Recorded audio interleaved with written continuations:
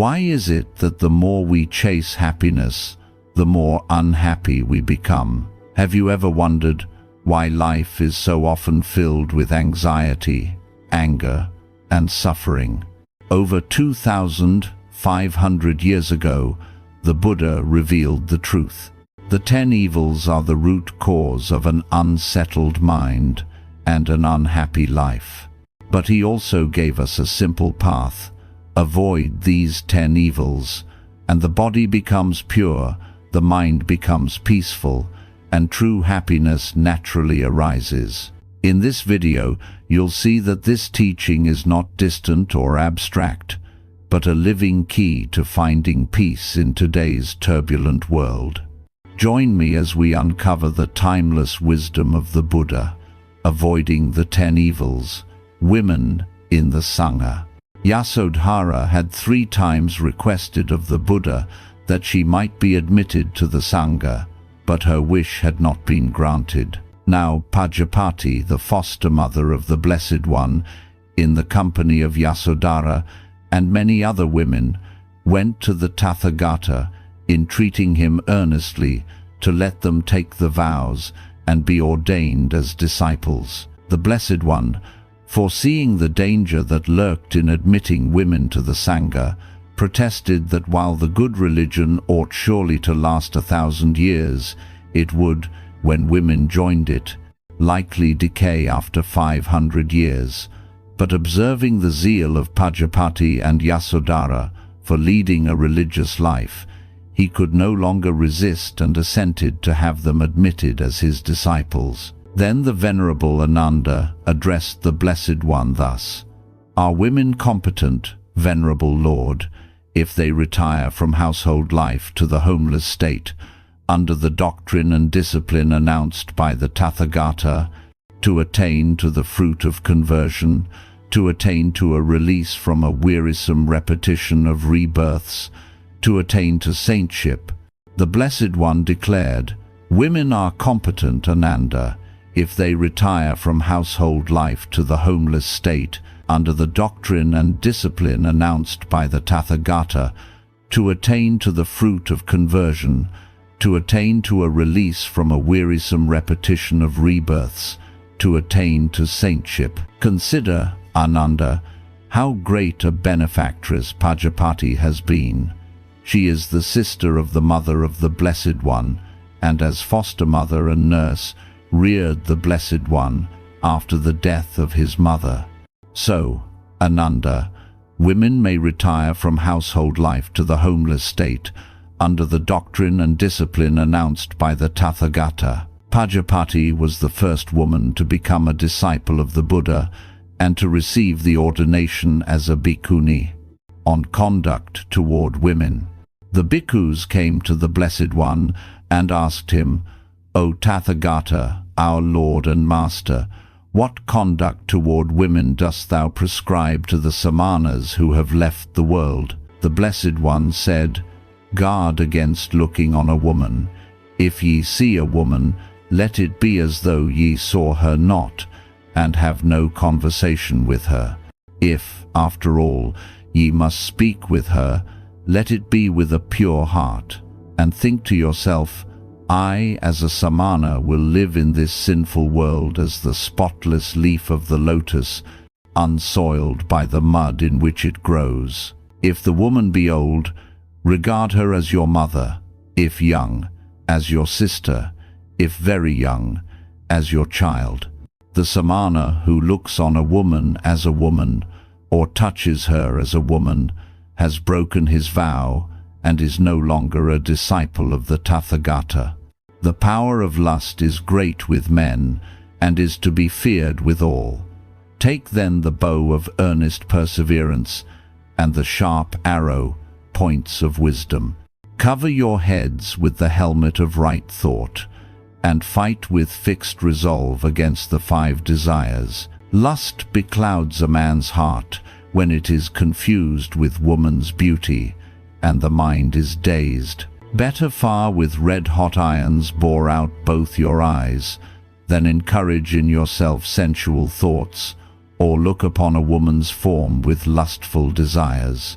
Better fall into the fierce tiger's mouth or under the sharp knife of the executioner than dwell with a woman and excite in yourself lustful thoughts. A woman of the world is anxious to exhibit her form and shape, whether walking, standing, sitting, or sleeping. Even when represented as a picture, she desires to captivate with the charms of her beauty, and thus to rob men of their steadfast heart. How then ought ye to guard yourselves? By regarding her tears and her smiles as enemies, her stooping form, her hanging arms, and her disentangled hair as toils designed to entrap man's heart. Therefore, I say, restrain the heart, give it no unbridled license. Visakha and her gifts. Visakha, a wealthy woman in Savatthi, who had many children and grandchildren, had given to the order the Pubarama, or Eastern Garden, and was the first in northern Kosala to become a matron of the lay sisters. When the Blessed One stayed at Savatthi, Visakha went up to the place where the Blessed One was, and tendered him an invitation to take his meal at her house, which the Blessed One accepted. And a heavy rain fell during the night and the next morning, and the bhikkhus doffed their robes to keep them dry and let the rain fall upon their bodies. When on the next day the Blessed One had finished his meal, she took her seat at his side and spoke thus. 8 are the boons, Lord, which I beg of the Blessed One, said the Blessed One. The Tathagatas, O Visakha, grant no boons until they know what they are. Visakha replied, Befitting, Lord, and unobjectionable are the boons I ask. Having received permission to make known her requests, Visakha said, I desire, Lord, through all my life long, to bestow robes for the rainy season on the Sangha, and food for incoming bhikkhus, and food for outgoing bhikkhus, and food for the sick, and food for those who wait upon the sick, and medicine for the sick, and a constant supply of rice milk for the Sangha, and bathing robes for the bhikkhunis, the sisters, said the Buddha. But what circumstance is it, O Visakha, that thou hast in view in asking these 8 boons of the Tathagata? Visakha replied, I gave command, Lord, to my maidservant, saying, Go, and announce to the brotherhood that the meal is ready. And the maid went. But when she came to the vihara, she observed that the bhikkhus had doffed their robes while it was raining, and she thought, These are not bhikkhus, but naked ascetics letting the rain fall on them. So she returned to me and reported accordingly, and I had to send her a second time. Impure, Lord, is nakedness and revolting. It was this circumstance, Lord, that I had in view in desiring to provide the Sangha my life long with special garments for use in the rainy season. As to my second wish, Lord, an incoming bhikkhu, not being able to take the direct roads, and not knowing the place where food can be procured, comes on his way tired out by seeking for alms. It was this circumstance, Lord, that I had in view in desiring to provide the Sangha my life long with food for incoming bhikkhus. Thirdly, Lord, an outgoing bhikkhu, while seeking about for alms, may be left behind, or may arrive too late at the place whither he desires to go, and will set out on the road in weariness. Fourthly, Lord, if a sick bhikkhu does not obtain suitable food, his sickness may increase upon him, and he may die. Fifthly, Lord, a bhikkhu who is waiting upon the sick will lose his opportunity of going out to seek food for himself. Sixthly, Lord, if a sick bhikkhu does not obtain suitable medicines, his sickness may increase upon him, and he may die. Seventhly, Lord, I have heard that the Blessed One has praised rice milk, because it gives readiness of mind, dispels hunger and thirst, It is wholesome for the healthy as nourishment, and for the sick as a medicine. Therefore I desire to provide the Sangha my life long with a constant supply of rice milk. Finally, Lord, the bhikkhunis are in the habit of bathing in the river Akiravati with the courtesans at the same landing place, and naked. And the courtesans, Lord, ridicule the bhikkhunis, saying, "What is the good, ladies, of your maintaining chastity when you are young? When you are old, maintain chastity then. Thus will you obtain both worldly pleasure and religious consolation."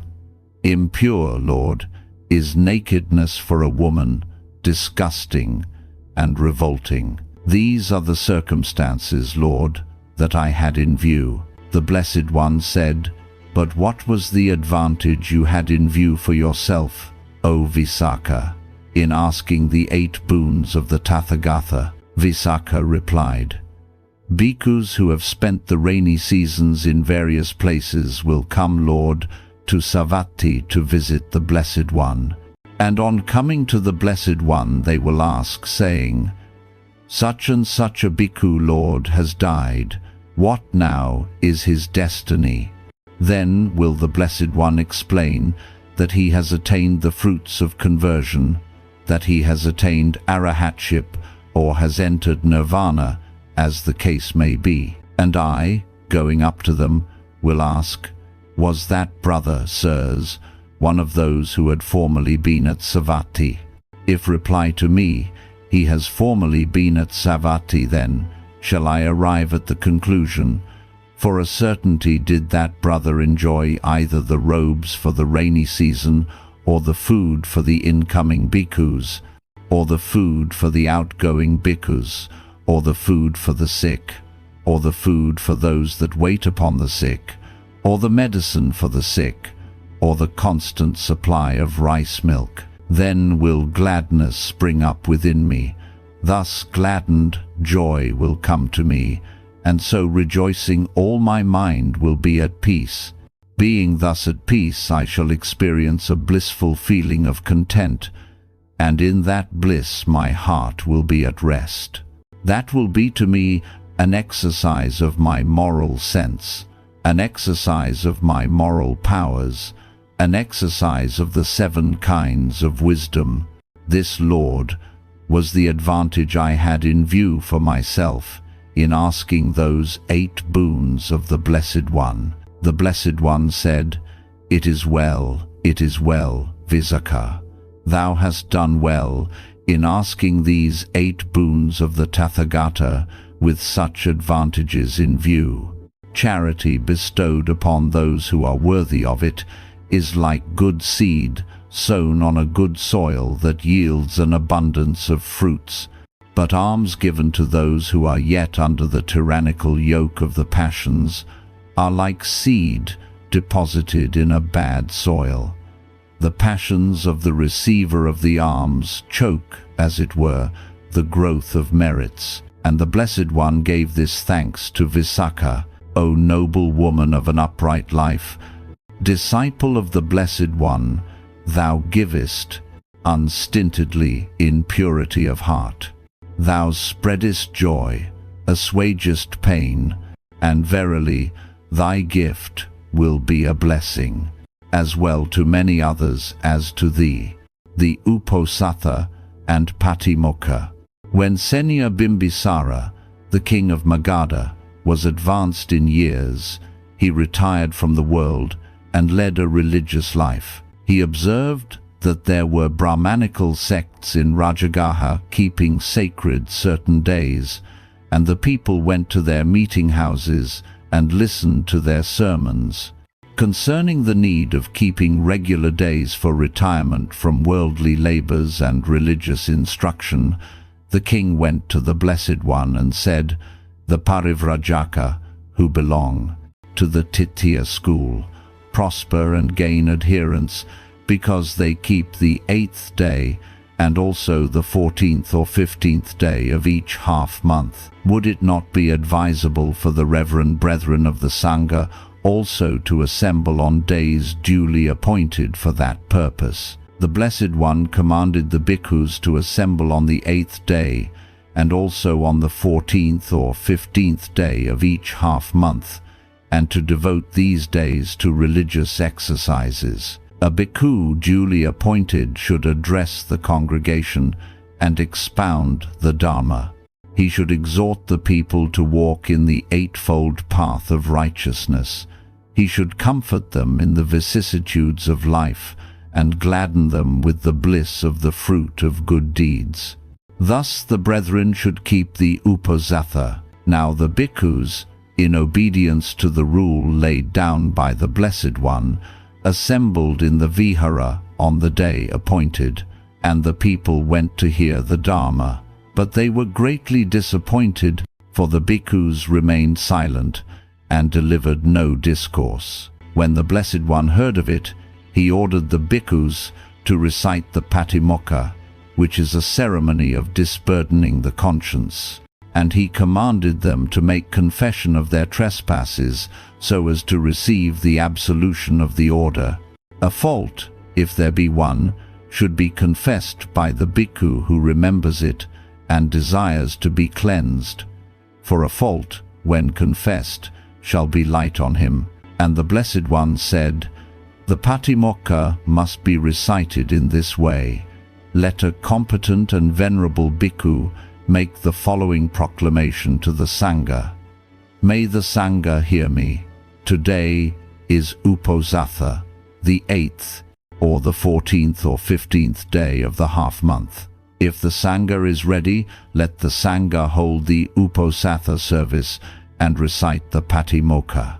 I will recite the patimokkha, and the bhikkhus shall reply, 'We hear it well, and we concentrate well our minds on it, all of us.' Then the officiating bhikkhu shall continue, 'Let him who has committed an offense confess it.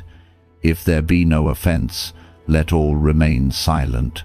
From your being silent, I shall understand that the reverend brethren are free from offenses. As a single person who has been asked a question answers it, so also, if before an assembly like this a question is solemnly proclaimed 3 times, an answer is expected.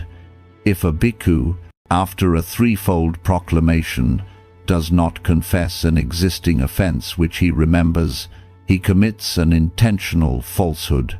Now, reverend brethren, an intentional falsehood has been declared an impediment by the Blessed One. Therefore, if an offense has been committed by a bhikkhu who remembers it and desires to become pure, the offense should be confessed by the bhikkhu, and when it has been confessed, it is treated duly. The schism. While the Blessed One dwelt at Kosambi, a certain bhikkhu was accused of having committed an offense, and, as he refused to acknowledge it, the Brotherhood pronounced against him the sentence of expulsion. Now, that bhikkhu was erudite. He knew the Dharma, had studied the rules of the order, and was wise, learned, intelligent, modest, conscientious, and ready to submit himself to discipline. And he went to his companions and friends among the bhikkhus, saying, "This is no offense, friends. This is no reason for a sentence of expulsion. I am not guilty. The verdict improper and invalid. Therefore, I consider myself still as a member of the order. May the venerable brethren assist me in maintaining my right." Those who sided with the expelled brother went to the bhikkhus who had pronounced the sentence, saying, "This is no offense," while the bhikkhus who had pronounced the sentence replied, "This is an offense." Thus altercations and quarrels arose, and the Sangha was divided into 2 parties, reviling and slandering each other. All these happenings were reported to the Blessed One. Then the Blessed One went to the place where the bhikkhus were, who had pronounced the sentence of expulsion, and said to them, "Do not think, O bhikkhus, that you are to pronounce expulsion against a bhikkhu. whatever be the facts of the case, simply by saying, "It occurs to us that it is so, and therefore we are pleased to proceed thus against our brother." Let those bhikkhus who frivolously pronounce a sentence against a brother who knows the Dharma and the rules of the order, who is learned, wise, intelligent, modest, conscientious, and ready to submit himself to discipline, stand in awe of causing divisions. They must not pronounce a sentence of expulsion against a brother merely because he refuses to see his offense. Then the Blessed One rose and went to the brethren who sided with the expelled brother and said to them, "Do not think, O bhikkhus, that if you have given offense you need not atone for it, thinking, 'We are without offense.' When a bhikkhu has committed an offense which he considers no offense, while the brotherhood consider him guilty, he should think, 'These brethren know the Dharma and the rules of the order.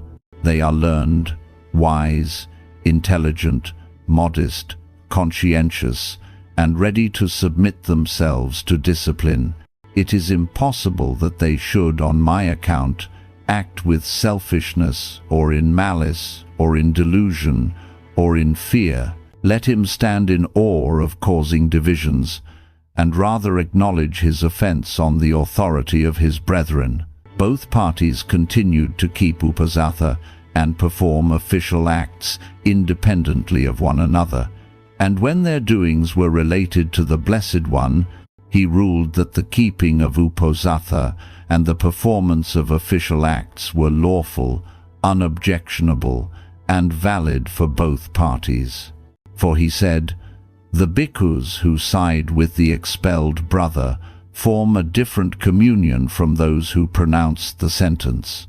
There are venerable brethren in both parties. As they do not agree, let them keep uposatha and perform official acts separately." And the Blessed One reprimanded the quarrelsome bhikkhus, saying to them, "Loud is the voice which worldlings make, but how can they be blamed when divisions arise also in the Sangha?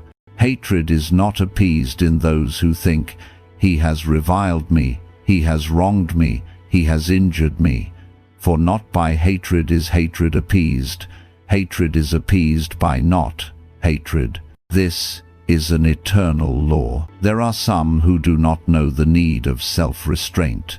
If they are quarrelsome, we may excuse their behavior. But those who know better should learn to live in concord. If a man finds a wise friend who lives righteously and is constant in his character, he may live with him, overcoming all dangers, happy and mindful. But if he finds not a friend who lives righteously and is constant in his character, let him rather walk alone, like a king who leaves his empire and the cares of government behind him, to lead a life of retirement like a lonely elephant in the forest. With fools there is no companionship. Rather than to live with men who are selfish, vain, quarrelsome, and obstinate, let a man walk alone." And the Blessed One thought to himself, "It is no easy task to instruct these headstrong and infatuate fools." And he rose from his seat and went away. The re-establishment of concord, whilst the dispute between the parties was not yet settled, the Blessed One left Kosambi, and wandering from place to place he came at last to Savatthi. In the absence of the Blessed One, the quarrels grew worse, so that the lay devotees of Kosambi became annoyed, and they said, "These quarrelsome monks are a great nuisance and will bring upon us misfortune." Worried by their altercations, the Blessed One is gone and has selected another abode for his residence. Let us, therefore, neither salute the bhikkhus nor support them.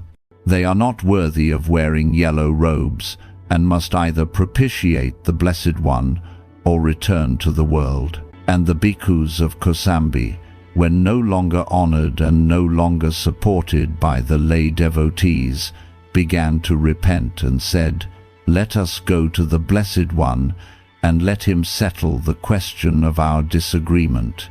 Both parties went to Savatthi, to the Blessed One, and the Venerable Sariputta, having heard of their arrival, addressed the Blessed One and said, "These contentious, disputatious, and quarrelsome bhikkhus of Kosambi, the authors of dissensions, have come to Savatthi. How am I to behave, O Lord, toward those bhikkhus?" "Do not reprove them, Sariputta," said the Blessed One, "for harsh words do not serve as a remedy and are pleasant to no one. Assign separate dwelling places to each party and treat them with impartial justice. Listen with patience to both parties. He alone who weighs both sides is called a muni. When both parties have presented their case, let the Sangha come to an agreement and declare the re-establishment of concord." Pajapati, the matron, asked the Blessed One for advice, and the Blessed One said, "Let both parties enjoy the gifts of lay members, be they robes or food, as they may need, and let no one receive preference over any other." The Venerable Upali, having approached the Blessed One, asked concerning the re-establishment of peace in the Sangha. "Would it be right, O Lord," said he, "that the Sangha, to avoid further disputations, should declare the restoration of concord without inquiring into the matter of the quarrel?" The Blessed One said, "If the Sangha declares the re-establishment of concord without having inquired into the matter, the declaration is neither right nor lawful. There are two ways of re-establishing concord. One is in the letter, and the other one is in the spirit and in the letter. If the Sangha declares the re-establishment of concord without having inquired into the matter, the peace is concluded in the letter only. But if the Sangha, having inquired into the matter and having gone to the bottom of it, decides to declare the re-establishment of concord, the peace is concluded in the spirit and also in the letter. The concord re-established in the spirit and in the letter is alone right and lawful." And the Blessed One addressed the bhikkhus and told them the story of Prince Digavu, the long-lived. He said, "In former times there lived at Benares a powerful king whose name was Brahmadatta of Kasi, and he went to war against Digiti, the long-suffering, a king of Kosala, for he thought, 'The kingdom of Kosala is small, and Digiti will not be able to resist my armies.' And Digiti, seeing that resistance was impossible against the great host of the king of Kasi, fled, leaving his little kingdom in the hands of Brahmadatta, and having wandered from place to place, he came at last to Benares, and lived there with his consort in a potter's dwelling outside the town. The queen bore him a son, and they called him Digavu.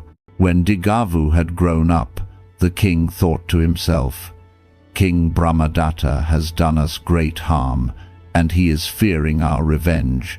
He will seek to kill us. Should he find us, he will slay all three of us.' And he sent his son away, and Digavu, having received a good education from his father, applied himself diligently to learn all arts, becoming very skillful and wise. At that time the barber of King Digiti dwelt at Benares, and he saw the king, his former master, and being of an avaricious nature, betrayed him to King Brahmadatta.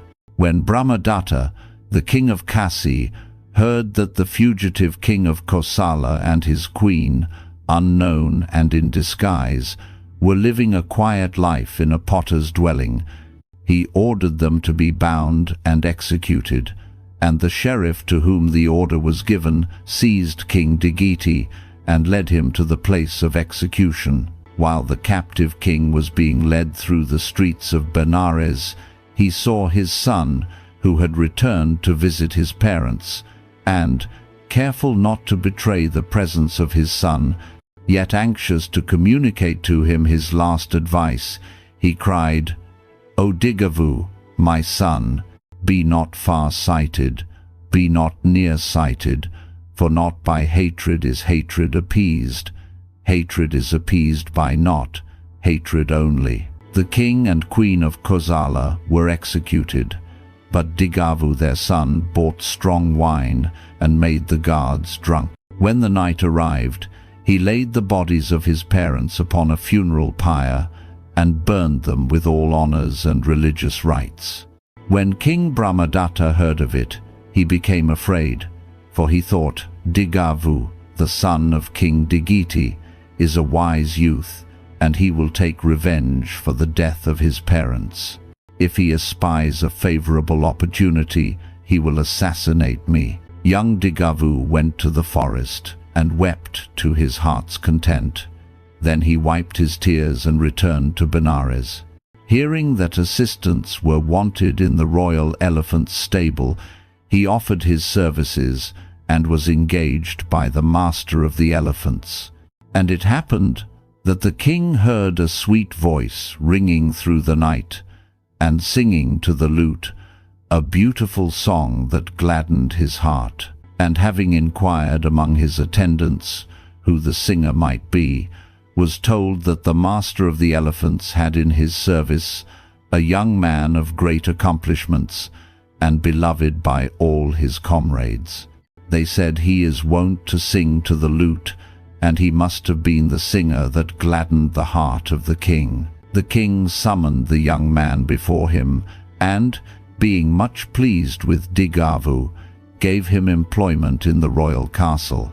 Observing how wisely the youth acted, how modest he was, and yet punctilious in the performance of his work, the king very soon gave him a position of trust. Now it came to pass that the king went hunting and became separated from his retinue, young Digavu alone remaining with him. And the king, worn out from the hunt, laid his head in the lap of young Digavu and slept. Digavu thought, "People will forgive great wrongs which they have suffered, but they will never be at ease about the wrong which they themselves have done. They will persecute their victims to the bitter end. This King Brahmadatta has done us great injury. He robbed us of our kingdom and slew my father and my mother. He is now in my power." Thinking thus, he unsheathed his sword. Then Digavu thought of the last words of his father, "Be not far-sighted, be not near-sighted, for not by hatred is hatred appeased. Hatred is appeased by not hatred alone." Thinking thus, he put his sword back into the sheath. The king became restless in his sleep, and he awoke, and when the youth asked, "Why art thou frightened, O king?" he replied, "My sleep is always restless, because I often dream that young Digavu is coming upon me with his sword. While I lay here with my head in thy lap, I dreamed the dreadful dream again, and I awoke full of terror and alarm." Then the youth, laying his left hand upon the defenseless king's head, and with his right hand drawing his sword, said, "I am Digavu, the son of King Digiti, whom thou hast robbed of his kingdom, and slain together with his queen, my mother. I know that men overcome the hatred entertained for wrongs which they have suffered much more easily than for the wrongs which they have done, and so I cannot expect that thou wilt take pity on me, but now a chance for revenge has come to me." The king, seeing that he was at the mercy of young Digavu, raised his hands and said, "Grant me my life, my dear Digavu, grant me my life. I shall be forever grateful to thee." And Digavu said without bitterness or ill will, "How can I grant thee thy life, O king, since my life is endangered by thee? I do not mean to take thy life. It is thou, O king, who must grant me my life." And the king said, "Well, my dear Digavu, then grant me my life, and I will grant thee thine." Thus, King Brahmadatta of Kasi and young Digavu granted each other's life and took each other's hand and swore an oath not to do any harm to each other. Then King Brahmadatta of Kasi said to young Digavu, "Why did thy father say to thee in the hour of his death, 'Be not far-sighted, be not near-sighted, for hatred is not appeased by hatred. Hatred is appeased by not hatred alone. What did thy father mean by that?" The youth replied, "When my father, O king, in the hour of his death said, 'Be not far-sighted,' he meant, 'Let be not hatred go far.' And when my father said near-sighted, he meant, 'Be not hasty to fall out with thy friends.'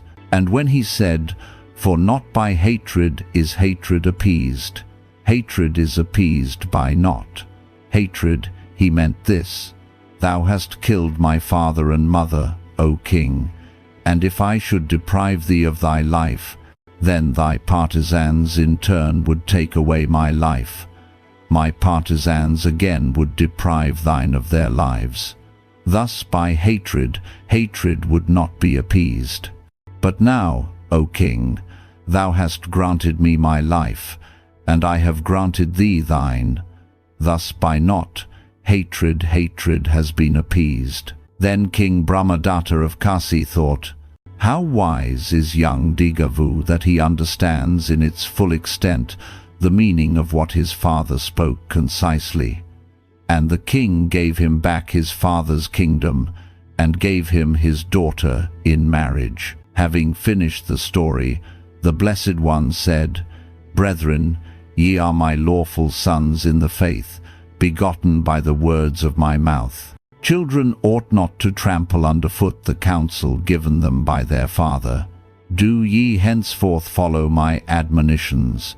Then the bhikkhus met in conference. They discussed their differences in mutual goodwill, and the concord of the Sangha was re-established. The bhikkhus rebuked. It happened that the Blessed One walked up and down in the open air unshod. When the elders saw that the Blessed One walked unshod, they put away their shoes and did likewise. But the novices did not heed the example of their elders and kept their feet covered. Some of the brethren noticed the irreverent behavior of the novices and told the Blessed One, and the Blessed One rebuked the novices and said, "If the brethren, even now, while I am yet living, show so little respect and courtesy to one another, what will they do when I have passed away?" The Blessed One was filled with anxiety for the welfare of the truth, and he continued, "Even the laymen, O bhikkhus, who move in the world, pursuing some handicraft that they may procure them a living, will be respectful, affectionate, and hospitable to their teachers. Do ye therefore, O bhikkhus, so let your light shine forth, that ye, having left the world and devoted your entire life to religion and to religious discipline, may observe the rules of decency, be respectful, affectionate, and hospitable to your teachers and superiors, or those who rank as your teachers and superiors. Your demeanor, O bhikkhus, does not conduce to the conversion of the unconverted and to the increase of the number of the faithful. It serves, O bhikkhus, to repel the unconverted and to estrange them. I exhort you to be more considerate in the future, more thoughtful and more respectful." The jealousy of Devadatta. When Devadatta, the son of Buddha and a brother of Yasodhara, became a disciple, he cherished the hope of attaining the same distinctions and honors as Gautama Siddhartha. Being disappointed in his ambitions, he conceived in his heart a jealous hatred, and attempting to excel the Perfect One in virtue, he found fault with his regulations and reproved them as too lenient. Devadatta went to Rajagaha and gained the ear of Ajatasattu, the son of King Bimbisara.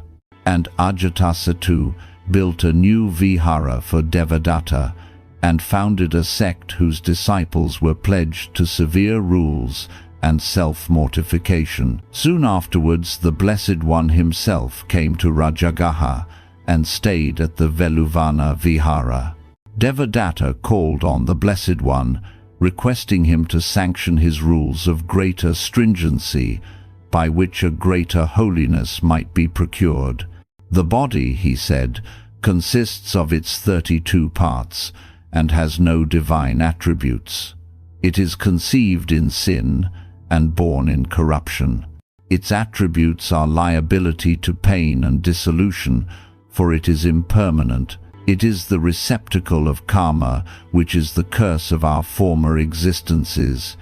It is the dwelling place of sin and diseases, and its organs constantly discharge disgusting secretions. Its end is death, and its goal, the charnel house. Such being the condition of the body, it behooves us to treat it as a carcass full of abomination, and to clothe it in such rags only as have been gathered in cemeteries or upon dunghills. The Blessed One said, "Truly, the body is full of impurity, and its end is the charnel house, for it is impermanent and destined to be dissolved into its elements. But being the receptacle of karma, it lies in our power to make it a vessel of truth and not of evil. It is not good to indulge in the pleasures of the body, but neither is it good to neglect our bodily needs and to heap filth upon impurities. The lamp that is not cleansed and not filled with oil will be extinguished, and a body that is unkempt, unwashed, and weakened by penance will not be a fit receptacle for the light of truth. Attend to your body and its needs, as you would treat a wound which you care for without loving it. Severe rules will not lead the disciples on the middle path which I have taught. Certainly, no one can be prevented from keeping more stringent rules if he sees fit to do so, but they should not be imposed upon anyone, for they are unnecessary." Thus the Tathagata refused Devadatta's proposal, and Devadatta left the Buddha and went into the vihara, speaking evil of the Lord's path of salvation as too lenient and altogether insufficient. When the Blessed One heard of Devadatta's intrigues, he said, "Among men there is no one who is not blamed. People blame him who sits silent and him who speaks. They also blame the man who preaches the middle path." Devadatta instigated Ajatasattu to plot against his father Bimbisara, the king, so that the prince would no longer be subject to him. Bimbisara was imprisoned by his son in a tower, where he died, leaving the kingdom of Magadha to his son Ajatasattu. The new king listened to the evil advice of Devadatta, and he gave orders to take the life of the Tathagata. However, the murderers sent out to kill the Lord could not perform their wicked deed, and became converted as soon as they saw him and listened to his preaching.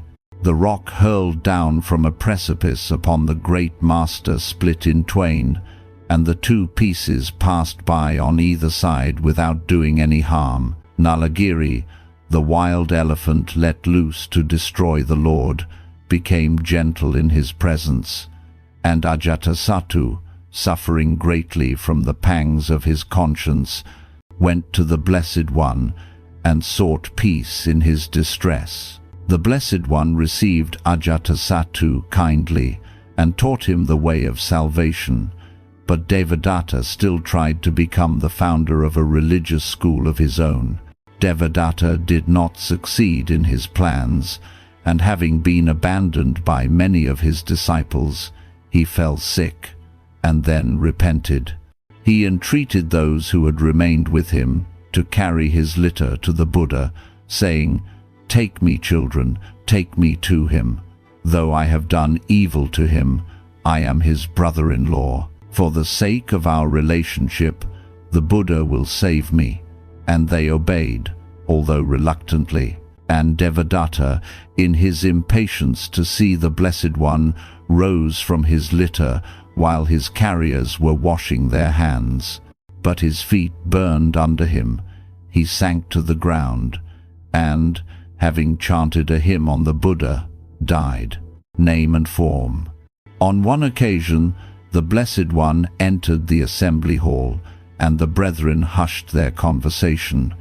When they had greeted him with clasped hands, they sat down and became composed. Then the Blessed One said, "Your minds are inflamed with intense interest. What was the topic of your discussion?" And Sariputta rose and spake. "World-honored Master, were the nature of man's own existence. We were trying to grasp the mixture of our own being, which is called name and form. Every human being consists of conformations, and there are three groups which are not corporeal. They are sensation, perception, and the dispositions. All three constitute consciousness and mind, being comprised under the term name. And there are four elements: the earthy element, the watery element, the fiery element, and the gaseous element. And these four elements constitute man's bodily form, being held together so that this machine moves like a puppet. How does this name and form endure, and how can it live?" Said the Blessed One, "Life is instantaneous, and living is dying.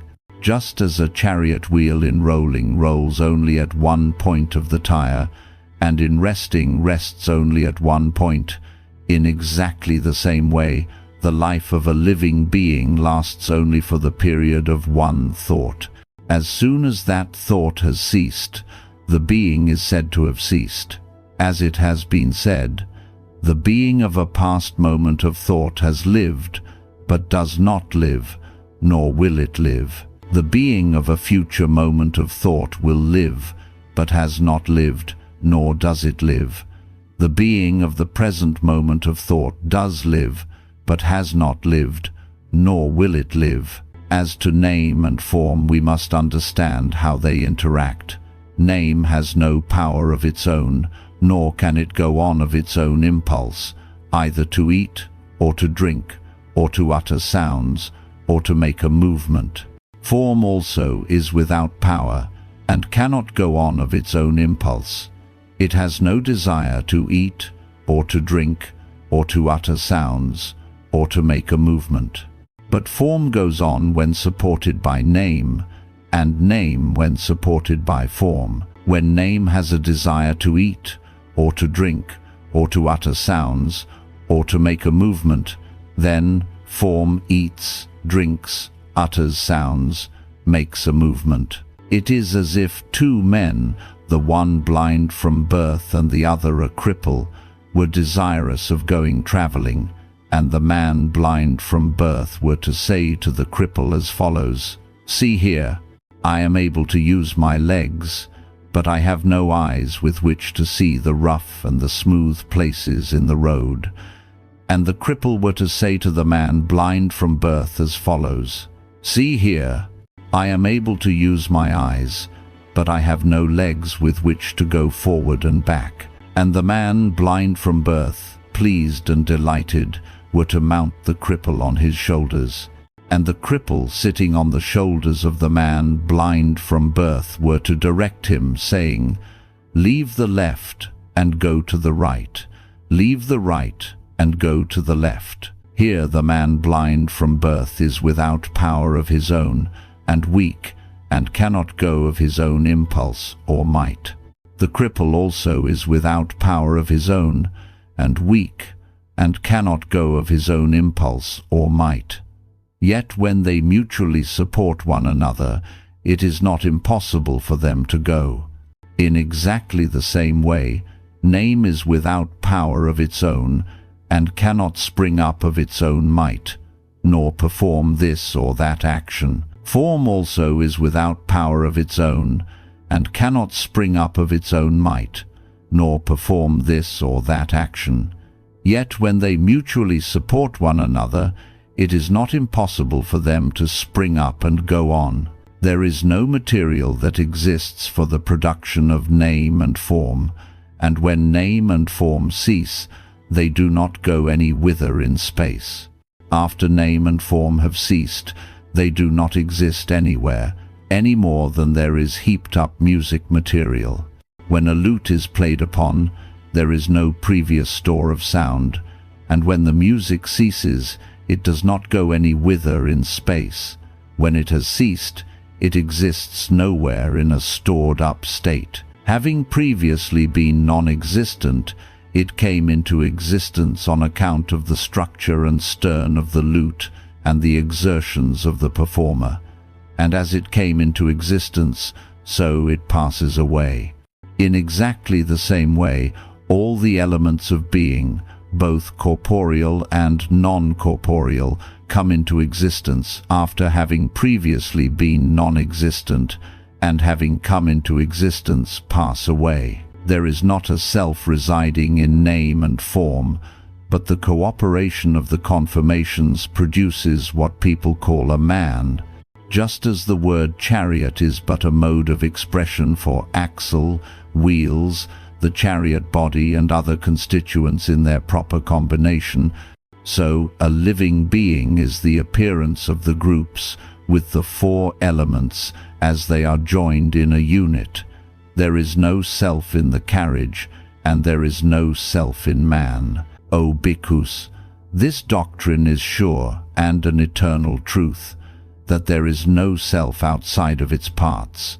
This self of ours, which constitutes name and form, is a combination of the groups with the four elements, but there is no ego entity, no self in itself. Paradoxical though it may sound, there is a path to walk on, there is walking being done, but there is no traveler.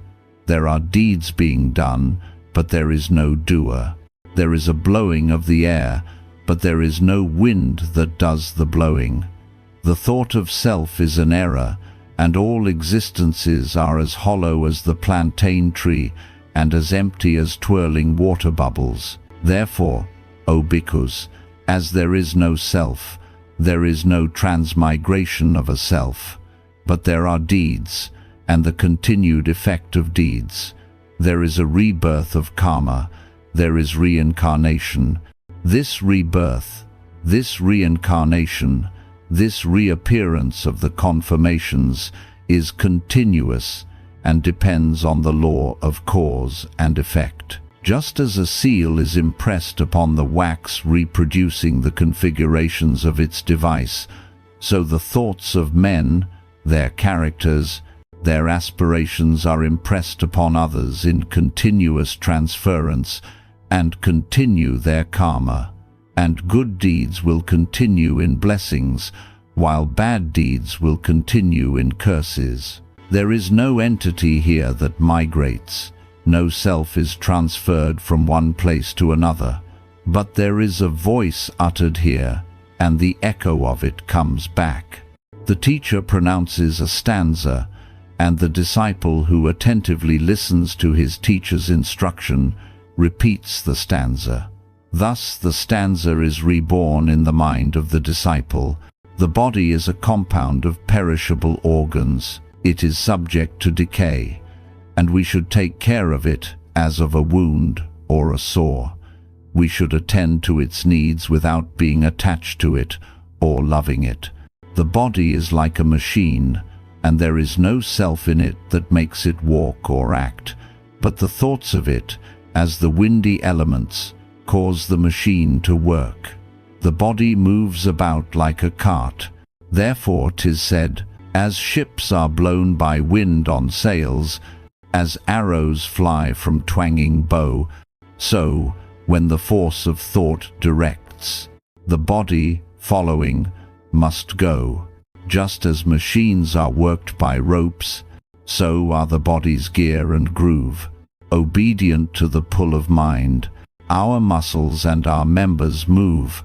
No independent I is here, but many gathered mobile forces. Our chariot is manned by mind, and our karma is our horses. He only who utterly abandons all thought of the ego escapes the snares of the evil one. He is out of the reach of Mara. Thus says the pleasure, promising tempter, so long as to those things called mine and I and me your hungry heart still clings, my snares you cannot flee. The faithful disciple replies, naught's mine and naught of me, the self I do not mind. Thus, Mara, I tell thee, my path thou canst not find. Dismiss the error of the self, and do not cling to possessions which are transient, but perform deeds that are good, for deeds are enduring, and in deeds your karma continues. Since then, O bhikkhus, there is no self, there cannot be any afterlife of a self. Therefore abandon all thought of self. But since there are deeds, and since deeds continue, be careful with your deeds. All beings have karma as their portion. They are heirs of their karma. They are sprung from their karma. Their karma is their kinsman. Their karma is their refuge. Karma allots beings to meanness or to greatness.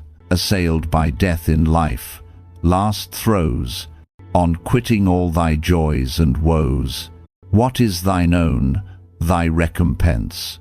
What stays with thee when passing hence? What like a shadow follows thee, and will beyond thine heirloom be?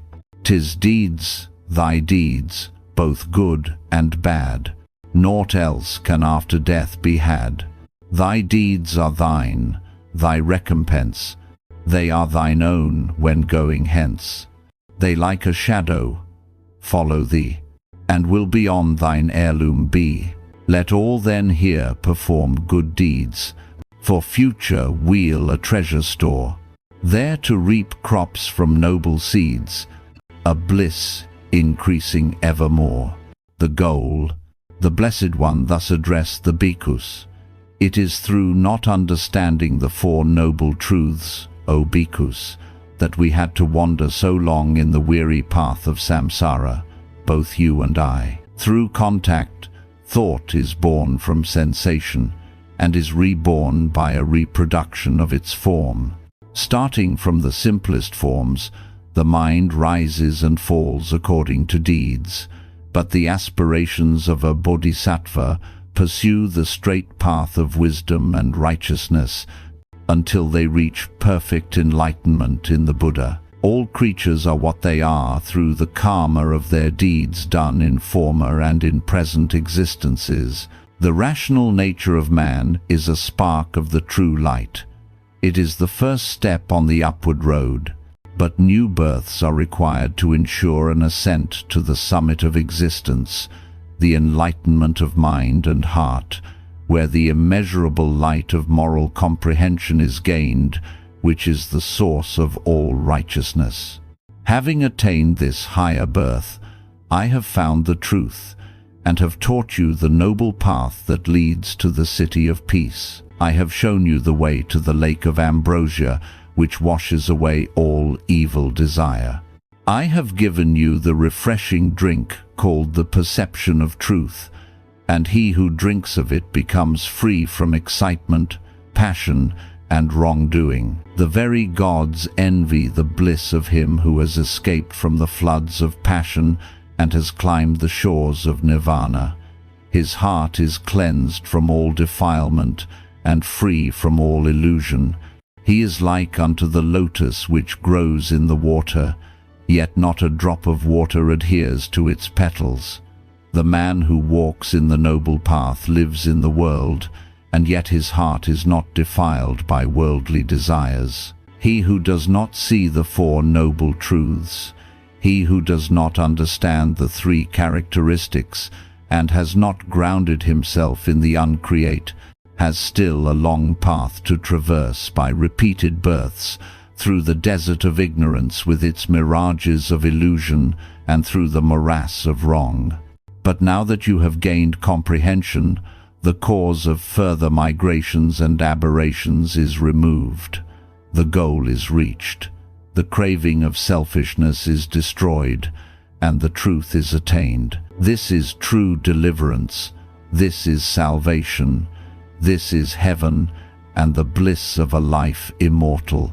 Miracles forbidden. Jyotika, the son of Subhadra, was a householder living in Rajagaha. Having received a precious bowl of sandalwood decorated with jewels, he erected a long pole before his house and put the bowl on its top with this legend: "Should a samana take this bowl down without using a ladder or a stick with a hook, or without climbing the pole, but by magic power, he shall receive as reward whatever he desires." The people came to the Blessed One, full of wonder and their mouths overflowing with praise, saying, "Great is the Tathagata. His disciples perform miracles."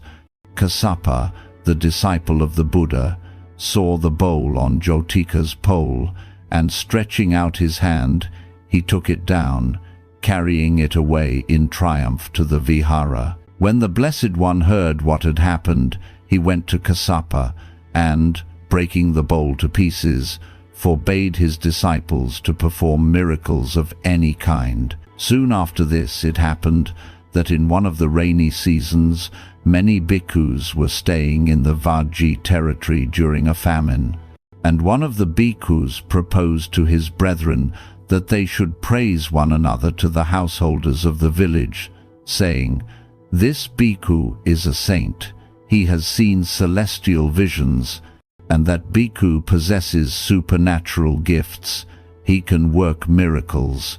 And the villagers said, "It is lucky, very lucky for us, that such saints are spending the rainy season with us."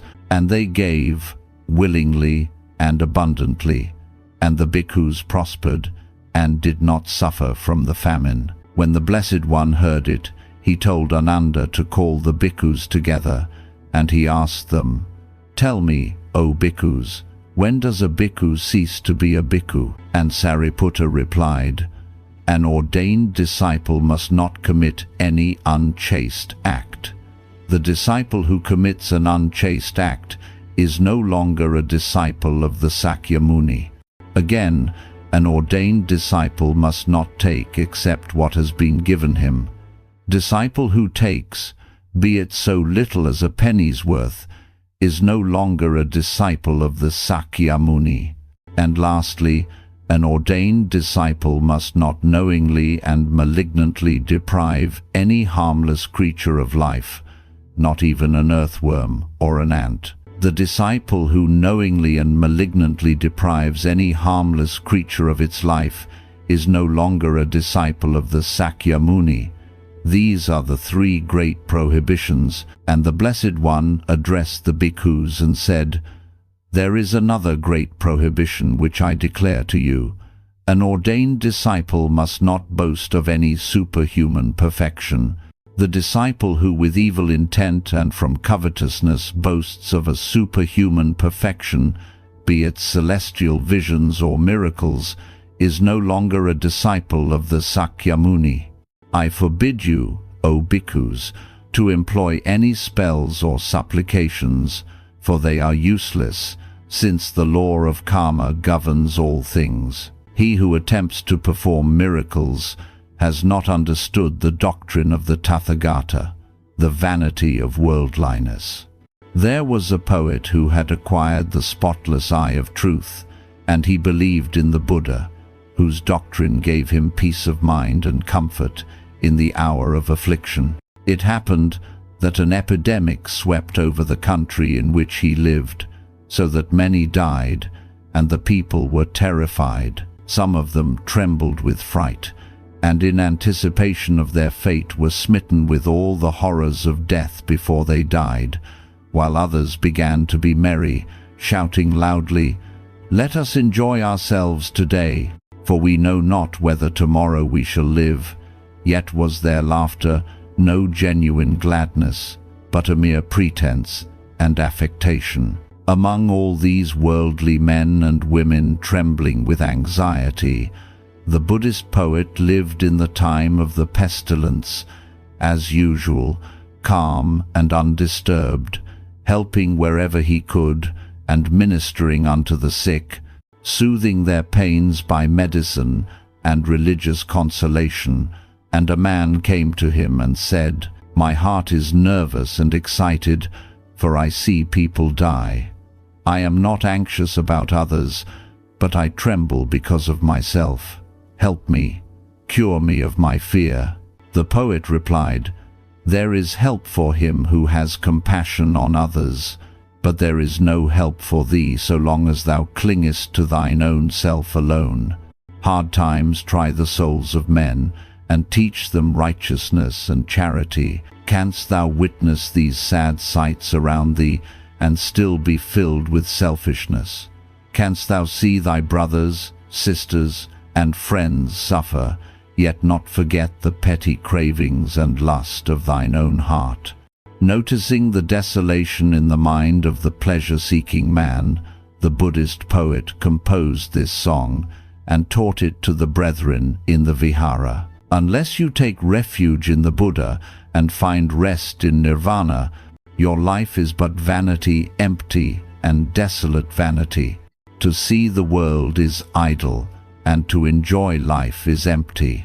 The world, including man, is but like a phantom, and the hope of heaven is as a mirage. The worldling seeks pleasures, fattening himself like a caged fowl, but the Buddhist saint flies up to the sun like the wild crane. The fowl in the coop has food, but will soon be boiled in the pot. No provisions are given to the wild crane, but the heavens and the earth are his. The poet said, "The times are hard, and teach the people a lesson, yet do they not heed it." And he composed another poem on the vanity of worldliness. It is good to reform, and it is good to exhort people to reform. The things of the world will all be swept away. Let others be busy and buried with care. My mind all unvexed shall be pure.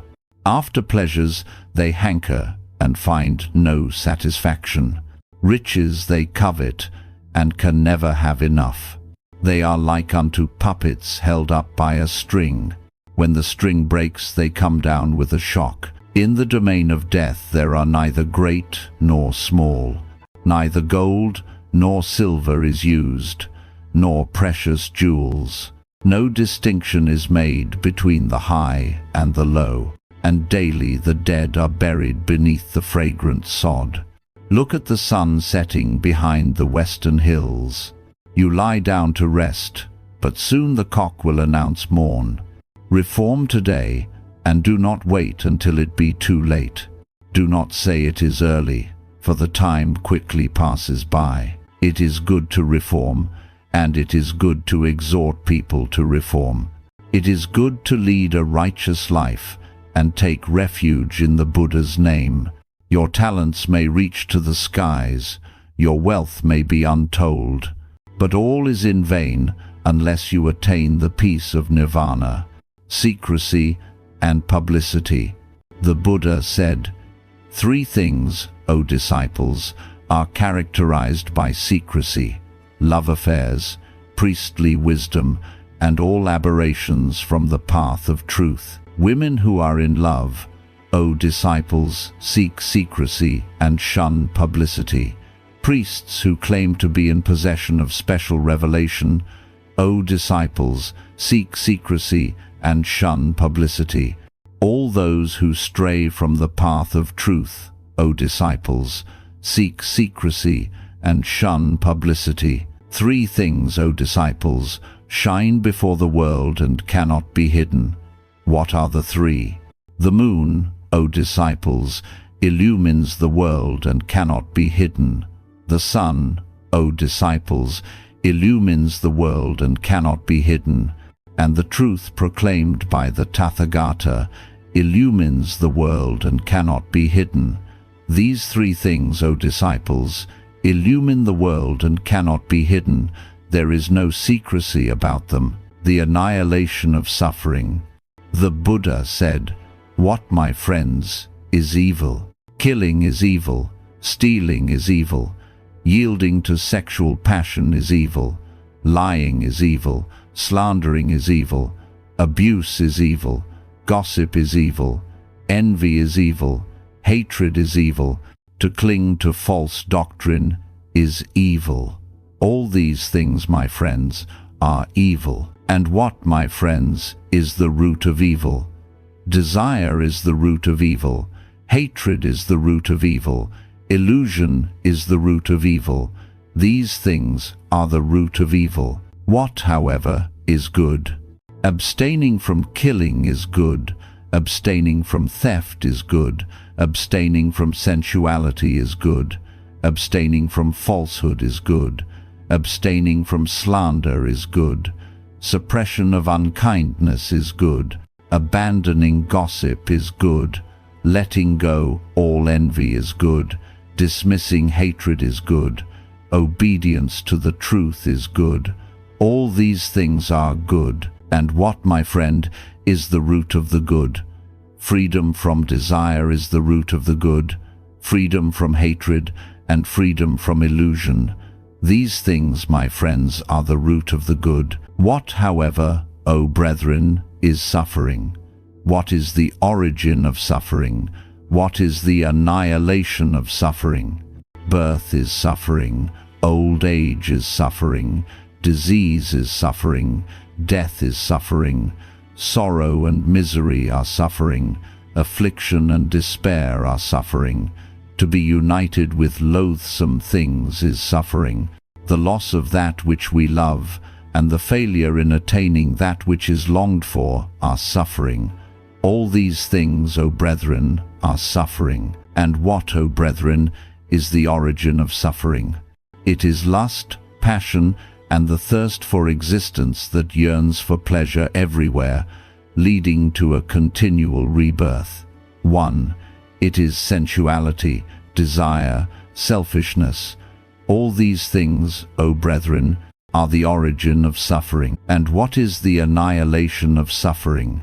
The radical and total annihilation of this thirst, and the abandonment, the liberation, the deliverance from passion. That, O brethren, is the annihilation of suffering. And what, O brethren, is the path that leads to the annihilation of suffering?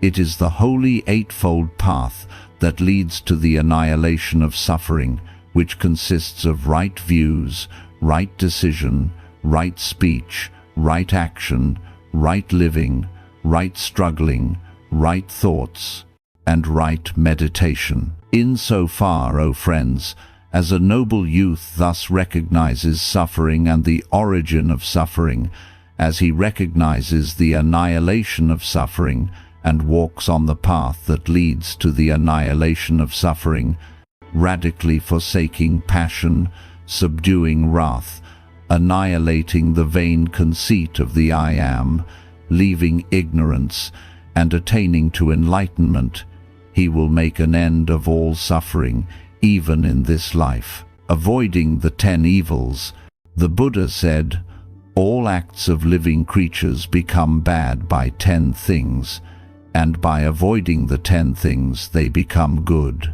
There are 3 evils of the body, 4 evils of the tongue, and 3 evils of the mind. The evils of the body are murder, theft, and adultery.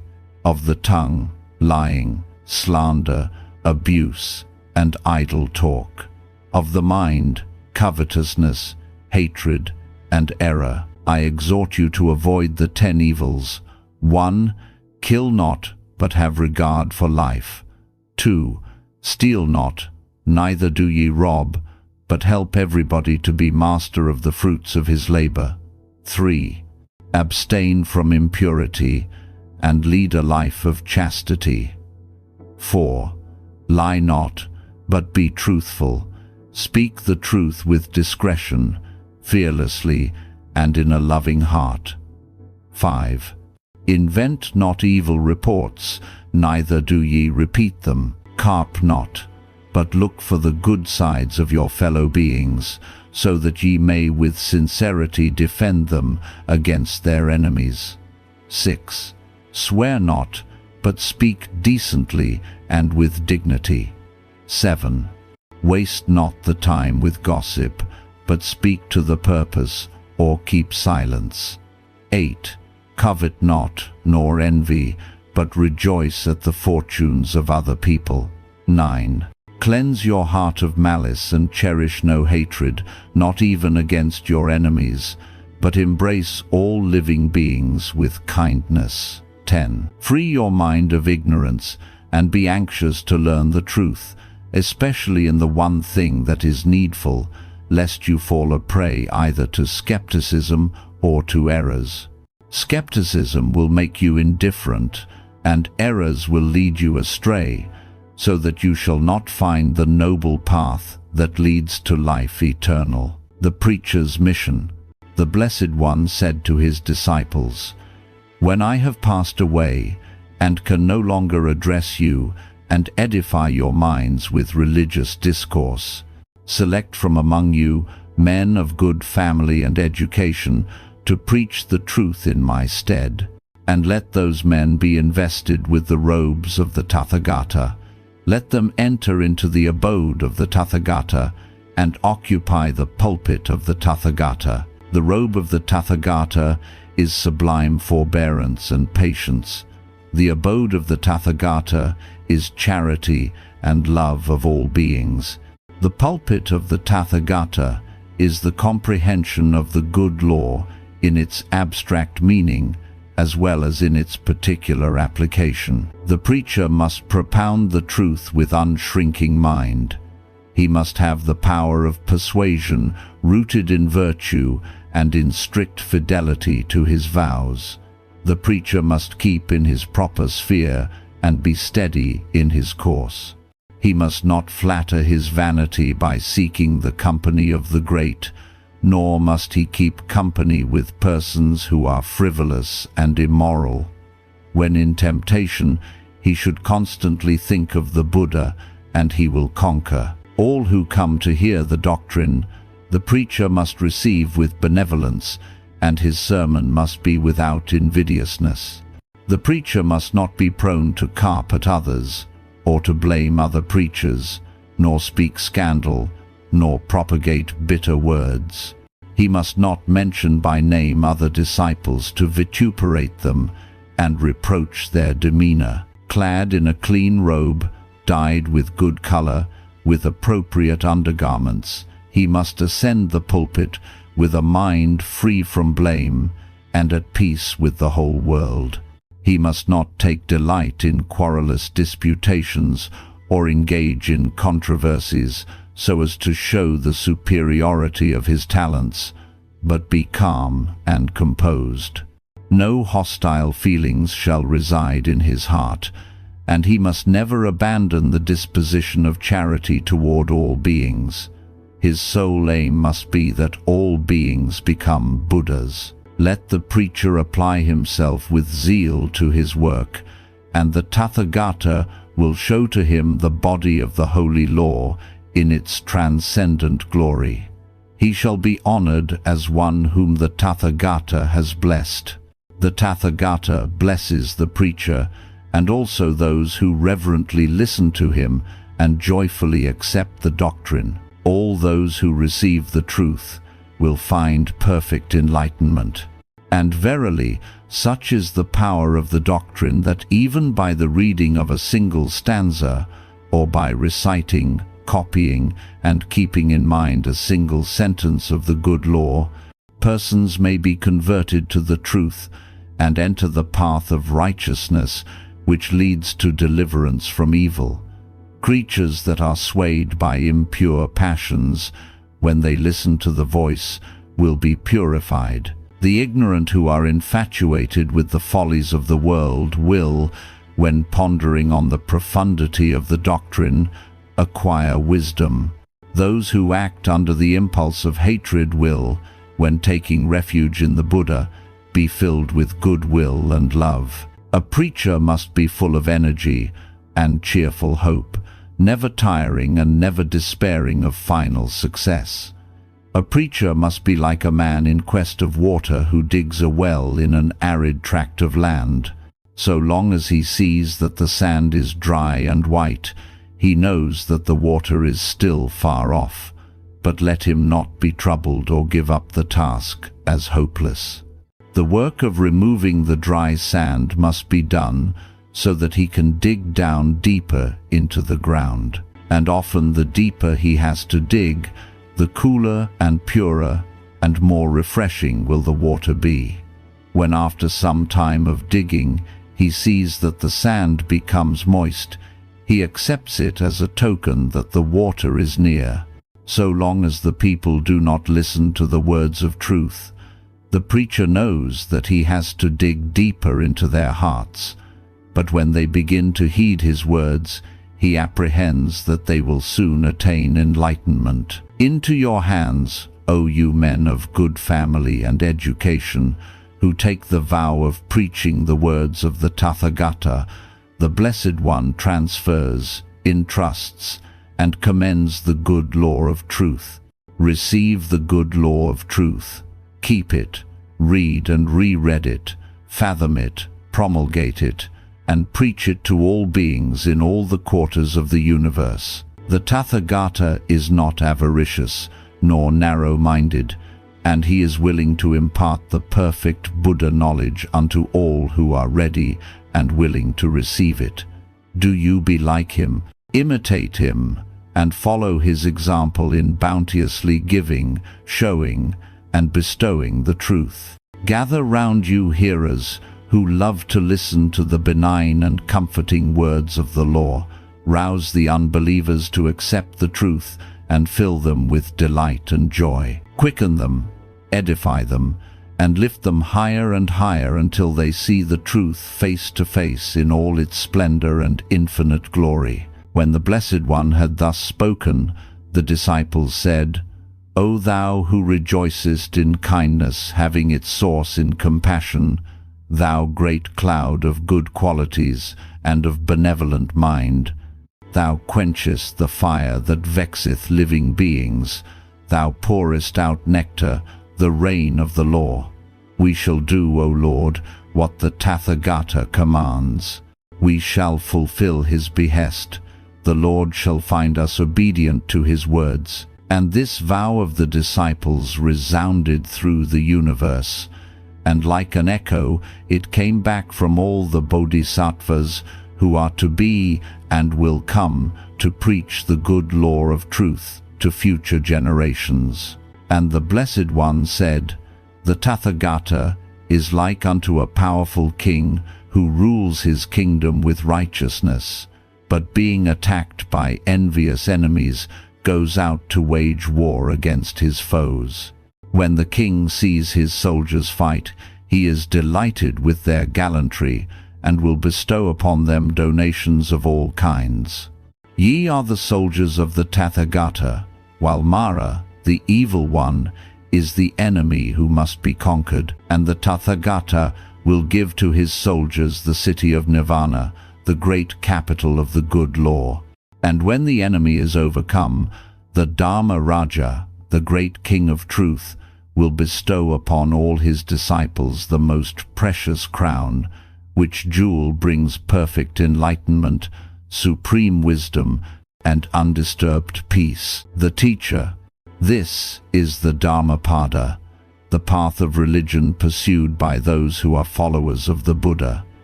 Creatures from mind their character derive. Mind, marshaled are they, mind, made. Mind is the source either of bliss or of corruption. By oneself evil is done, by oneself one suffers, by oneself evil is left undone, by oneself one is purified. Purity and impurity belong to oneself. No one can purify another. You yourself must make an effort. The Tathagatas are only preachers. The thoughtful who enter the way are freed from the bondage of Mara. He who does not rouse himself when it is time to rise, who, though young and strong, is full of sloth, whose will and thoughts are weak, that lazy and idle man will never find the way to enlightenment. If a man hold himself dear, let him watch himself carefully. The truth guards him who guards himself. If a man makes himself as he teaches others to be, then, being himself subdued, he may subdue others. One's own self is indeed difficult to subdue. If some men conquer in battle 1,000 times 1,000 men, and if another conquer himself, he is the greatest of conquerors. It is the habit of fools, be they laymen or members of the clergy, to think, "This is done by me. May others be subject to me. In this or that transaction a prominent part should be played by me." Fools do not care for the duty to be performed or the aim to be reached, but think of themselves alone. Everything is but a pedestal of their vanity. Bad deeds, and deeds hurtful to ourselves, are easy to do. What is beneficial and good, that is very difficult. If anything is to be done, let a man do it. Let him attack it vigorously. Before long, alas, this body will lie on the earth, despised, without understanding, like a useless log. Yet our thoughts will endure. They will be thought again, and will produce action. Good thoughts will produce good actions, and bad thoughts will produce bad actions. Earnestness is the path of immortality, thoughtlessness the path of death. Those who are in earnest do not die. Those who are thoughtless are as if dead already. Those who imagine they find truth in untruth, and see untruth in truth, will never arrive at truth, but follow vain desires. They who know truth in truth, and untruth in untruth, arrive at truth, and follow true desires. As rain breaks through an ill-thatched house, passion will break through an unreflecting mind. As rain does not break through a well-thatched house, passion will not break through a well-reflecting mind. Lead the water wherever they like. Fletchers bend the arrow, carpenters bend a log of wood. Wise people fashion themselves. Wise people falter not amidst blame and praise. Having listened to the law, they become serene, like a deep, smooth, and still lake. If a man speaks or acts with an evil thought, pain follows him as the wheel follows the foot of the ox that draws the wagon. An evil deed is better left undone, for a man will repent of it afterwards. A good deed is better done, for having done it one will not repent. If a man commits a wrong, let him not do it again. Let him not delight in wrongdoing. Pain is the outcome of evil. If a man does what is good, let him do it again. Let him delight in it. Happiness is the outcome of good. Let no man think lightly of evil, saying in his heart, "It will not come nigh unto me." As by the falling of water drops, a water pot is filled, so the fool becomes full of evil, though he gather it little by little. Let no man think lightly of good, saying in his heart, "It will not come nigh unto me." As by the falling of water drops, a water pot is filled, so the wise man becomes full of good, though he gather it little by little. He who lives for pleasure only, his senses uncontrolled, immoderate in his food, idle and weak, him Mara, the tempter, will certainly overthrow, as the wind throws down a weak tree. He who lives without looking for pleasures, his senses well controlled, moderate in his food, faithful and strong, him Mara will certainly not overthrow, any more than the wind throws down a rocky mountain. The fool who knows his foolishness is wise, at least so far. But a fool who thinks himself wise, he is a fool indeed. To the evildoer wrong appears sweet as honey. He looks upon it as pleasant so long as it bears no fruit, but when its fruit ripens, then he looks upon it as wrong. And so the good man looks upon the goodness of the Dharma as a burden and an evil, so long as it bears no fruit, but when its fruit ripens, then he sees its goodness. A hater may do great harm to a hater, or an enemy to an enemy, but a wrongly directed mind will do greater mischief unto itself. A mother, a father, or any other relative will do much good, but a well-directed mind will do greater service unto itself. He whose wickedness is very great brings himself down to that state where his enemy wishes him to be. He himself is his greatest enemy. Thus a creeper destroys the life of a tree on which it finds support. Do not direct thy thought to what gives pleasure, that thou mayest not cry out when burning, "This is pain." The wicked man burns by his own deeds, as if burnt by fire. Pleasures destroy the foolish. The foolish man by his thirst for pleasures destroys himself, as if he were his own enemy. The fields are damaged by hurricanes and weeds. Mankind is damaged by passion, by hatred, by vanity, and by lust. Let no man ever take into consideration whether a thing is pleasant or unpleasant. The love of pleasure begets grief, and the dread of pain causes fear. He who is free from the love of pleasure and the dread of pain knows neither grief nor fear. He who gives himself to vanity and does not give himself to meditation, forgetting the real aim of life and grasping at pleasure, will in time envy him who has exerted himself in meditation. The fault of others is easily noticed, but that of oneself is difficult to perceive. A man winnows his neighbor's faults like chaff, but his own fault he hides, as a cheat hides the false die from the gambler. If a man looks after the faults of others and is always inclined to take offense, his own passions will grow, and he is far from the destruction of passions. Not about the perversities of others, not about their sins of commission or omission, but about his own misdeeds and negligences alone should a sage be worried. Good people shine from afar, like the snowy mountains. Bad people are concealed, like arrows shot by night. If a man, by causing pain to others, wishes to obtain pleasure for himself, he, entangled in the bonds of selfishness, will never be free from hatred. Let a man overcome anger by love. Let him overcome evil by good. Let him overcome the greedy by liberality, the liar by truth. For hatred does not cease by hatred at any time. Hatred ceases by not hatred. This is an old rule. Speak the truth. Do not yield to anger. Give, if thou art asked. By these 3 steps thou wilt become divine. Let a wise man blow off the impurities of his self, as a smith blows off the impurities of silver, one by one, little by little, and from time to time. Lead others, not by violence, but by righteousness and equity.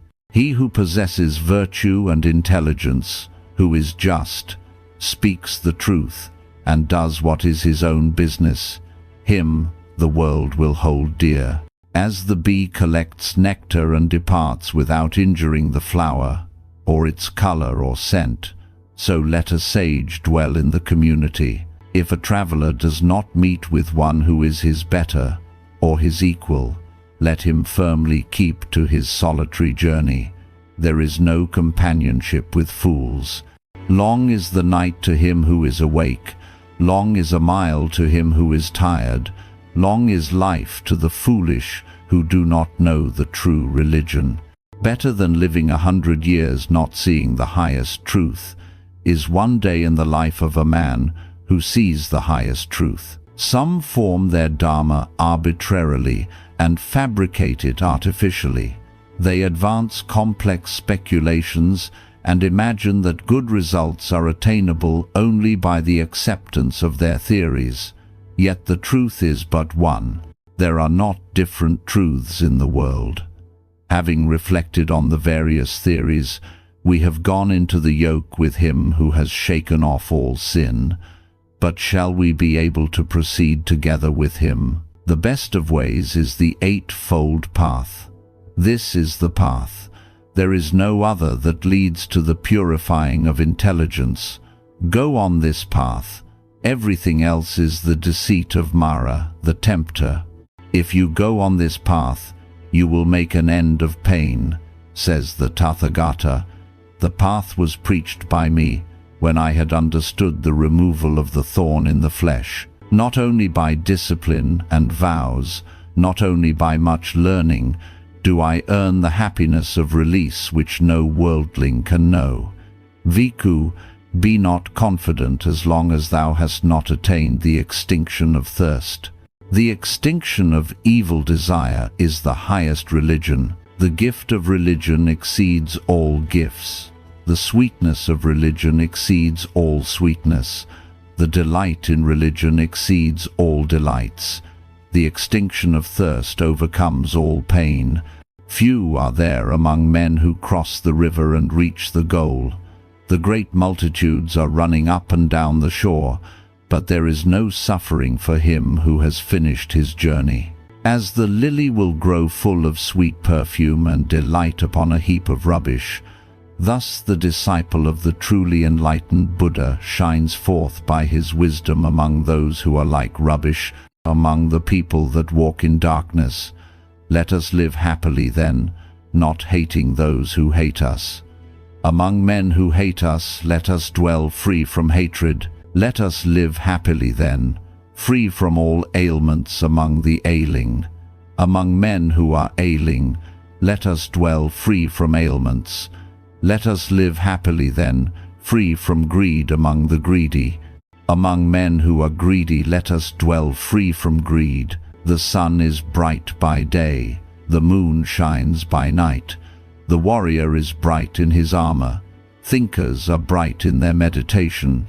But among all, the brightest, with splendor day and night, is the Buddha, the awakened, the holy, blessed.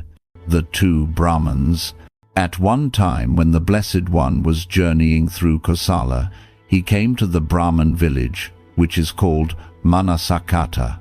There he stayed in a mango grove, and two young Brahmins came to him who were of different schools. One was named Vasetha, and the other Bharadvaja. And Vasetha said to the Blessed One, "We have a dispute as to the true path. I say, the straight path which leads unto a union with Brahma is that which has been announced by the Brahman Pokkarasati, while my friend says, the straight path which leads unto a union with Brahma is that which has been announced by the Brahman Taruka. Now, regarding thy high reputation, O Samana, and knowing that thou art called the Enlightened One, the teacher of men and gods, the blessed Buddha, we have come to ask thee, are all these paths salvation? There are many roads all around our village, and all lead to Manasakata. Is it just so with the paths of the sages? Are all paths to salvation, and do they all lead to a union with Brahma?" Then the Blessed One proposed these questions to the two Brahmins. "Do you think that all paths are right?" Both answered and said, "Yes, Gautama, we think so." "But tell me," continued the Buddha, "has any one of the Brahmins versed in the Vedas seen Brahma face to face?" "No, sir," was the reply. "But then," said the Blessed One, "has any teacher of the Brahmins versed in the Vedas seen Brahma face to face?" The two Brahmins said, "No, sir." "But then," said the Blessed One, "has any one of the authors of the Vedas seen Brahma face to face?" Again the two Brahmins answered in the negative and exclaimed, "How can anyone see Brahma or understand him? For the mortal cannot understand the immortal." And the Blessed One proposed an illustration, saying, It is as if a man should make a staircase in the place where 4 roads cross to mount up into a mansion, and people should ask him, "Where, good friends, is this mansion to mount up into which you are making this staircase? Knowest thou whether it is in the east, or in the south, or in the west, or in the north? Whether it is high, or low, or of medium size?" And when so asked, he should answer, "I know it not." And people should say to him, "But then, good friend, thou art making a staircase to mount up into something, taking it for a mansion, which all the while thou knowest not, neither hast thou seen it." And when so asked, he should answer, "That is exactly what I do. Yea, I know that I cannot know it." What would you think of him? Would you not say that the talk of that man was foolish talk? "In sooth, Gautama," said the 2 Brahmins, "it be foolish talk." The Blessed One continued, "Then the Brahmins should say, We show you the way unto a union with what we know not, and what we have not seen. This being the substance of Brahman law, does it not follow that their task is vain?" "It does follow," replied Bharadvaja. Said the Blessed One, "Thus it is impossible that Brahmins versed in the 3 Vedas should be able to show the way to a state of union with that which they neither know nor have seen. Just as when a string of blind men are clinging one to the other, neither can the foremost see, nor can those in the middle see, nor can the hindmost see. Even so, methinks the talk of the Brahmins versed in the 3 Vedas is but blind talk. It is ridiculous, consists of mere words, and is a vain and empty thing. Now suppose," added the Blessed One, "that a man should come hither to the bank of the river, and, having some business on the other side, should want to cross. Do you suppose that if he were to invoke the other bank of the river to come over to him on this side, the bank would come on account of his praying? Certainly not, Gautama. Yet this is the way of the Brahmins. They omit the practice of those qualities which really make a man a Brahman, and say, Indra, we call upon thee. Soma, we call upon thee. Varuna, we call upon thee. Brahma, we call upon thee. Verily, it is not possible that these Brahmins, on account of their invocations, prayers and praises, should after death be united with Brahma. Now tell me," continued the Buddha, "what do the Brahmins say of Brahma? Is his mind full of lust?" And when the Brahmins denied this, the Buddha asked, "Is Brahma's mind full of malice, sloth, or pride?" "No, sir," was the reply. "He is the opposite of all this." And the Buddha went on, "But are the Brahmins free from these vices?" "No, sir," said Vasettha. The Holy One said, "The Brahmins cling to the 5 things leading to worldliness and yield to the temptations of the senses. They are entangled in the 5 hindrances, lust, malice, sloth, pride, and doubt. How can they be united to that which is most unlike their nature? Therefore the 3-fold wisdom of the Brahmins is a waterless desert, a pathless jungle, and a hopeless desolation." When the Buddha had thus spoken, one of the Brahmins said, "We are told, Gautama, that the Sakyamuni knows the path to a union with Brahma." And the Blessed One said, "What do you think, O Brahmins, of a man born and brought up in Manasakata? Would he be in doubt about the most direct way from this spot to Manasakata? Certainly not, Gautama." "Thus," replied the Buddha, "the Tathagata knows the straight path that leads to a union with Brahma. He knows it as one who has entered the world of Brahma and has been born in it. There can be no doubt in the Tathagata." The 2 young Brahmins said, "If thou knowest the way, show it to us." And the Buddha said, "The Tathagata sees the universe face to face and understands its nature. He proclaims the truth, both in its letter and in its spirit, and his doctrine is glorious in its origin, glorious in its progress, glorious in its consummation. The Tathagata reveals the higher life in its purity and perfection. He can show you the way to that which is contrary to the 5 great hindrances. The Tathagata lets his mind pervade the 4 quarters of the world with thoughts of love, and thus the whole wide world, above, below, around, and everywhere will continue to be filled with love, far-reaching, grown great, and beyond measure, just as a mighty trumpeter makes himself heard, and that without difficulty, in all the 4 quarters of the earth. Even so is the coming of the Tathagata. There is not one living creature that the Tathagata passes by or leaves aside, but regards them all with mind set free and deep-felt love. This is the sign that a man follows the right path. Uprightness is his delight, and he sees danger in the least of those things which he should avoid. He trains himself in the commands of morality. He encompasseth himself with holiness in word and deed. He sustains his life by means that are quite pure. Good is his conduct, guarded is the door of his senses, mindful and self-possessed. He is altogether happy. He who walks in the eightfold noble path with unswerving determination is sure to reach nirvana.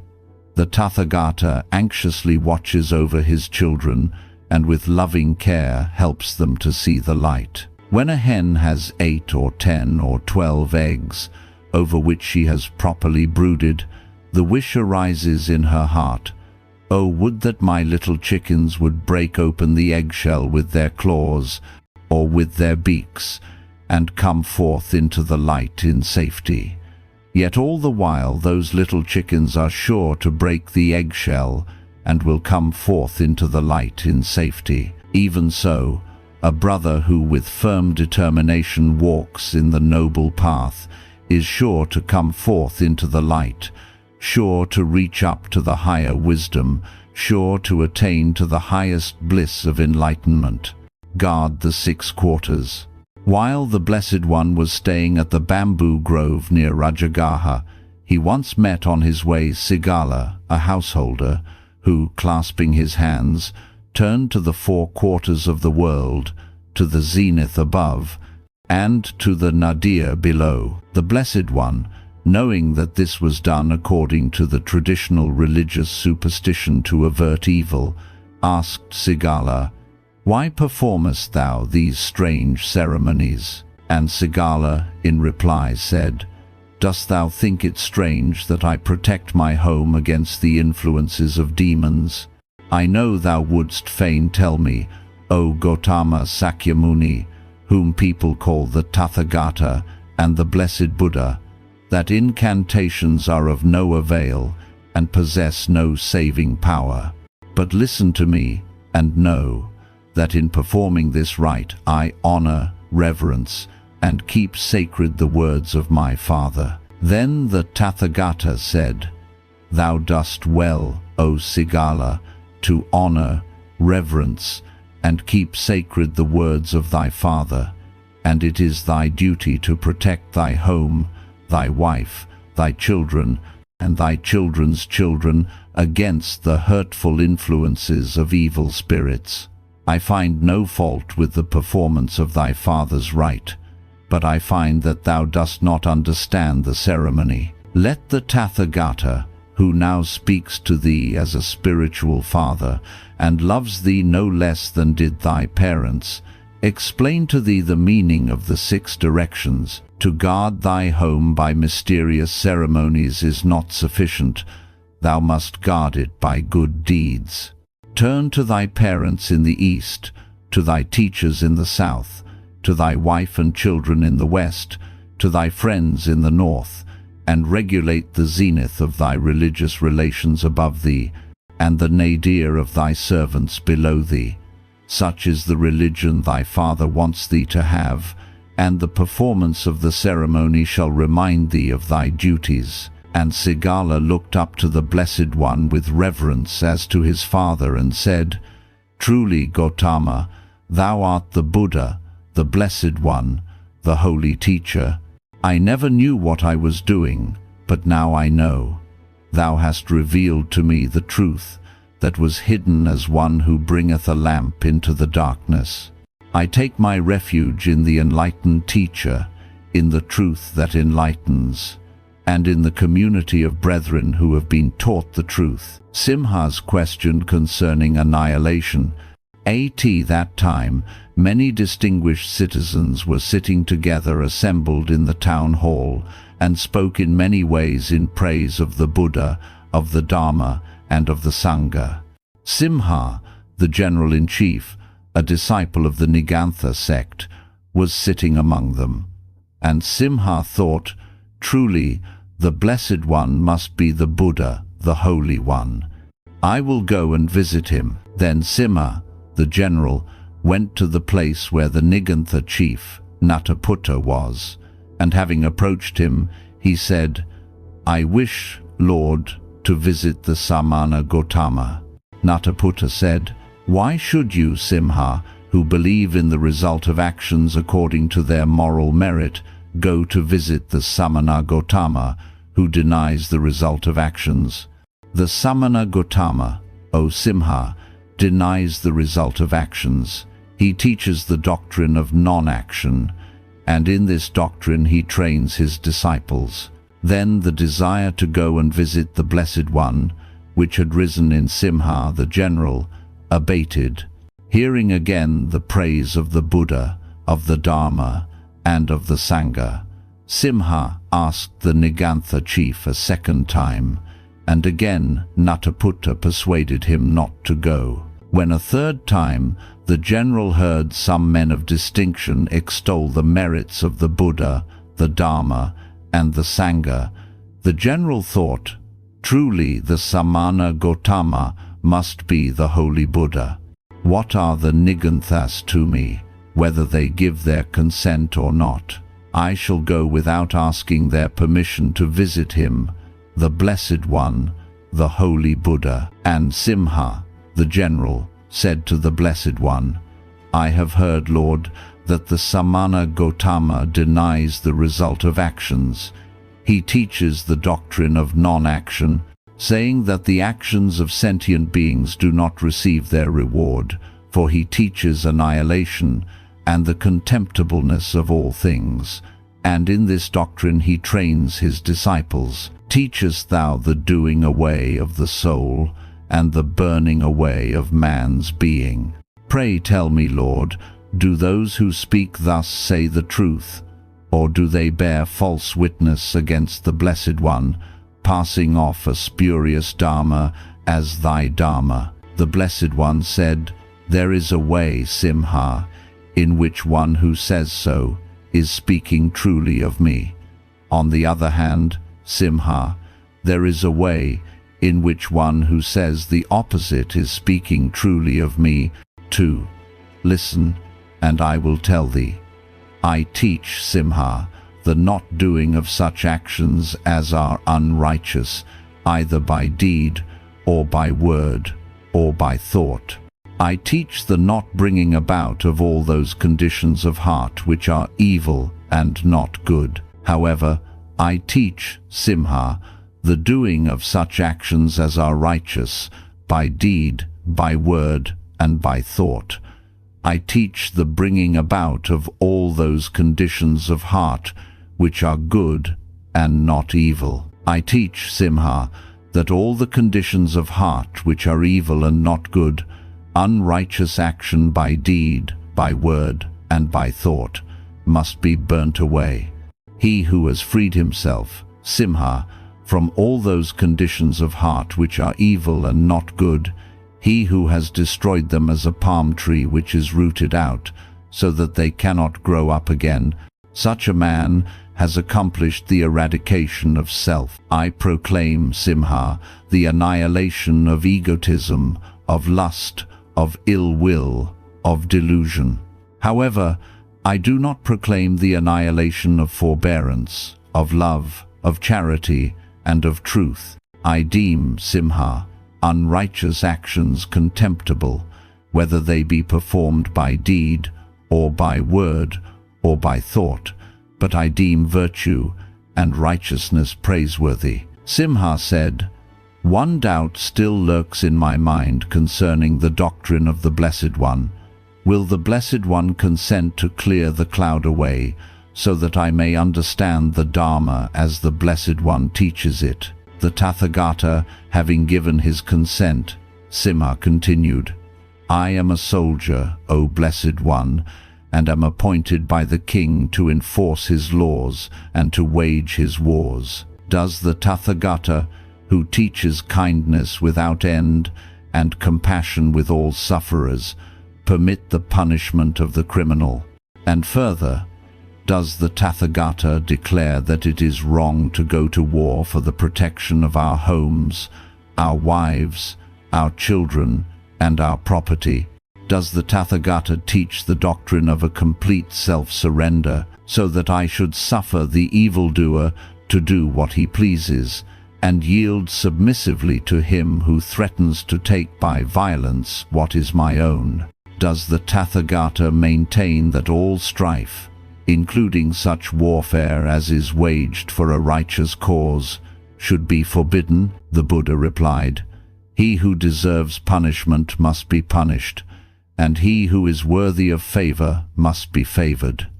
Yet at the same time he teaches to do no injury to any living being, but to be full of love and kindness. These injunctions are not contradictory, for whosoever must be punished for the crimes which he has committed suffers his injury not through the ill will of the judge, but on account of his evil-doing. His own acts have brought upon him the injury that the executor of the law inflicts. When a magistrate punishes, let him not harbor hatred in his breast, yet a murderer, when put to death, should consider that this is the fruit of his own act. As soon as he will understand that the punishment will purify his soul, he will no longer lament his fate, but rejoice at it." The Blessed One continued, "The Tathagata teaches that all warfare in which man tries to slay his brother is lamentable, but he does not teach that those who go to war in a righteous cause, after having exhausted all means to preserve the peace, are blameworthy. He must be blamed who is the cause of war. The Tathagata teaches a complete surrender of self, but he does not teach a surrender of anything to those powers that are evil, be they men or gods or the elements of nature. Struggle must be, for all life is a struggle of some kind.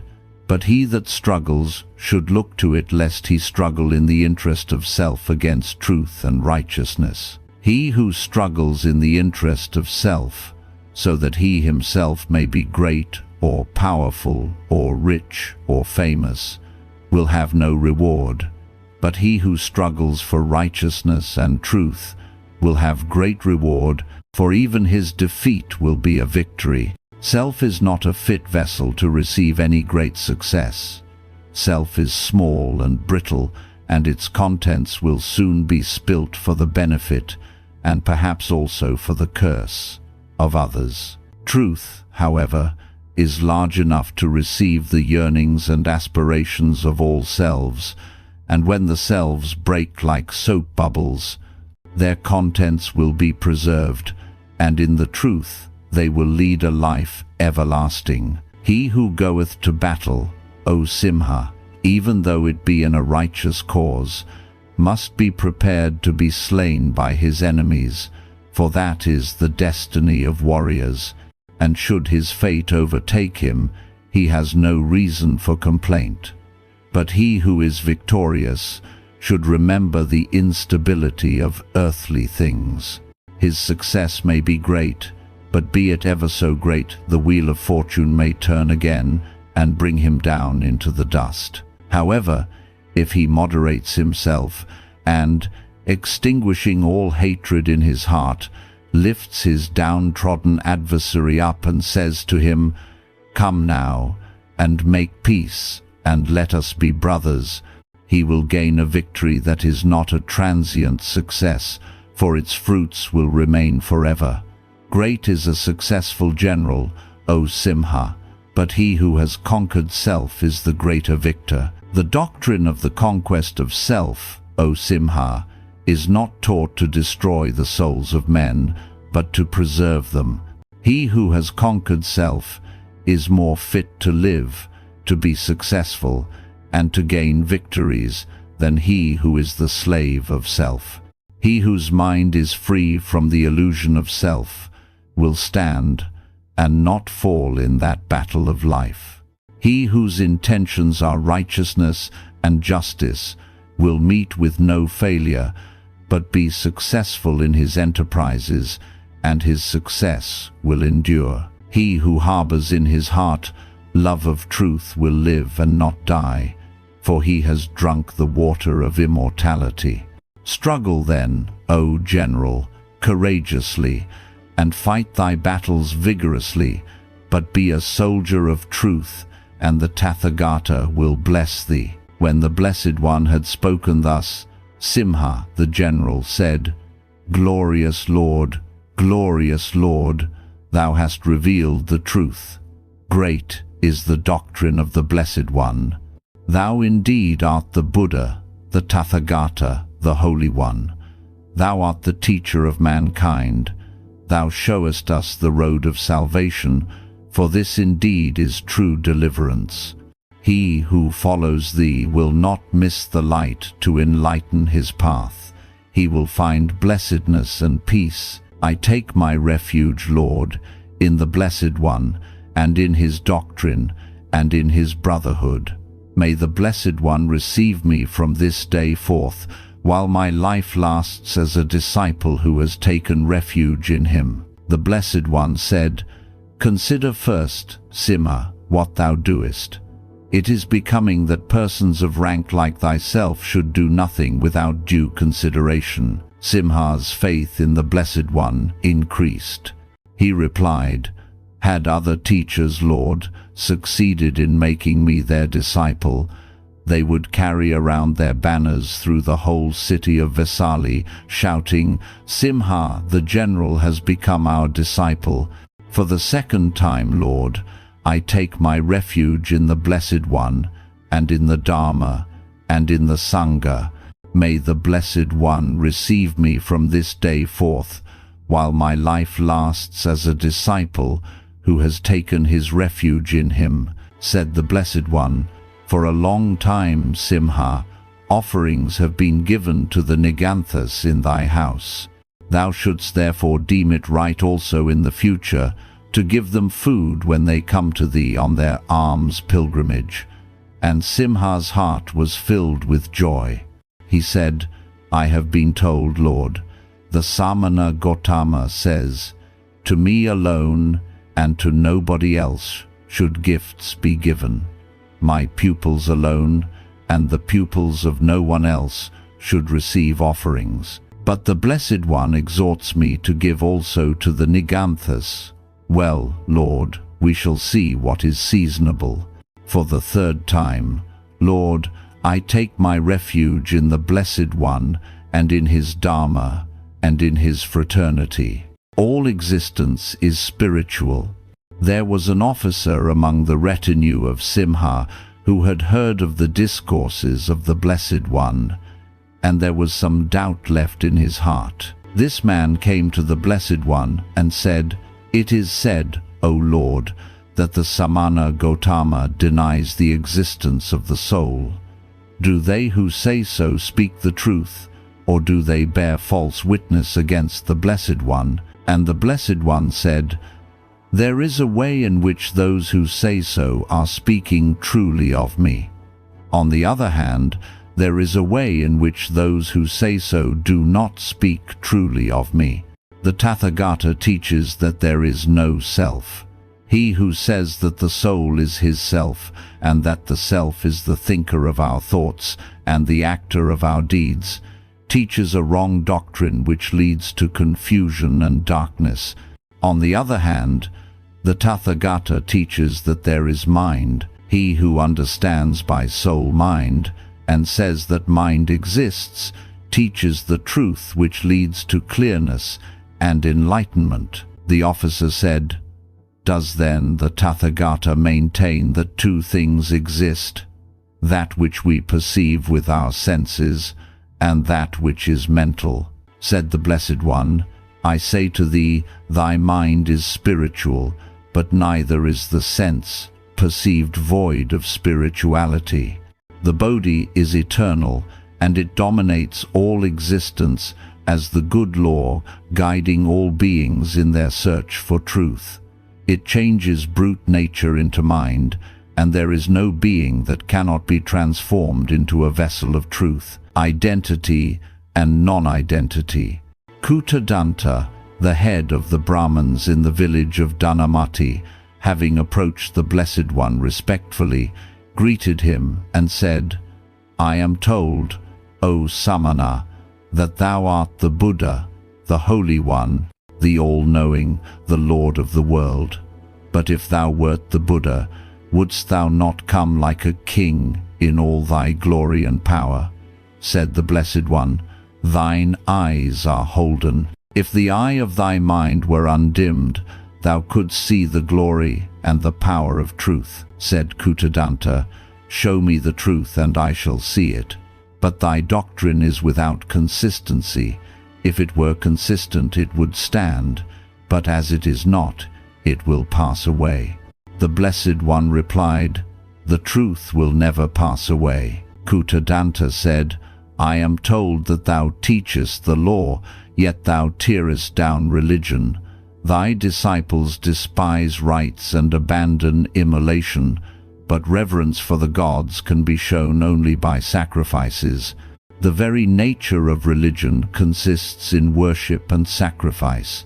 Said the Buddha, "Greater than the immolation of bullocks is the sacrifice of self.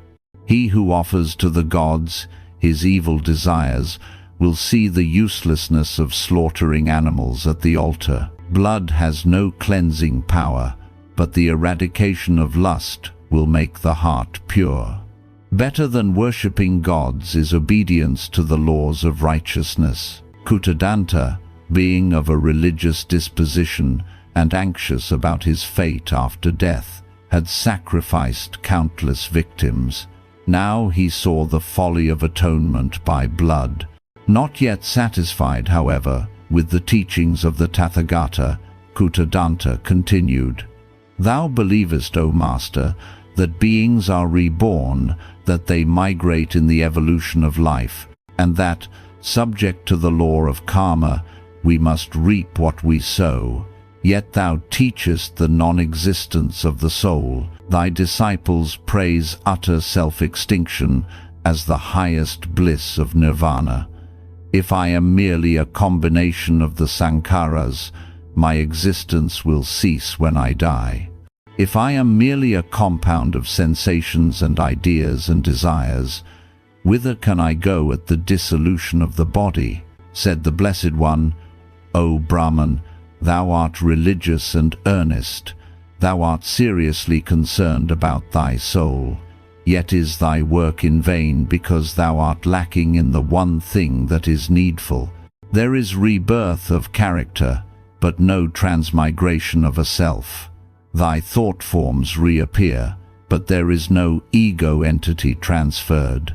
The stanza uttered by a teacher is reborn in the scholar who repeats the words. Only through ignorance and delusion do men indulge in the dream that their souls are separate and self-existent entities. Thy heart, O Brahman, is cleaving still to self. Thou art anxious about heaven, but thou seekest the pleasures of self in heaven, and thus thou canst not see the bliss of truth and the immortality of truth. I say to thee, the Blessed One has not come to teach death, but to teach life, and thou discernest not the nature of living and dying. This body will be dissolved, and no amount of sacrifice will save it. Therefore, seek thou the life that is of the mind. Where self is, truth cannot be. Yet when truth comes, self will disappear. Therefore, let thy mind rest in the truth. Propagate the truth. Put thy whole will in it, and let it spread. In the truth thou shalt live forever. Self is death, and truth is life. The cleaving to self is a perpetual dying, while moving in the truth is partaking of nirvana, which is life everlasting. Then Kuttadanta said, "Where, O Venerable Master, is nirvana?" "Nirvana is wherever the precepts are obeyed," replied the Blessed One. "Do I understand thee aright?" rejoined the Brahman, "that nirvana is not a place, and being nowhere it is without reality?" "Thou dost not understand me aright," said the Blessed One. "Now listen and answer these questions. Where does the wind dwell?" "Nowhere," was the reply. Buddha retorted, "Then, sir, there is no such thing as wind." Kuttadanta made no reply, and the Blessed One asked again, "Answer me, O Brahman, where does wisdom dwell? Is wisdom a locality?" "Wisdom has no allotted dwelling place," replied Kuttadanta. Said the Blessed One, "Meanest thou that there is no wisdom, no enlightenment, no righteousness, and no salvation, because nirvana is not a locality? As a great and mighty wind which passeth over the world in the heat of the day, so the Tathagata comes to blow over the minds of mankind with the breath of his love, so cool, so sweet, so calm, so delicate, and those tormented by fever assuage their suffering and rejoice at the refreshing breeze." Said Kuttadanta, "I feel, O Lord, that thou proclaimest a great doctrine, but I cannot grasp it. Forbear with me that I ask again. Tell me, O Lord, if there be no Atman soul, how can there be immortality? The activity of the mind passeth, and our thoughts are gone when we have done thinking." Buddha replied, "Our thinking is gone, but our thoughts continue. Reasoning ceases, but knowledge remains." Said Kuttadanta, "How is that? Are not reasoning and knowledge the same?" The Blessed One explained the distinction by an illustration. "It is as when a man wants, during the night, to send a letter, and, after having his clerk called, has a lamp lit, and gets the letter written. Then, when that has been done, he extinguishes the lamp. But though the writing has been finished, and the light has been put out, the letter is still there. Thus does reasoning cease, and knowledge remain. And in the same way mental activity ceases, but experience, wisdom, and all the fruits of our acts endure." Kuttadanta continued, "Tell me, O Lord, pray tell me, where, if the sankharas are dissolved, is the identity of myself? If my thoughts are propagated, and if my soul migrates, my thoughts cease to be my thoughts, and my soul ceases to be my soul. Give me an illustration, but pray, O Lord, tell me, where is the identity of myself?" Said the Blessed One, "Suppose a man were to light a lamp, would it burn the night through?" "Yes, it might do so," was the reply. "Now, is it the same flame that burns in the first watch of the night as in the second?" Kuttadanta hesitated. He thought it is the same flame, but fearing the complications of a hidden meaning, and trying to be exact, he said, "No, it is not." "Then," continued the Blessed One, "there are two flames, one in the first watch, and the other in the second watch." "No, sir," said Kuttadanta. "In one sense it is not the same flame, but in another sense it is the same flame. It burns the same kind of oil, it emits the same kind of light, and it serves the same purpose." "Very well," said the Buddha. And would you call those flames the same that have burned yesterday and are burning now in the same lamp, filled with the same kind of oil, illuminating the same room? They may have been extinguished during the day, suggested Kuttadanta. Said the Blessed One, suppose the flame of the first watch had been extinguished during the second watch. Would you call it the same if it burns again in the third watch? Replied Kuttadanta, in one sense it is a different flame, in another it is not. The Tathagata asked again, has the time that elapsed during the extinction of the flame anything to do with its identity or non-identity? No, sir, said the Brahman, it has not. There is a difference and an identity, whether many years elapsed or only 1 second, and also whether the lamp has been extinguished in the meantime or not. Well, then, we agree that the flame of today is in a certain sense the same as the flame of yesterday, and in another sense it is different at every moment. Moreover, the flames of the same kind, illuminating with equal power the same kind of rooms, are in a certain sense the same. Yes, sir, replied Kuttadanta. The Blessed One continued, now, suppose there is a man who feels like thyself, thinks like thyself, and acts like thyself. Is he not the same man as thou?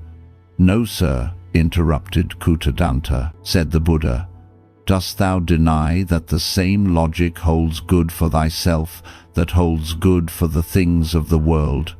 Kuttadanta bethought himself and rejoined slowly, no, I do not.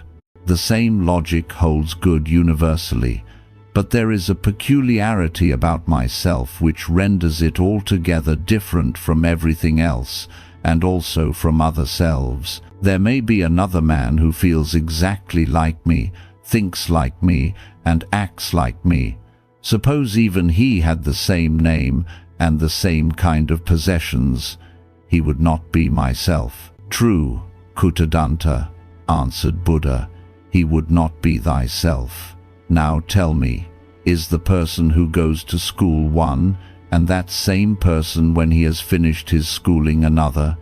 Is it one who commits a crime, another who is punished by having his hands and feet cut off?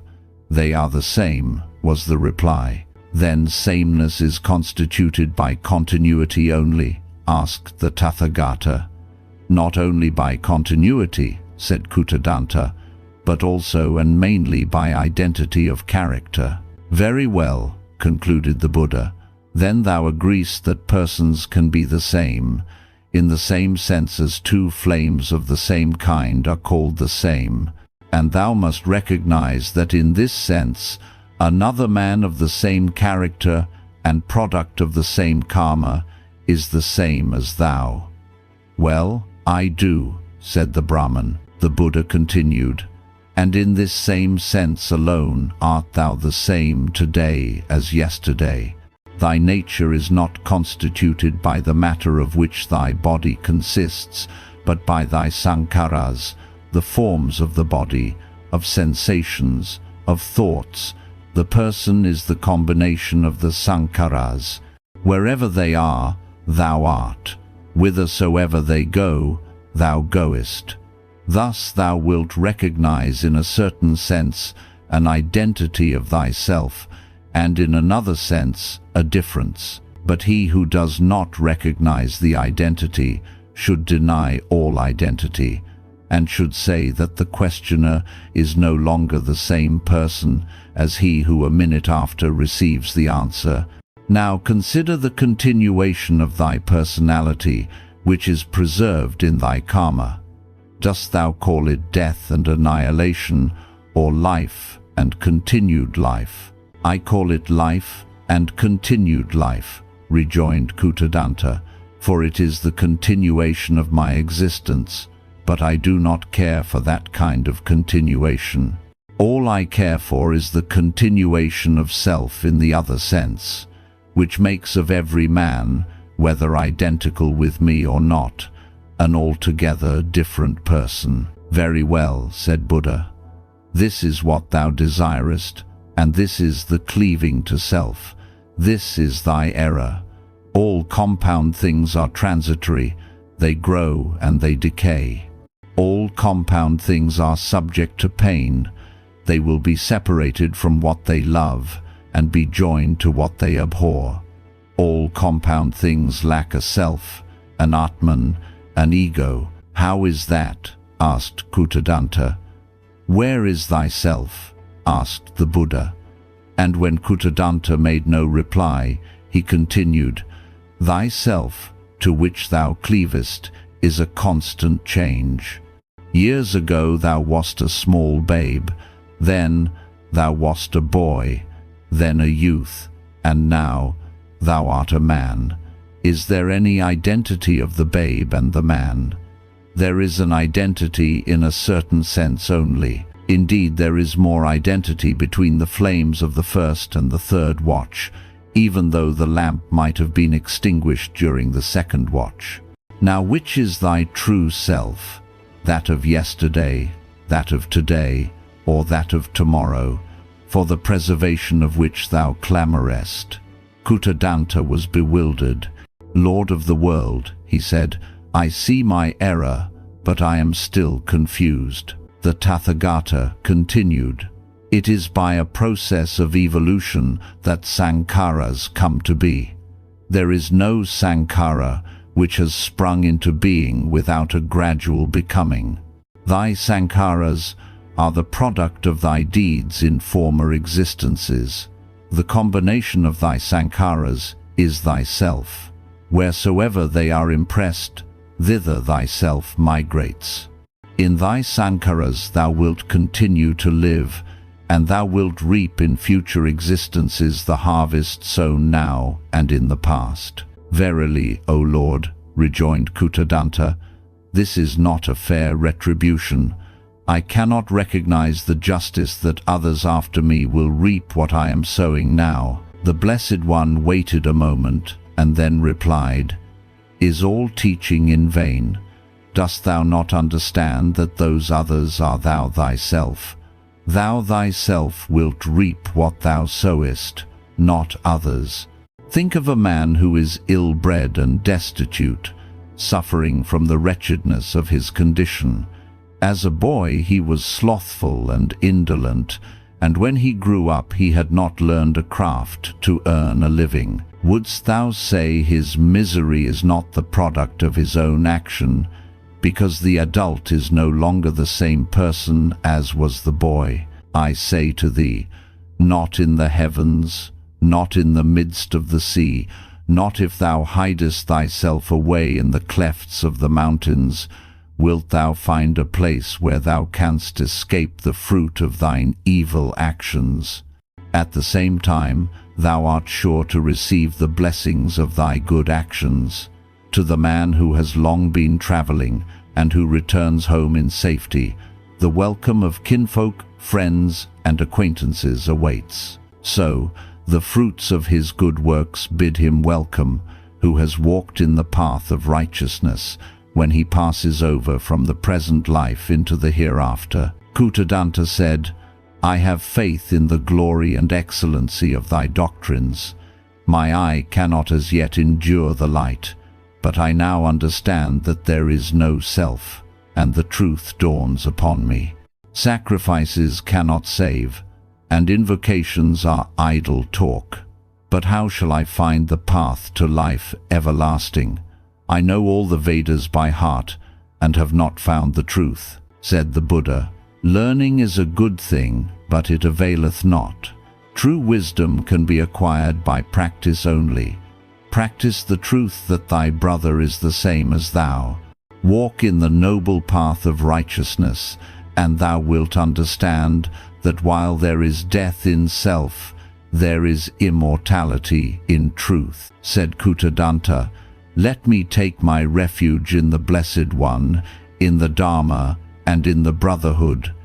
Accept me as thy disciple, and let me partake of the bliss of immortality. The Buddha omnipresent. And the Blessed One thus addressed the brethren, Those only who do not believe call me Gautama, but you call me the Buddha, the Blessed One, the Teacher. And this is right, for I have in this life entered nirvana, while the life of Gautama has been extinguished. Self has disappeared, and the truth has taken its abode in me. This body of mine is Gautama's body, and it will be dissolved in due time. And after its dissolution, no one, neither God nor man, will see Gautama again. But the truth remains.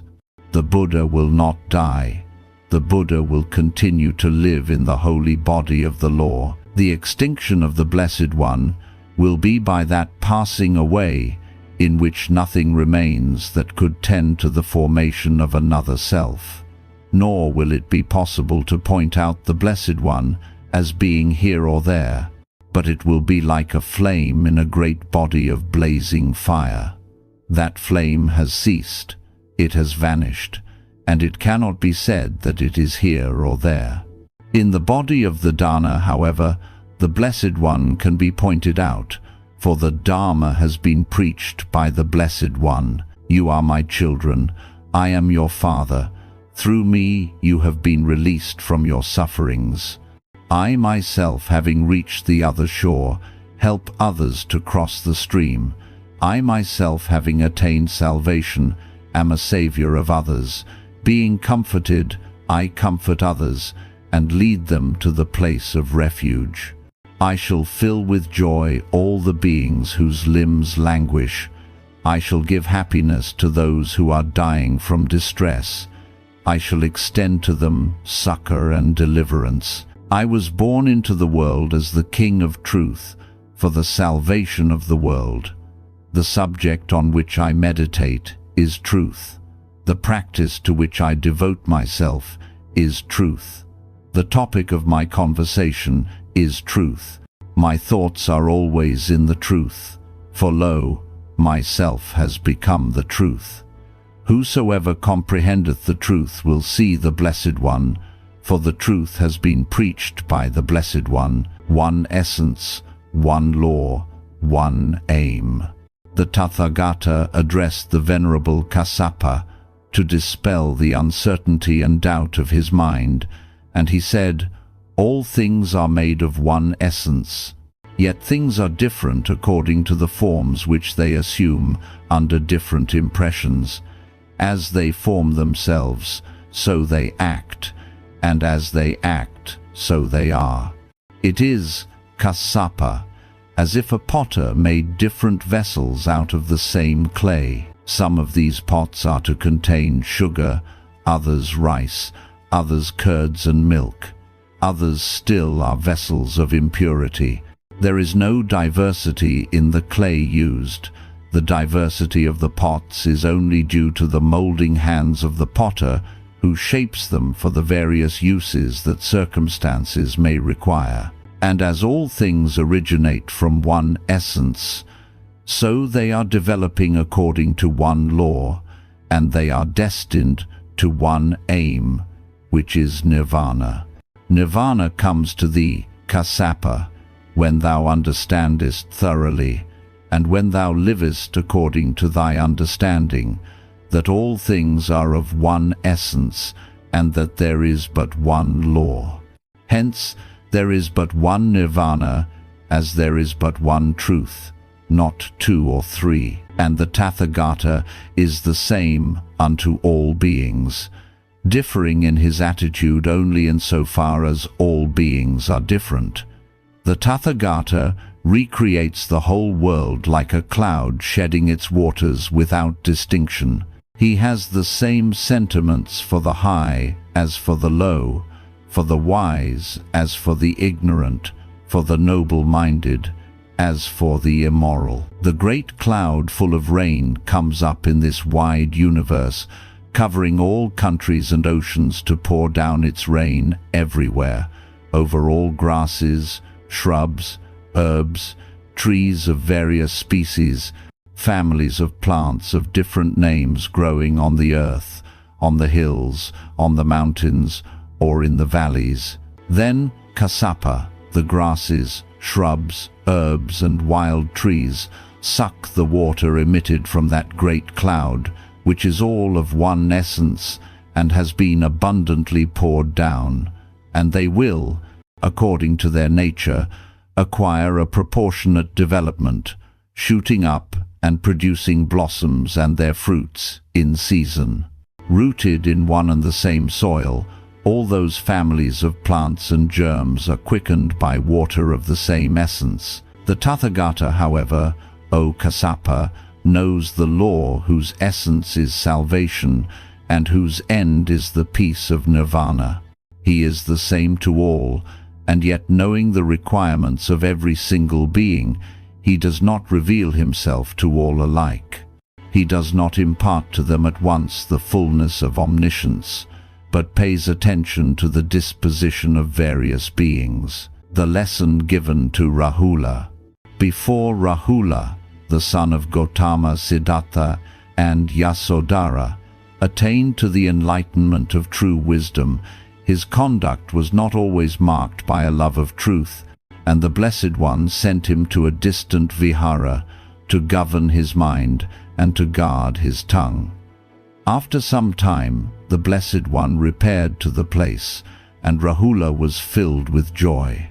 The Blessed One ordered the boy to bring him a basin of water and to wash his feet, and Rahula obeyed. When Rahula had washed the Tathagata's feet, the Blessed One asked, "Is the water now fit for drinking?" "No, my lord," replied the boy, "the water is defiled." Then the Blessed One said, "Now consider thine own case. Although thou art my son, and the grandchild of a king, although thou art a samana who has voluntarily given up everything, thou art unable to guard thy tongue from untruth, and thus defilest thou thy mind." And when the water had been poured away, the Blessed One asked again, "Is this vessel now fit for holding water to drink?" "No, my lord," replied Rahula. "The vessel too has become unclean." And the Blessed One said, "Now consider thine own case.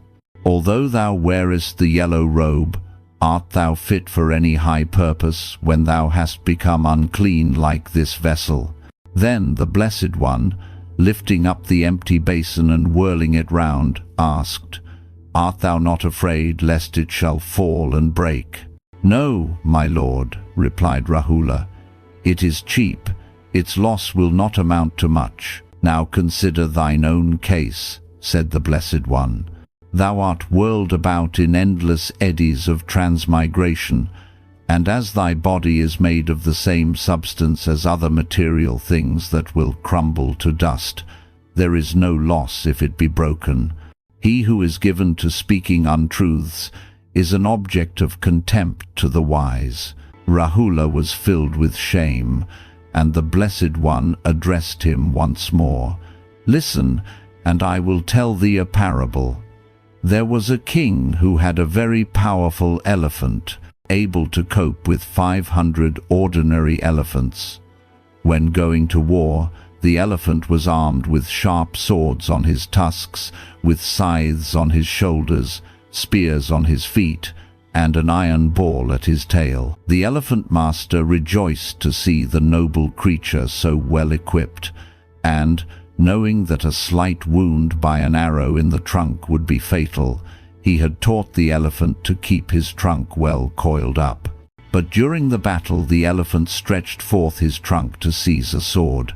His master was frightened and consulted with the king, and they decided that the elephant was no longer fit to be used in battle. "O Rahula, if men would only guard their tongues, all would be well. Be like the fighting elephant who guards his trunk against the arrow that strikes in the center. By love of truth the sincere escape iniquity. Like the elephant well subdued and quiet, who permits the king to mount on his trunk, thus the man that reveres righteousness will endure faithfully throughout his life." Rahula, hearing these words, was filled with deep sorrow. He never again gave any occasion for complaint, and forthwith he sanctified his life by earnest exertions. The Sermon on Abuse. The Blessed One observed the ways of society and noticed how much misery came from malignity and foolish offenses done only to gratify vanity and self-seeking pride. And the Buddha said, "If a man foolishly does me wrong, I will return to him the protection of my ungrudging love. The more evil comes from him, the more good shall go from me. The fragrance of goodness always comes to me, and the harmful air of evil goes to him." A foolish man, learning that the Buddha observed the principle of great love, which commends the return of good for evil, came and abused him. The Buddha was silent, pitying his folly. When the man had finished his abuse, the Buddha asked him, saying, "Son, if a man declined to accept a present made to him, to whom would it belong?" And he answered, "In that case it would belong to the man who offered it." "My son," said the Buddha, "thou hast railed at me, but I decline to accept thy abuse, and request thee to keep it thyself. Will it not be a source of misery to thee? As the echo belongs to the sound, and the shadow to the substance, so misery will overtake the evildoer without fail." The abuser made no reply, and Buddha continued, "A wicked man who reproaches a virtuous one is like one who looks up and spits at heaven. The spittle soils not the heaven, but comes back and defiles his own person.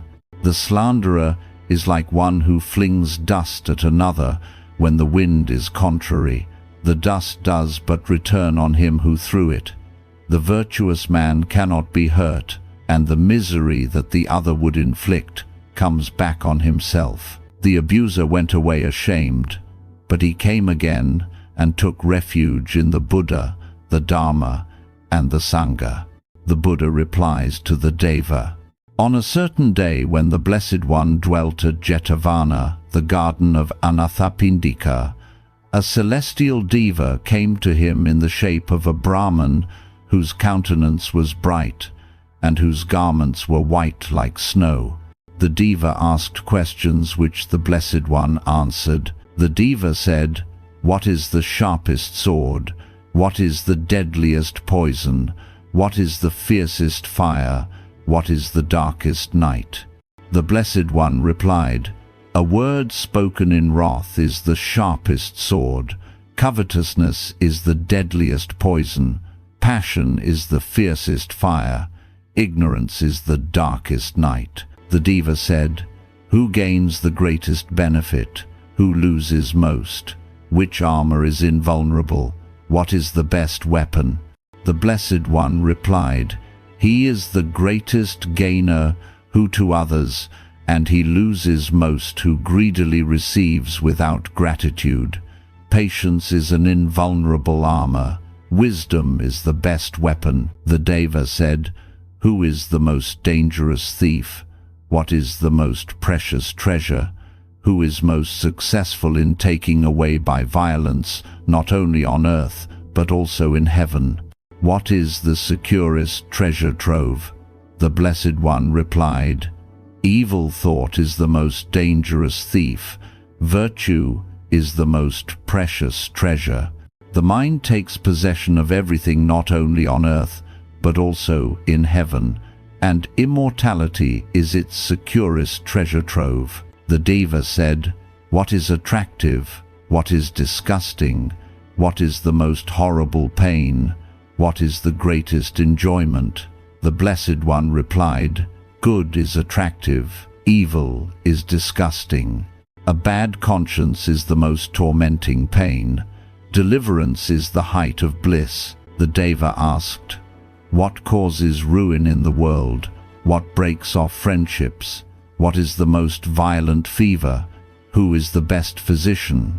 The Blessed One replied, "Ignorance causes the ruin of the world. Envy and selfishness break off friendships. Hatred is the most violent fever, and the Buddha is the best physician." The Deva then asked and said, Now I have only one doubt to be solved. Pray, clear it away. What is it?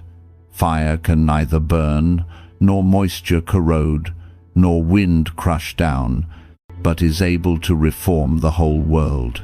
The Blessed One replied, Blessing, neither fire, nor moisture, nor wind can destroy the blessing of a good deed, and blessings reform the whole world. The Deva, having heard the words of the Blessed One, was full of exceeding joy. Clasping his hands, he bowed down before him in reverence, and disappeared suddenly from the presence of the Buddha. Words of instruction. The bhikkhus came to the Blessed One, and having saluted him with clasped hands, they said, O Master, thou all-seeing one, we all wish to learn. Our ears are ready to hear. Thou art our teacher. Thou art incomparable. Cut off our doubt. Inform us of the blessed Dharma, O thou of great understanding. Speak in the midst of us, O thou who art all-seeing, as is the thousand-eyed Lord of the gods. We will ask the Muni of great understanding, who has crossed the stream, gone to the other shore, is blessed and of a firm mind. How does a bhikkhu wander rightly in the world, after having gone out from his house and driven away desire? The Buddha said, Let the bhikkhu subdue his passion for human and celestial pleasures. Then, having conquered existence, he will command the dharana. Such a one will wander rightly in the world. He whose lusts have been destroyed, who is free from pride, who has overcome all the ways of passion, is subdued, perfectly happy, and of a firm mind. Such a one will wander rightly in the world. Faithful is he who is possessed of knowledge, seeing the way that leads to nirvana. He who is not a partisan, he who is pure and virtuous, and has removed the veil from his eyes. Such a one will wander rightly in the world, said the bhikkhus. Certainly, O Bhagavat, it is so. Whichever bhikkhu lives in this way, subdued and having overcome all bonds, such a one will wander rightly in the world. The Blessed One said, Whatever is to be done by him who aspires to attain the tranquility of nirvana, let him be able and upright, conscientious and gentle, and not proud. Let a man's pleasure be the Dharma. Let him delight in the Dharma. Let him stand fast in the Dharma. Let him know how to inquire into the Dharma. Let him not raise any dispute that pollutes the Dharma, and let him spend his time in pondering on the well-spoken truths of the Dharma. A treasure that is laid up in a deep pit profits nothing, and may easily be lost. The real treasure that is laid up through charity and piety, temperance, self-control, or deeds of merit, is hid secure and cannot pass away. It is never gained by despoiling or wronging others, and no thief can steal it. A man, when he dies, must leave the fleeting wealth of the world, but this treasure of virtuous acts he takes with him. Let the wise do good deeds. They are a treasure that can never be lost. Then the bhikkhus praised the wisdom of the Tathagata. Thou hast passed beyond pain. Thou art holy, O enlightened one. We consider thee one that has destroyed his passion. Thou art glorious, thoughtful, and of great understanding. O thou who puttest an end to pain, thou hast carried us across our doubt. Because thou sawest our longing and carriedest us across our doubt, adoration be to thee, O Muni, who hast attained the highest good in the ways of wisdom. The doubt we had before, thou hast cleared away, O thou clearly seeing one. Surely thou art a great thinker, perfectly enlightened. There is no obstacle for thee. All thy troubles are scattered and cut off. Thou art calm, subdued, firm, truthful. Adoration be to thee, O noble sage. Adoration be to thee, O thou best of beings. In the world of men and gods there is none equal to thee. Thou art the Buddha, thou art the Master, thou art the Muni that conquers Mara. After having cut off desire, thou hast crossed over and carriest this generation to the other shore. Amitabha, the unbounded light. One of the disciples came to the Blessed One with a trembling heart and his mind full of doubt. And he asked the Blessed One, O Buddha, our Lord and Master, in what way do we give up the pleasures of the world, if thou forbiddest us to work miracles and to attain the supernatural? Is not Amitabha, the infinite light of revelation, the source of innumerable miracles? And the Blessed One, seeing the anxiety of a truth-seeking mind, said, O Savaka, thou art a novice among the novices, and thou art swimming on the surface of samsara. How long will it take thee to grasp the truth? Thou hast not understood the words of the Tathagata. The law of karma is unbreakable, and supplications have no effect, for they are empty words. Said the disciple, Sayest thou there are no miraculous and wonderful things? The Blessed One replied, Is it not a wonderful thing, mysterious and miraculous to the worldling, that a man who commits wrong can become a saint, that by attaining true enlightenment he will find the path of truth, and abandon the evil ways of selfishness?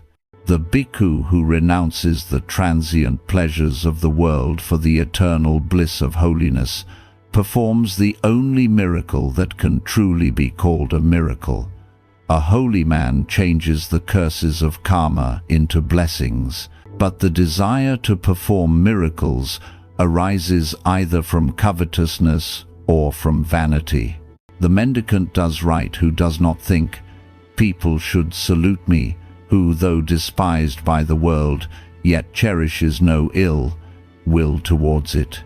That mendicant does right to whom omens, meteors, dreams, and signs are things abolished. He is free from all their evils. Amitabha, the unbounded light, is the source of wisdom, of virtue, of Buddhahood. The deeds of sorcerers and miracle-mongers are frauds, but what is more wondrous, more mysterious, more miraculous than Amitabha? But, Master, continued the Savaka, is the promise of the happy region vain talk and a myth? What is this promise? Asked the Buddha, and the disciple replied, There is in the West a paradise called the Pure Land, exquisitely adorned with gold and silver and precious gems. There are pure waters with golden sands, surrounded by pleasant walks and covered with large lotus flowers. Joyous music is heard, and flowers rain down 3 times a day. There are singing birds, whose harmonious notes proclaim the praises of religion, and in the minds of those who listen to their sweet sounds, remembrance arises of the Buddha, the law, and the brotherhood. No evil birth is possible there, and even the name of hell is unknown. He who fervently and with a pious mind repeats the words Amitabha Buddha will be transported to the happy region of this pure land, and when death draws nigh, the Buddha, with a company of saintly followers, will stand before him, and there will be perfect tranquility. In truth, said the Buddha, there is such a happy paradise, but the country is spiritual, and it is accessible only to those that are spiritual. Thou sayest it lies in the West. This means, look for it where he who enlightens the world resides. The sun sinks down and leaves us in utter darkness. The shades of night steal over us, and Mara, the evil one, buries our bodies in the grave. Sunset is nevertheless no extinction, and where we imagine we see extinction, there is boundless light and inexhaustible life. "I understand," said the Savaka, "that the story of the Western paradise is not literally true. Thy description of paradise," the Buddha continued, "is beautiful, yet it is insufficient and does little justice to the glory of the Pure Land. The worldly can speak of it in a worldly way only. They use worldly similes and worldly words. But the Pure Land in which the pure live is more beautiful than thou canst say or imagine. However, the repetition of the name Amitabha Buddha is meritorious only if thou speak it with such a devout attitude of mind as will cleanse thy heart and attune thy will to do works of righteousness. He only can reach the happy land whose soul is filled with the infinite light of truth. He only can live and breathe in the spiritual atmosphere of the Western paradise who has attained enlightenment. I say to thee, the Tathagata lives in the pure land of eternal bliss even now while he is still in the body. The Tathagata preaches the law of religion unto thee and unto the whole world, so that thou and thy brethren may attain the same peace, the same happiness. Said the disciple, "Teach me, O Lord, the meditations to which I must devote myself in order to let my mind enter into the paradise of the Pure Land." Buddha said, "There are 5 meditations. The first meditation is the meditation of love, in which thou must so adjust thy heart that thou longest for the weal and welfare of all beings, including the happiness of thine enemies. The second meditation is the meditation of pity, in which thou thinkest of all beings in distress, vividly representing in thine imagination their sorrows and anxieties so as to arouse a deep compassion for them in thy soul. The third meditation is the meditation of joy, in which thou thinkest of the prosperity of others and rejoicest with their rejoicings. The fourth meditation is the meditation on impurity, in which thou considerest the evil consequences of corruption, the effects of wrongs and evils. How trivial is often the pleasure of the moment, and how fatal are its consequences. The fifth meditation is the meditation on serenity, in which thou risest above love and hate, tyranny and thraldom, wealth and want, and regardest thine own fate with impartial calmness and perfect tranquility. A true follower of the Tathagata founds not his trust upon austerities or rituals, but giving up the idea of self, relies with his whole heart upon Amitabha, which is the unbounded light of truth. The Blessed One, after having explained his doctrine of Amitabha, the immeasurable light which makes him who receives it a Buddha, looked into the heart of his disciple and saw still some doubts and anxieties. And the Blessed One said, "Ask me, my son, the questions which weigh upon thy soul." The disciple said, "Can a humble monk, by sanctifying himself, acquire the talents of supernatural wisdom called abhinas, and the supernatural powers called iddhi? Show me the iddhipada, the path to the highest wisdom. Open to me the jhanas, which are the means of acquiring samadhi, the fixity of mind which enraptures the soul."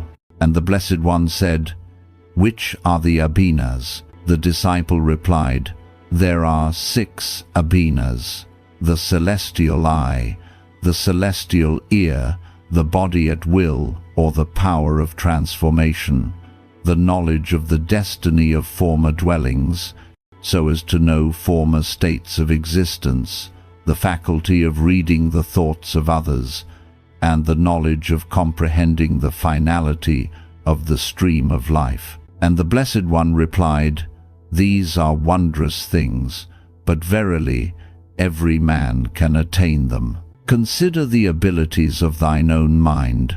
Thou wert born about 200 leagues from here, and canst thou not in thy thought, In an instant travel to thy native place, and remember the details of thy father's home. Seest thou not with thy mind eye the roots of the tree which is shaken by the wind without being overthrown? Does not the collector of herbs see in his mental vision, whenever he pleases, any plant with its roots, its stern, its fruits, leaves, and even the uses to which it can be applied? Cannot the man who understands languages recall to his mind any word whenever he pleases, knowing its exact meaning and import? How much more does the Tathagata understand the nature of things? He looks into the hearts of men and reads their thoughts. He knows the evolution of beings and foresees their ends, said the disciple. Then the Tathagata teaches that man can attain through the jhanas the bliss of abhina. And the Blessed One asked in reply, "Which are the jhanas through which man reaches abhina?" The disciple replied, "There are 4 jhanas. The first jhana is seclusion, in which one must free his mind from sensuality. The second jhana is a tranquility of mind full of joy and gladness. The third jhana is a taking delight in things spiritual. The fourth jhana is a state of perfect purity and peace in which the mind is above all gladness and grief." "Good, my son," enjoined the Blessed One. "Be sober and abandon wrong practices which serve only to stultify the mind." Said the disciple, "Forbear with me, O Blessed One, for I have faith without understanding, and I am seeking the truth." "O Blessed One, O Tathagata, my Lord and Master, teach me the Iddhipada." The Blessed One said, "There are 4 means by which Iddhi is acquired.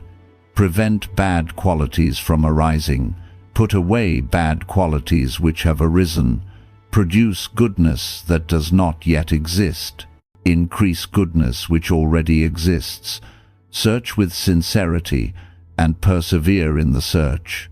In the end, thou wilt find the truth." The teacher, unknown. The Blessed One said to Ananda, "There are various kinds of assemblies, O Ananda, assemblies of nobles, of Brahmins, of householders, of bhikkhus, and of other beings. When I used to enter an assembly, I always became, before I seated myself, in color like unto the color of my audience, and in voice like unto their voice. I spoke to them in their language, and then with religious discourse I instructed, quickened, and gladdened them. My doctrine is like the ocean, having the same 8 wonderful qualities. Both the ocean and my doctrine become gradually deeper. Both preserve their identity under all changes. Both cast out dead bodies upon the dry land.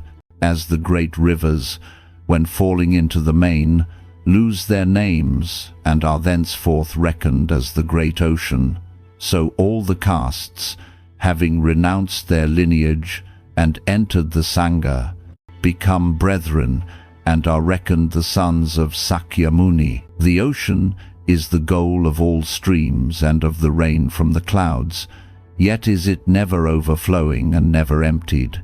So the Dharma is embraced by many millions of people, yet it neither increases nor decreases.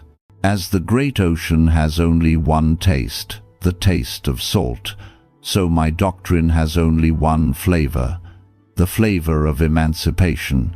Both the ocean and the Dharma are full of gems and pearls and jewels, and both afford a dwelling place for mighty beings. These are the 8 wonderful qualities in which my doctrine resembles the ocean. My doctrine is pure, and it makes no discrimination between noble and ignoble, rich and poor. My doctrine is like unto water which cleanses all without distinction. My doctrine is like unto fire which consumes all things that exist between heaven and earth, great and small. My doctrine is like unto the heavens, for there is room in it, ample room for the reception of all, for men and women, boys and girls, the powerful and the lowly. But when I spoke, they knew me not, and would say, Who may this be who thus speaks, a man or a god? Then, having instructed, quickened, and gladdened them with religious discourse, I would vanish away. But they knew me not, even when I vanished away. Parables and stories. The Blessed One thought, I have taught the truth which is excellent in the beginning, excellent in the middle, and excellent in the end. It is glorious in its spirit and glorious in its letter. But simple as it is, the people cannot understand it. I must speak to them in their own language. I must adapt my thoughts to their thoughts. They are like unto children, and love to hear tales. Therefore, I will tell them stories to explain the glory of the Dharma. If they cannot grasp the truth in the abstract arguments by which I have reached it, they may nevertheless come to understand it, if it is illustrated in parables. The widow's mite and the three merchants. There was once a lone widow who was very destitute, and having gone to the mountain, she beheld hermits holding a religious assembly. Then the woman was filled with joy, and uttering praises said, It is well, holy priests. But while others give precious things, such as the ocean caves produce, I have nothing to offer. Having spoken thus, and having searched herself in vain for something to give, she recollected that some time before she had found in a dung heap 2 coppers. So taking these, she offered them forthwith as a gift to the priesthood in charity. The superior of the priests, a saint who could read the hearts of men, disregarding the rich gifts of others, and beholding the deep faith dwelling in the heart of this poor widow, and wishing the priesthood to esteem rightly her religious merit, burst forth with full voice in a canto. He raised his right hand and said, Reverend priests, attend. And then he proceeded, The poor coppers of this widow to all purpose are more worth than all the treasures of the oceans, and the wealth of the broad earth. As an act of pure devotion, she has done a pious deed. She has attained salvation, being free from selfish greed. The woman was mightily strengthened in her mind by this thought, and said, It is even as the teacher says, What I have done is as much as if a rich man were to give up all his wealth. And the teacher said, Doing good deeds is like hoarding up treasures, and he expounded this truth in a parable. 3 merchants set out on their travels, each with his wealth. One of them gained much, the second returned with his wealth, and the third one came home after having lost his wealth. What is true in common life applies also to religion. The wealth is the state a man has reached. The gain is heaven. The loss of his wealth means that a man will be reborn in a lower state, as a denizen of hell or as an animal. These are the courses that are open to the sinner. He who brings back his wealth, like unto one who is born again as a man. Those who through the exercise of various virtues become pious householders will be born again as men, for all beings will reap the fruit of their actions. But he who increases his wealth is like unto one who practices eminent virtues. The virtuous, excellent man attains in heaven to the glorious state of the gods. The man born blind. There was a man born blind, and he said, I do not believe in the world of light and appearance. There are no colors, bright or somber. There is no sun, no moon, no stars. No one has witnessed these things. His friends remonstrated with him, but he clung to his opinion. What you say that you see, he objected, are illusions. If colors existed, I should be able to touch them. They have no substance and are not real. Everything real has weight, but I feel no weight where you see colors. A physician was called to see the blind man. He mixed 4 simples, and when he applied them to the cataract of the blind man, the gray film melted, and his eyes acquired the faculty of sight. The Tathagata is the physician, the cataract is the illusion of the thought I am, and the 4 simples are the 4 noble truths. The lost son. There was a householder's son who went away into a distant country, and while the father accumulated immeasurable riches, the son became miserably poor. And the son, while searching for food and clothing, happened to come to the country in which his father lived. The father saw him in his wretchedness, for he was ragged and brutalized by poverty, and ordered some of his servants to call him. When the son saw the place to which he was conducted, he thought, I must have evoked the suspicion of a powerful man, and he will throw me into prison. Full of apprehension, he made his escape before he had seen his father. Then the father sent messengers out after his son, who was caught and brought back in spite of his cries and lamentations. Thereupon the father ordered his servants to deal tenderly with his son, and he appointed a laborer of his son's rank and education to employ the lad as a helpmate on the estate. And the son was pleased with his new situation. From the window of his palace the father watched the boy, and when he saw that he was honest and industrious, he promoted him higher and higher. After some time he summoned his son and called together all his servants, and made the secret known to them. Then the poor man was exceedingly glad, and he was full of joy at meeting his father. Just so, little by little, must the minds of men be trained for higher truths. The giddy fish.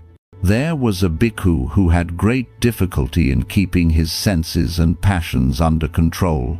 So, resolving to leave the order, he came to the Blessed One to ask him for a release from the vows. And the Blessed One said to the bhikkhu, Take heed, my son, lest thou fall a prey to the passions of thy misguided heart. For I see that in former existences thou hast suffered much from the evil consequences of lust, and unless thou learnest to conquer thy sensual desire, thou wilt in this life be ruined through thy folly. Listen to a story of another existence of thine. As a fish, the fish could be seen swimming lustily in the river, playing with his mate. She, moving in front, suddenly perceived the meshes of a net, and slipping around escaped the danger. But he, blinded by love, shot eagerly after her and fell straight into the mouth of the net. The fisherman pulled the net up, and the fish, who complained bitterly of his sad fate, saying, This indeed is the bitter fruit of my folly, would surely have died if the Bodhisattva had not chanced to come by, and, understanding the language of the fish, took pity on him. He bought the poor creature and said to him, My good fish, had I not caught sight of thee this day, thou wouldst have lost thy life. I shall save thee, but henceforth avoid the evil of lust. With these words he threw the fish into the water. Make the best of the time of grace that is offered to thee in thy present existence, and fear the dart of passion, which, if thou guard not thy senses, will lead thee to destruction. The cruel crane outwitted. A tailor who used to make robes for the brotherhood was wont to cheat his customers, and thus prided himself on being smarter than other men. But once, on entering upon an important business transaction with a stranger, he met his master in the way of cheating, and suffered a heavy loss. The Blessed One said, This is not an isolated incident in the greedy tailor's fate. In other incarnations he suffered similar losses, and by trying to dupe others, ultimately ruined himself. This same greedy character lived many generations ago as a crane near a pond. And when the dry season set in, he said to the fishes with a bland voice, "Care you not anxious for your future welfare? There is at present very little water, and still less food in this pond. What will you do should the whole pond become dry in this drought?" "Yes, indeed," said the fishes. "What should we do?" replied the crane. "I know a fine large lake which never becomes dry. Would you not like me to carry you there in my beak?"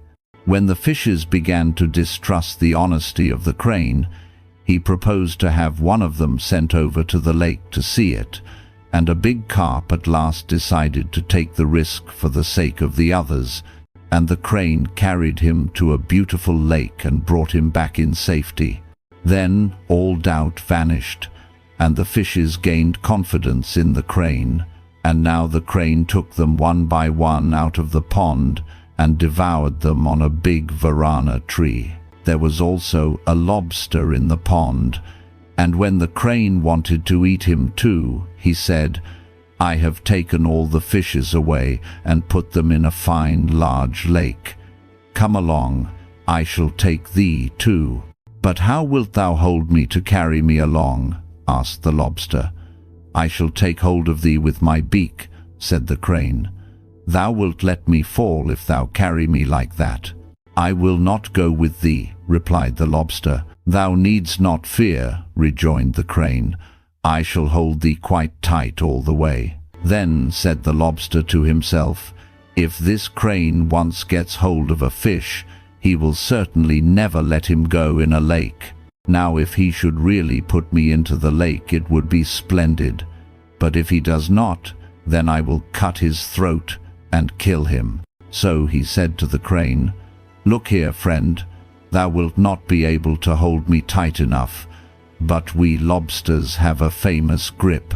If thou wilt let me catch hold of thee round the neck with my claws, I shall be glad to go with thee." The crane did not see that the lobster was trying to outwit him, and agreed. So the lobster caught hold of his neck with his claws as securely as with a pair of blacksmith's pincers, and called out, "Ready, ready, go." Crane took him and showed him the lake, and then turned off toward the varana tree. "My dear uncle," cried the lobster, "the lake lies that way, but thou art taking me this other way," answered the crane. "Thinkest so? Am I thy dear uncle? Thou meanest me to understand, I suppose, that I am thy slave, who has to lift thee up and carry thee about with him, where thou pleasest. Now cast thine eye upon that heap of fish bones at the root of yonder varana tree. Just as I have eaten those fish, every one of them, just so will I devour thee also." "Ah, those fishes got eaten through their own stupidity," answered the lobster, "but I am not going to let thee kill me. On the contrary, it is thou that I am going to destroy. For thou, in thy folly, hast not seen that I have outwitted thee. If we die, we both die together. For I will cut off this head of thine and cast it to the ground." So saying, he gave the crane's neck a pinch with his claws as with a vice. Then gasping, and with tears trickling from his eyes, and trembling with the fear of death, the crane besought the lobster, saying, "O my lord, indeed I did not intend to eat thee. Grant me my life." "Very well, fly down and put me into the lake," replied the lobster, and the crane turned round and stepped down into the lake to place the lobster on the mud at its edge. Then the lobster cut the crane's neck through as clean as one would cut a lotus stalk with a hunting knife, and then entered the water. When the teacher had finished this discourse, he added, "Not now only was this man outwitted in this way, but in other existences too, by his own intrigues." 4 kinds of merit. There was a rich man who used to invite all the Brahmins of the neighborhood to his house, and, giving them rich gifts, offered great sacrifices to the gods. But the Blessed One said, "If a man each month repeat 1,000 sacrifices and give offerings without ceasing, he is not equal to him who but for one moment fixes his mind upon righteousness." The Buddha continued, "There are 4 kinds of offering. First, when the gifts are large and the merit small. Secondly, when the gifts are small and the merit small. Thirdly, when the gifts are small and the merit large.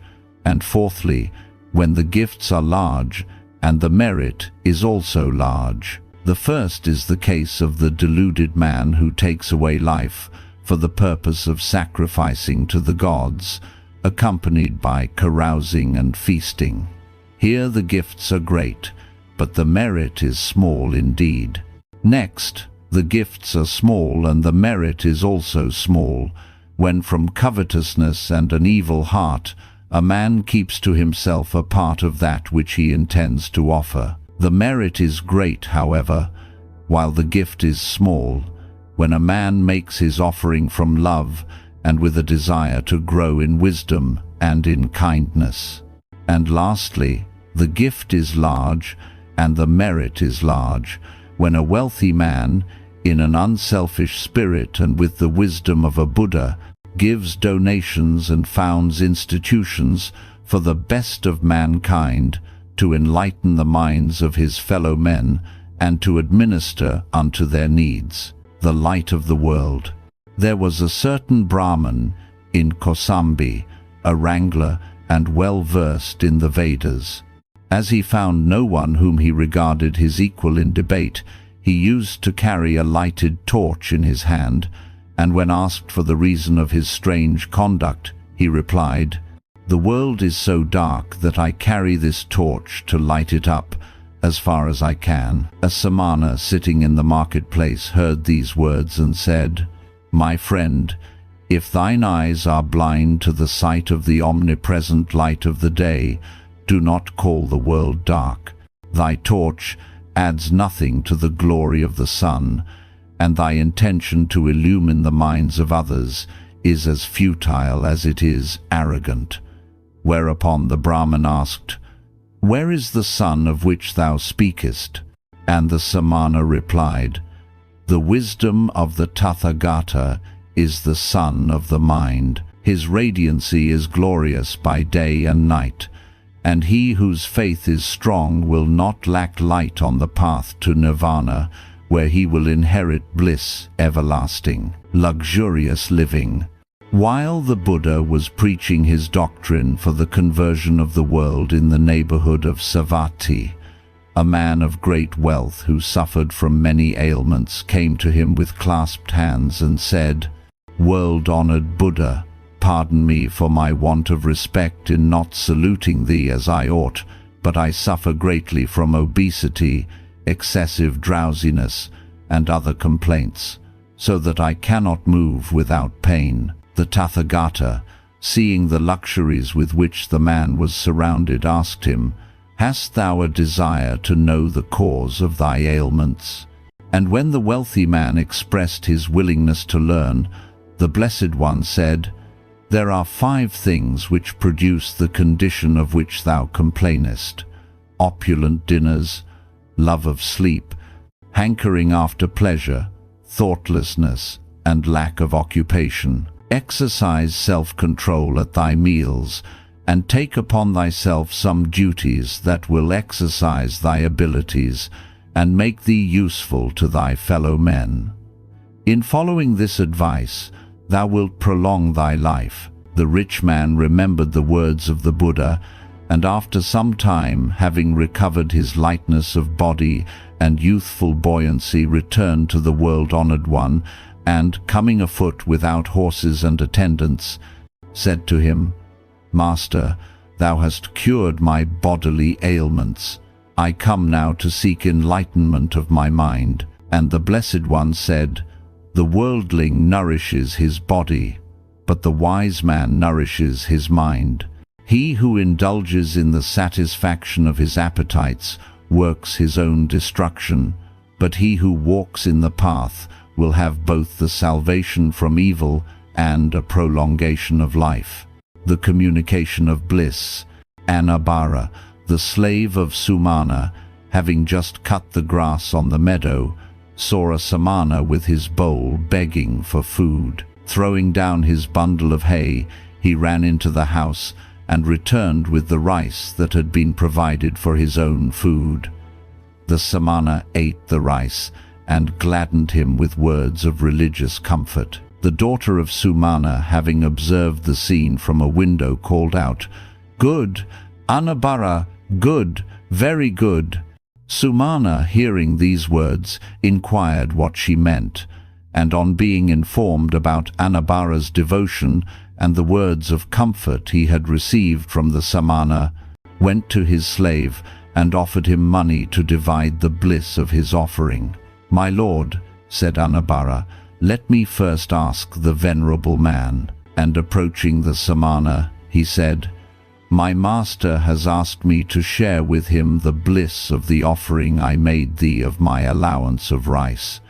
Is it right that I should divide it with him?" The samana replied in a parable. He said, "In a village of 100 houses, a single light was burning. Then a neighbor came with his lamp and lit it, and in this same way the light was communicated from house to house, and the brightness in the village was increased. Thus the light of religion may be diffused without stinting him who communicates it. Let the bliss of thy offering also be diffused. Divide it." Anabara returned to his master's house and said to him, "I present thee, my lord, with a share of the bliss of my offering. Deign to accept it." Sumana accepted it and offered his slave a sum of money, but Anabara replied, "Not so, my lord. If I accept thy money, it would appear as if I sold thee my share. Bliss cannot be sold. I beg thou wilt accept it as a gift."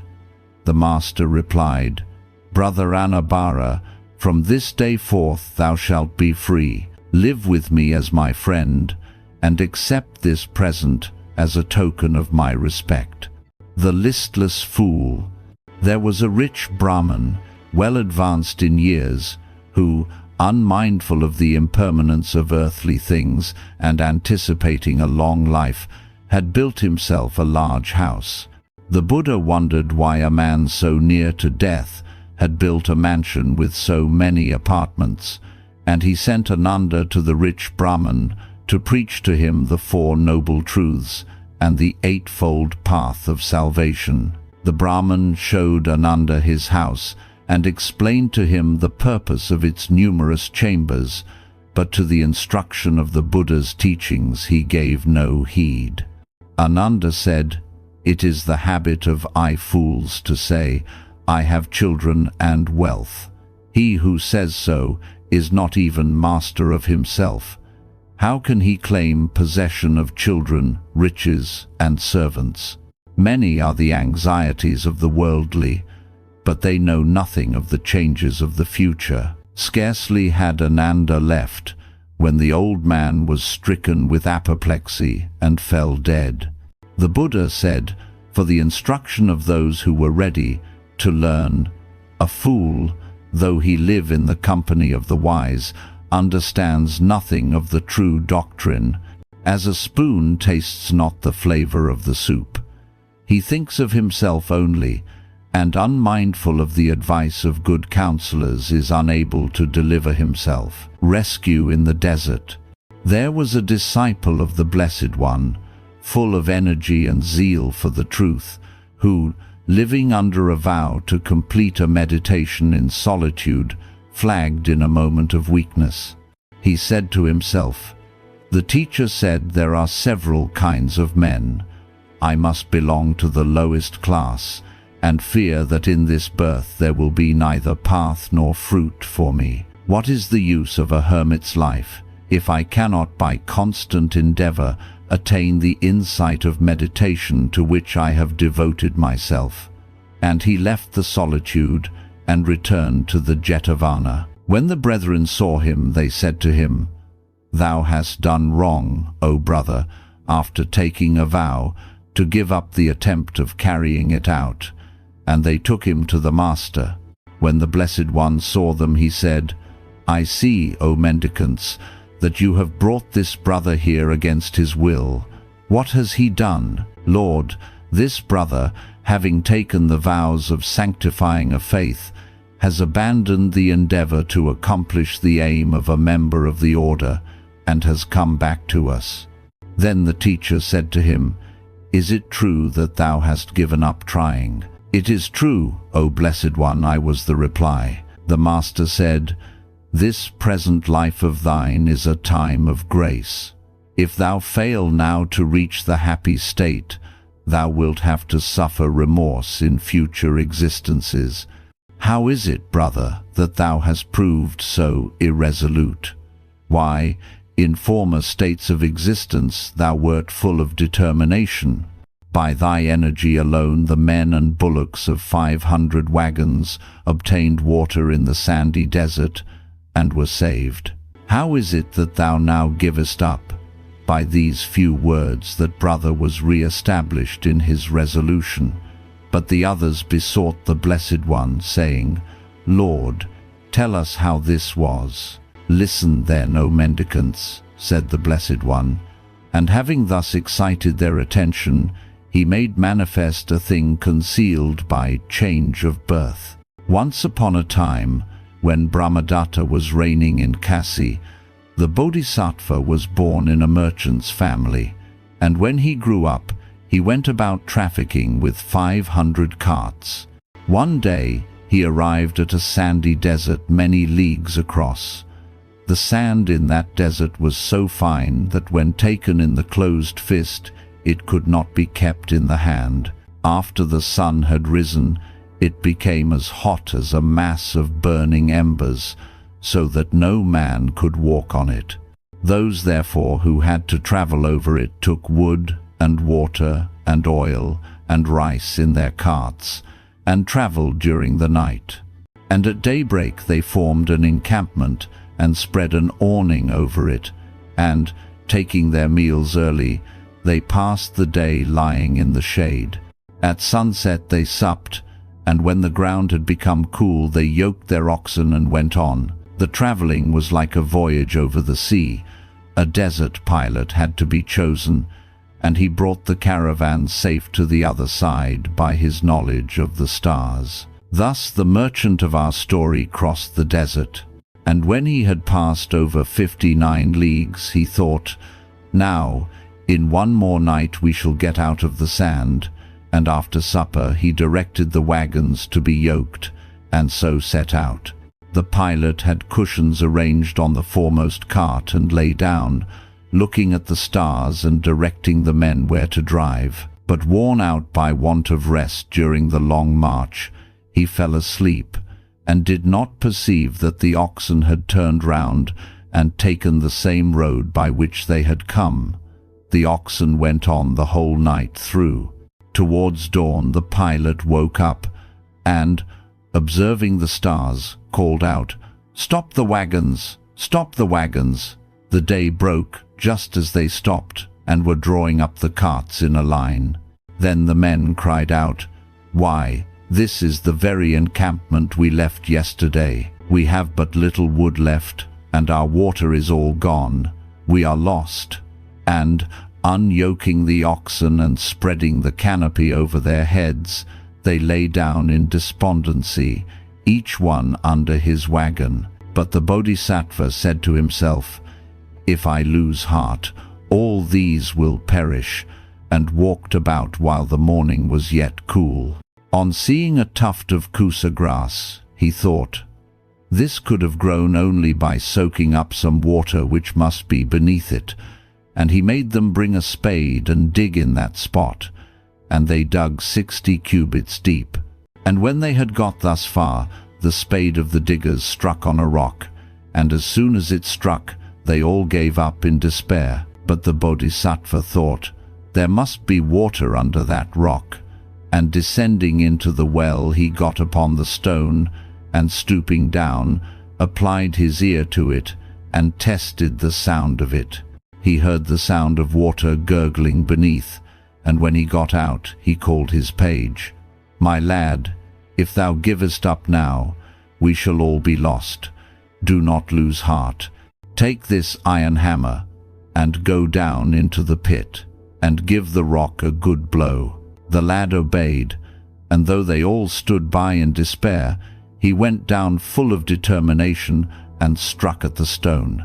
The rock split in two and fell below, so that it no longer blocked the stream, and water rose till its depth from the bottom to the brim of the well was equal to the height of a palm tree. And they all drank of the water and bathed in it. Then they cooked rice and ate it, and fed their oxen with it. And when the sun set, they put a flag in the well and went to the place appointed. There they sold their merchandise at a good profit and returned to their home, and when they died, they passed away according to their deeds. And the Bodhisattva gave gifts and did other virtuous acts, and he also passed away according to his deeds. After the teacher had told the story, he formed the connection by saying, in conclusion, the caravan, the Bodhisattva, the future Buddha, the page who at that time despaired not, but broke the stone, and gave water to the multitude, was this brother without perseverance, and the other men were attendants on the Buddha. The sower, B. Herod Vaja, a wealthy Brahmin farmer, was celebrating his harvest thanksgiving when the Blessed One came with his alms bowl, begging for food. Some of the people paid him reverence, but the Brahmin was angry and said, "O Samana, it would be more fitting for thee to go to work than to beg. I plough and sow, and having ploughed and sown, I eat. If thou didst likewise, thou too wouldst have something to eat." The Tathagata answered him and said, "O Brahman, if too plough and sow, and having ploughed and sown, I eat. Dost thou profess to be a husbandman?" replied the Brahman. "Where then are thy bullocks? Where is the seed and the plough?" The Blessed One said, "Faith is the seed I sow. Good works are the rain that fertilizes it. Wisdom and modesty are the plough. My mind is the guiding rein. I lay hold of the handle of the law.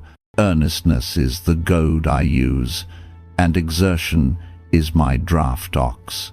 This ploughing is ploughed to destroy the weeds of illusion.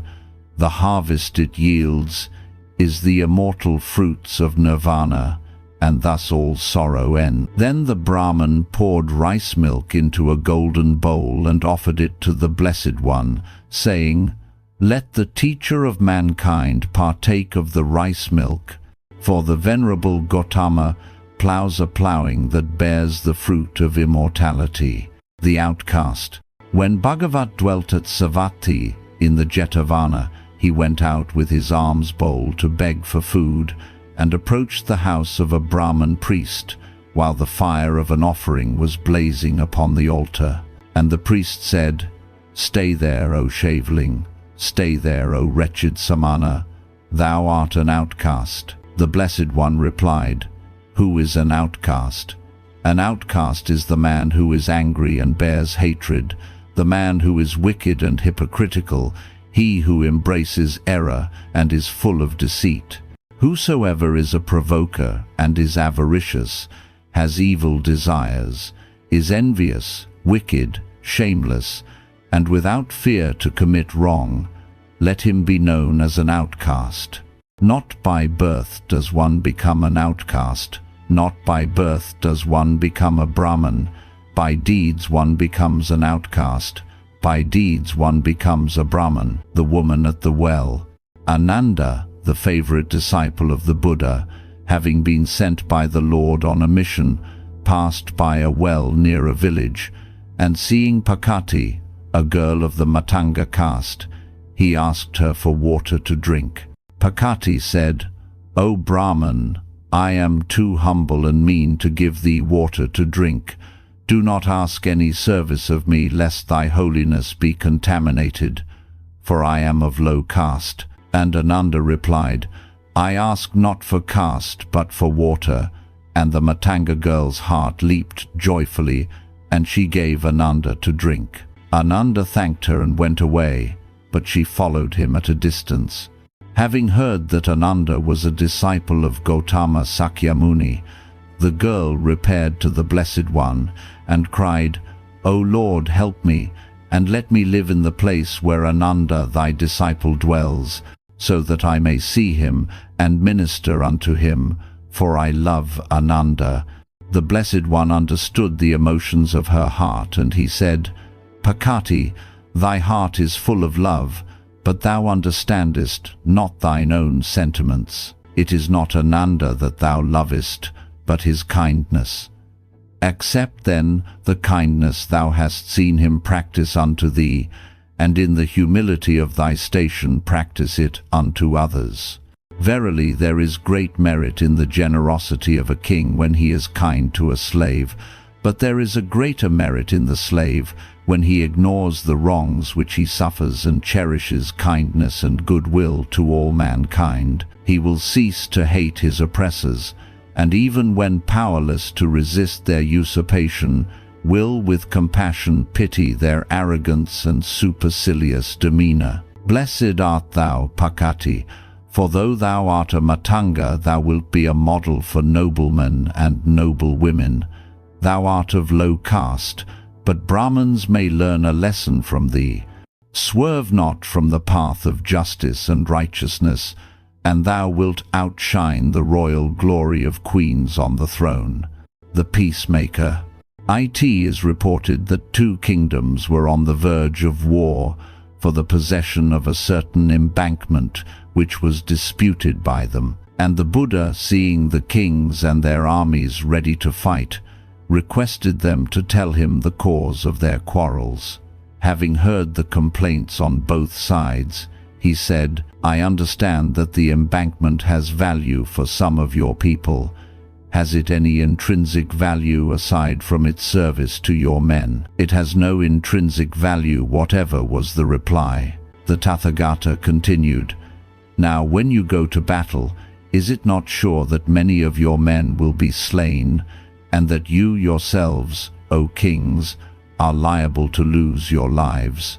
And they said, "It is sure that many will be slain, and our own lives be jeopardized." "The blood of men, however," said Buddha, "has it less intrinsic value than a mound of earth?" "No," the king said, "the lives of men, and above all the lives of kings, are priceless." Then the Tathagata concluded, "Care you going to stake that which is priceless against that which has no intrinsic value whatever?" The wrath of the two monarchs abated, and they came to a peaceable agreement. The Hungry Dog. There was a great king who oppressed his people and was hated by his subjects.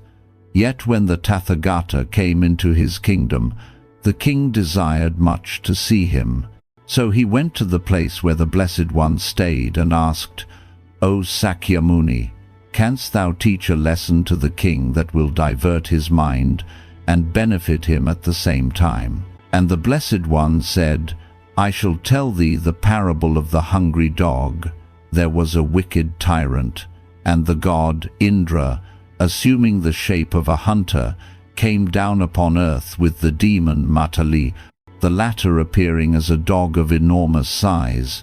Hunter and dog entered the palace, and the dog howled so woefully that the royal buildings shook by the sound to their very foundations. The tyrant had the awe-inspiring hunter brought before his throne and inquired after the cause of the terrible bark. The hunter said, "The dog is hungry," whereupon the frightened king ordered food for him. All the food prepared at the royal banquet disappeared rapidly in the dog's jaws, and still he howled with portentous significance. More food was sent for, and all the royal storehouses were emptied, but in vain. Then the tyrant grew desperate and asked, Will nothing satisfy the cravings of that woeful beast?" "Nothing," replied the hunter, "nothing except perhaps the flesh of all his enemies." "And who are his enemies?" anxiously asked the tyrant. The hunter replied, "The dog will howl as long as there are people hungry in the kingdom, and his enemies are those who practice injustice and oppress the poor."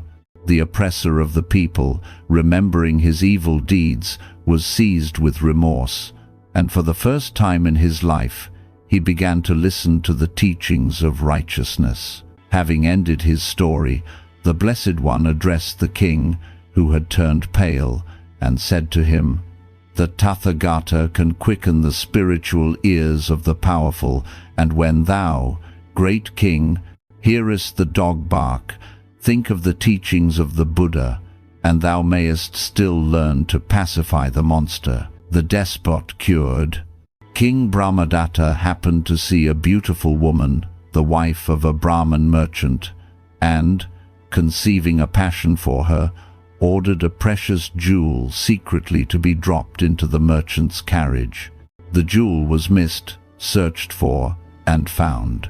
The merchant was arrested on the charge of stealing, and the king pretended to listen with great attention to the defense, and with seeming regret ordered the merchant to be executed, while his wife was consigned to the royal harem. Brahmadatta attended the execution in person, for such sights were wont to give him pleasure. But when the doomed man looked with deep compassion at his infamous judge, a flash of the Buddha's wisdom lit up the king's passion-beclouded mind, and while the executioner raised the sword for the fatal stroke, Brahmadatta felt the effect in his own mind, and he imagined he saw himself on the block. "Hold, executioner!" shouted Brahmadatta. "It is the king whom thou slayest." But it was too late. The executioner had done the bloody deed. The king fell back in a swoon, and when he awoke a change had come over him. He had ceased to be the cruel despot, and henceforth led a life of holiness and rectitude. The people said that the character of the Brahmin had been impressed into his mind. "O you who commit murders and robberies, the evil of self-delusion covers your eyes. If you could see things as they are, not as they appear, you would no longer inflict injuries and pain on your own selves. You see not that you will have to atone for your evil deeds, for what you sow you will reap." Vasavadatta, the courtesan. There was a courtesan in Mathura named Vasavadatta. She happened to see Upagutta, one of Buddha's disciples, a tall and beautiful youth, and fell desperately in love with him. Sent an invitation to the young man, but he replied, "The time has not yet arrived when Upagutta will visit Vasavadatta." The courtesan was astonished at the reply, and she sent again for him, saying, "Vasavadatta desires love, not gold, from Upagutta." But Upagutta made the same enigmatic reply, and did not come. A few months later, Vasavadatta was having a love intrigue with the chief of the artisans. But at that time a wealthy merchant came to Mathura, and fell in love with Vasavadatta. Seeing his wealth, and fearing the jealousy of her other lover, she contrived the death of the chief of the artisans, and concealed his body under a dunghill. When the chief of the artisans had disappeared, his relatives and friends searched for him and found his body. Vasavadatta was tried by a judge, and condemned to have her ears and nose, her hands and feet cut off, and flung into a graveyard. Vasavadatta had been a passionate girl, but kind to her servants, and one of her maids followed her, and out of love for her former mistress ministered to her in her agonies, and chased away the crows. Now the time had arrived when Upagutta decided to visit Vasavadatta. When he came, the poor woman ordered her maid to collect and hide under a cloth her severed limbs, and he greeted her kindly, But she said with petulance, "Once this body was fragrant like the lotus, and I offered thee my love. In those days I was covered with pearls and fine muslin. Now I am mangled by the executioner and covered with filth and blood." "Sister," said the young man, "it is not for my pleasure that I approach thee. It is to restore to thee a nobler beauty than the charms which thou hast lost. I have seen with mine eyes the Tathagata walking upon earth and teaching men his wonderful doctrine. But thou wouldst not have listened to the words of righteousness while surrounded with temptations, while under the spell of passion and yearning for worldly pleasures. Thou wouldst not have listened to the teachings of the Tathagata, for thy heart was wayward, and thou didst set thy trust on the sham of thy transient charms. The charms of a lovely form are treacherous, and quickly lead into temptations which have proved too strong for thee. But there is a beauty which will not fade, and if thou wilt but listen to the doctrine of our Lord, the Buddha, thou wilt find that peace which thou wouldst have found in the restless world of sinful pleasures." Vasavadatta became calm, and a spiritual happiness soothed the tortures of her bodily pain. For where there is much suffering, there is also great bliss. Having taken refuge in the Buddha, the Dharma, and the Sangha, she died in pious submission to the punishment of her crime. The marriage feast in Jambunada. There was a man in Jambunada who was to be married the next day, and he thought, "Would that the Buddha, the Blessed One, might be present at the wedding." And the Blessed One passed by his house and met him, and when he read the silent wish in the heart of the bridegroom, he consented to enter. When the Holy One appeared with the retinue of his many bhikkhus, the host, whose means were limited, received them as best he could, saying, "Eat, my lord, and all thy congregation, according to your desire." While the holy men ate, the meats and drinks remained undiminished, and the host thought to himself, "How wondrous is this! I should have had plenty for all my relatives and friends. Would that I had invited them all. When this thought was in the host's mind, all his relatives and friends entered the house, and although the hall in the house was small, there was room in it for all of them. They sat down at the table and ate, and there was more than enough for all of them. The Blessed One was pleased to see so many guests full of good cheer, and he quickened them and gladdened them with words of truth, proclaiming the bliss of righteousness. The greatest happiness which a mortal man can imagine is the bond of marriage that ties together two loving hearts. But there is a greater happiness still. It is the embrace of truth. Death will separate husband and wife, but death will never affect him who has espoused the truth. Therefore be married unto the truth, and live with the truth in holy wedlock. The husband who loves his wife and desires for a union that shall be everlasting must be faithful to her so as to be like truth itself, and she will rely upon him and revere him and minister unto him.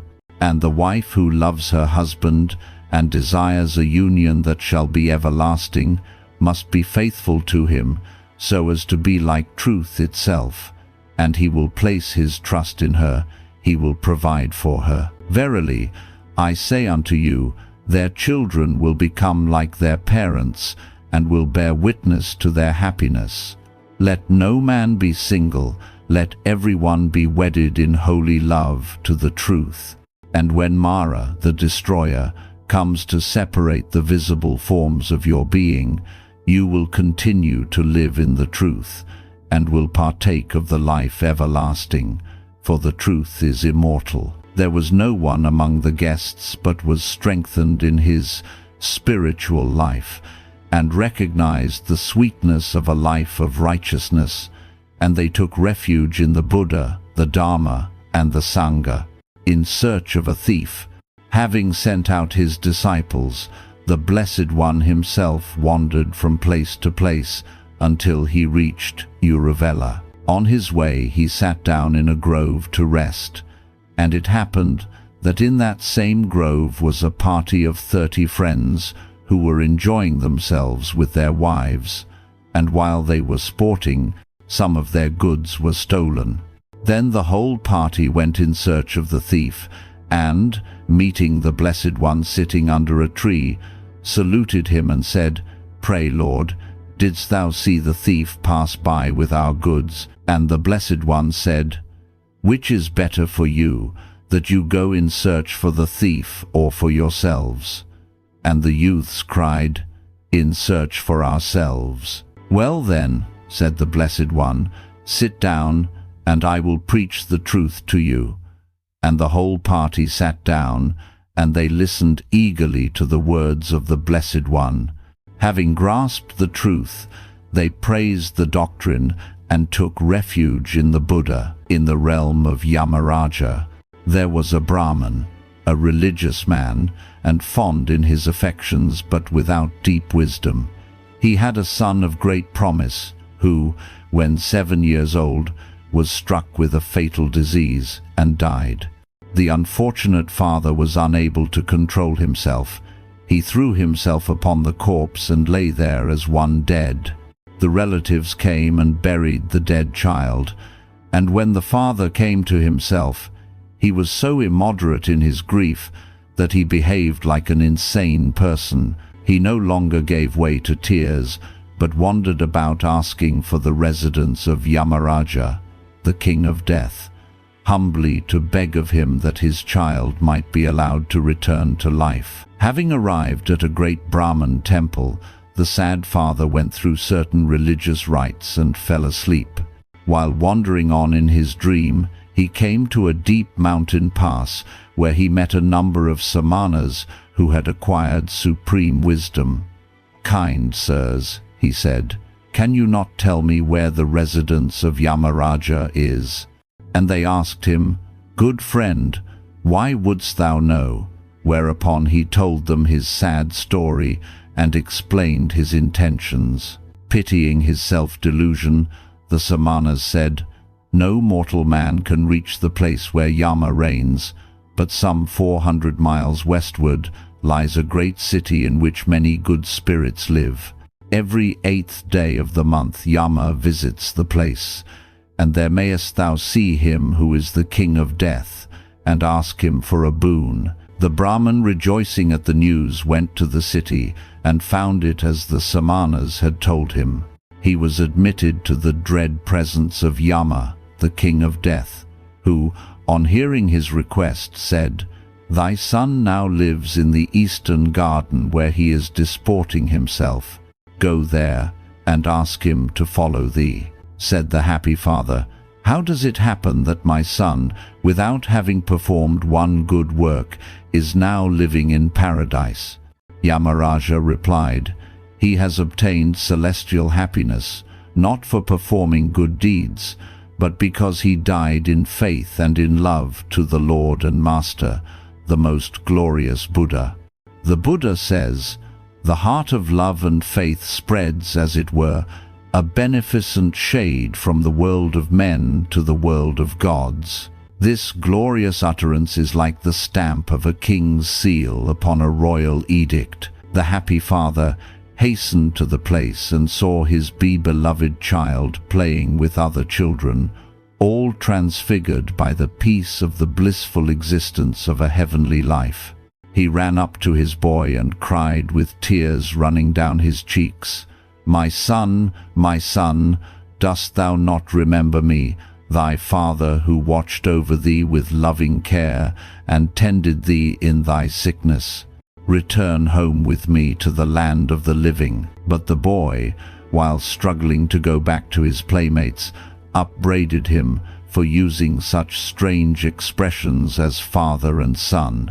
"In my present state," he said, "I know no such words, for I am free from delusion." On this, the Brahmin departed, and when he woke from his dream, he bethought himself of the blessed master of mankind, the great Buddha, and resolved to go to him, lay bare his grief, and seek consolation.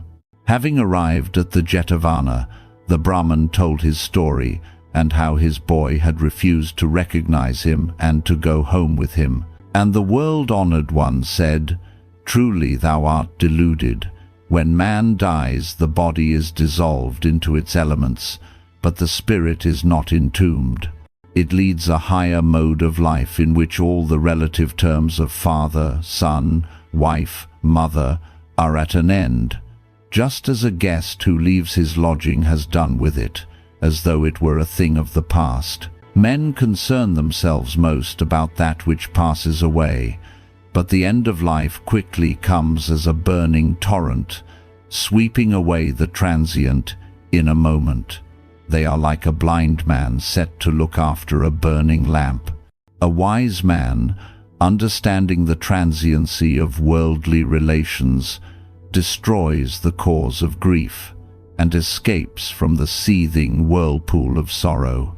Religious wisdom lifts a man above the pleasures and pains of the world and gives him peace everlasting. The Brahmin asked the permission of the Blessed One to enter the community of his bhikkhus, so as to acquire that heavenly wisdom which alone can give comfort to an afflicted heart. The mustard seed. There was a rich man who found his gold suddenly transformed into ashes, and he took to his bed and refused all food. A friend, hearing of his sickness, visited the rich man and learned the cause of his grief. And the friend said, "Thou didst not make good use of thy wealth. When thou didst hoard it up, it was not better than ashes. Now heed my advice. Spread mats in the bazaar, pile up these ashes, and pretend to trade with them." The rich man did as his friend had told him, and when his neighbors asked him, "Why sellest thou ashes?" he said, "I offer my goods for sale." After some time, a young girl named Kisa Gautami, an orphan and very poor, passed by, and seeing the rich man in the bazaar, said, "My lord, why pilest thou thus up gold and silver for sale?" And the rich man said, "Wilt thou please hand me that gold and silver?"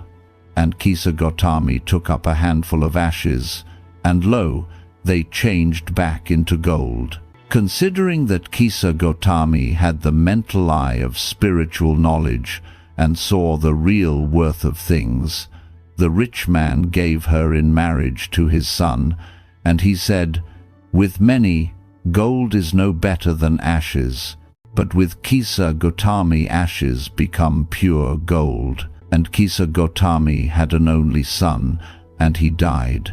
In her grief she carried the dead child to all her neighbors, asking them for medicine, and the people said, "She has lost her senses.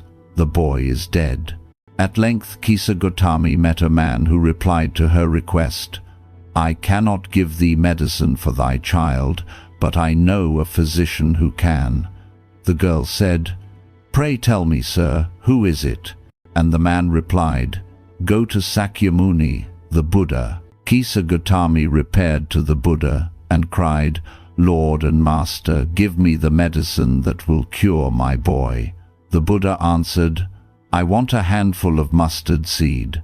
And when the girl in her joy promised to procure it, the Buddha added, "The mustard seed must be taken from a house where no one has lost a child, husband, parent, or friend." Poor Kisa Gautami now went from house to house, and the people pitied her and said, "Here is mustard seed, take it." But when she asked, "Did a son or daughter, a father or mother, die in your family?" they answered her, "Alas, the living are few, but the dead are many. Do not remind us of our deepest grief." And there was no house but some beloved one had died in it. Kisa Gautami became weary and hopeless, and sat down at the wayside, watching the lights of the city as they flickered up and were extinguished again. At last the darkness of the night reigned everywhere, and she considered the fate of men, that their lives flicker up and are extinguished, and she thought to herself, "How selfish am I in my grief? Death is common to all, yet in this valley of desolation there is a path that leads him to immortality who has surrendered all selfishness." Putting away the selfishness of her affection for her child, Kisa Gautami had the dead body buried in the forest. Returning to the Buddha, she took refuge in him and found comfort in the Dharma, which is a balm that will soothe all the pains of our troubled hearts. The Buddha said, "The life of mortals in this world is troubled and brief and combined with pain, for there is not any means by which those that have been born can avoid dying. After reaching old age, there is death. Of such a nature are living beings. As ripe fruits are early in danger of falling, so mortals when born are always in danger of death. As all earthen vessels made by the potter end in being broken, so is the life of mortals, both young and adult. Both those who are fools and those who are wise, all fall into the power of death. All are subject to death. Of those who, overcome by death, depart from life, a father cannot save his son, nor kinsmen their relations. Mark the first. While relatives are looking on and lamenting deeply, one by one mortals are carried off, like an ox that is led to the slaughter. So the world is afflicted with death and decay. Therefore the wise do not grieve, knowing the terms of the world. In whatever manner people think a thing will come to pass, it is often different when it happens, and great is the disappointment. See, such are the terms of the world. Not from weeping nor from grieving will anyone obtain peace of mind. On the contrary, his pain will be the greater, and his body will suffer.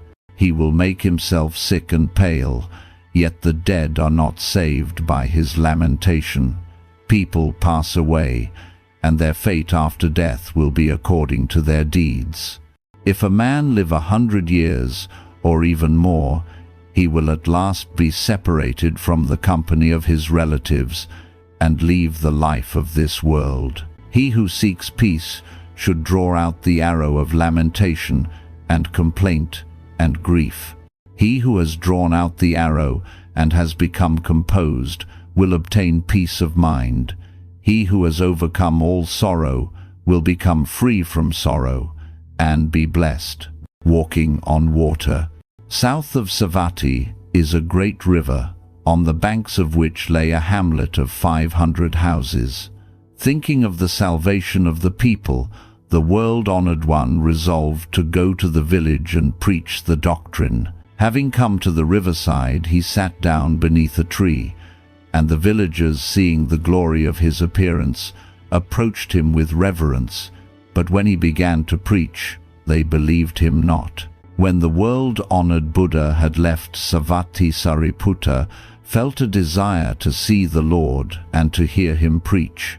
Coming to the river where the water was deep and the current strong, he said to himself, "This stream shall not prevent me. I shall go and see the Blessed One," and he stepped upon the water, which was as firm under his feet as a slab of granite. When he arrived at a place in the middle of the stream where the waves were high, Sariputta's heart gave way, and he began to sink. But rousing his faith and renewing his mental effort, he proceeded as before and reached the other bank. The people of the village were astonished to see Sariputta, and they asked how he could cross the stream where there was neither a bridge nor a ferry. Sariputta replied, "I lived in ignorance until I heard the voice of the Buddha. As I was anxious to hear the doctrine of salvation, I crossed the river, and I walked over its troubled waters because I had faith. Faith, nothing else, enabled me to do so, and now I am here in the bliss of the Master's presence." The world-honored one added, "Sariputta, thou hast spoken well. Faith like thine alone can save the world from the yawning gulf of migration and enable men to walk dry-shod to the other shore. And the Blessed One urged to the villagers the necessity of ever advancing in the conquest of sorrow and of casting off all shackles so as to cross the river of worldliness and attain deliverance from death. Hearing the words of the Tathagata, the villagers were filled with joy and, believing in the doctrines of the Blessed One, embraced the 5 rules and took refuge in his name. The sick bhikkhu. An old bhikkhu of a surly disposition was afflicted with a loathsome disease, the sight and smell of which was so nauseating that no one would come near him or help him in his distress. And it happened that the world-honored one came to the vihara in which the unfortunate man lay. Hearing of the case, he ordered warm water to be prepared and went to the sick room to administer unto the sores of the patient with his own hand, saying to his disciples, "The Tathagata has come into the world to befriend the poor, to succor the unprotected, to nourish those in bodily affliction, both the followers of the Dharma and unbelievers, to give sight to the blind and enlighten the minds of the deluded, to stand up for the rights of orphans as well as the aged, and in so doing to set an example to others. This is the consummation of his work, and thus he attains the great goal of life, as the rivers that lose themselves in the ocean. The world-honored one administered unto the sick bhikkhu daily so long as he stayed in that place. And the governor of the city came to the Buddha to do him reverence, and having heard of the service which the Lord did in the vihara, asked the Blessed One about the previous existence of the sick monk.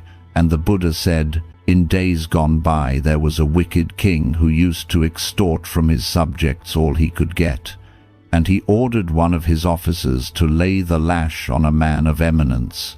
The officer, little thinking of the pain he inflicted upon others, obeyed.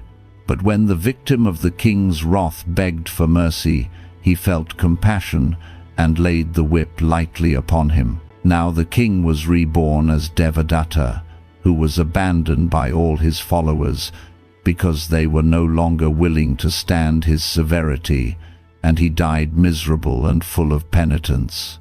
The officer is the sick bhikkhu, who, having often given offense to his brethren in the vihara, was left without assistance in his distress.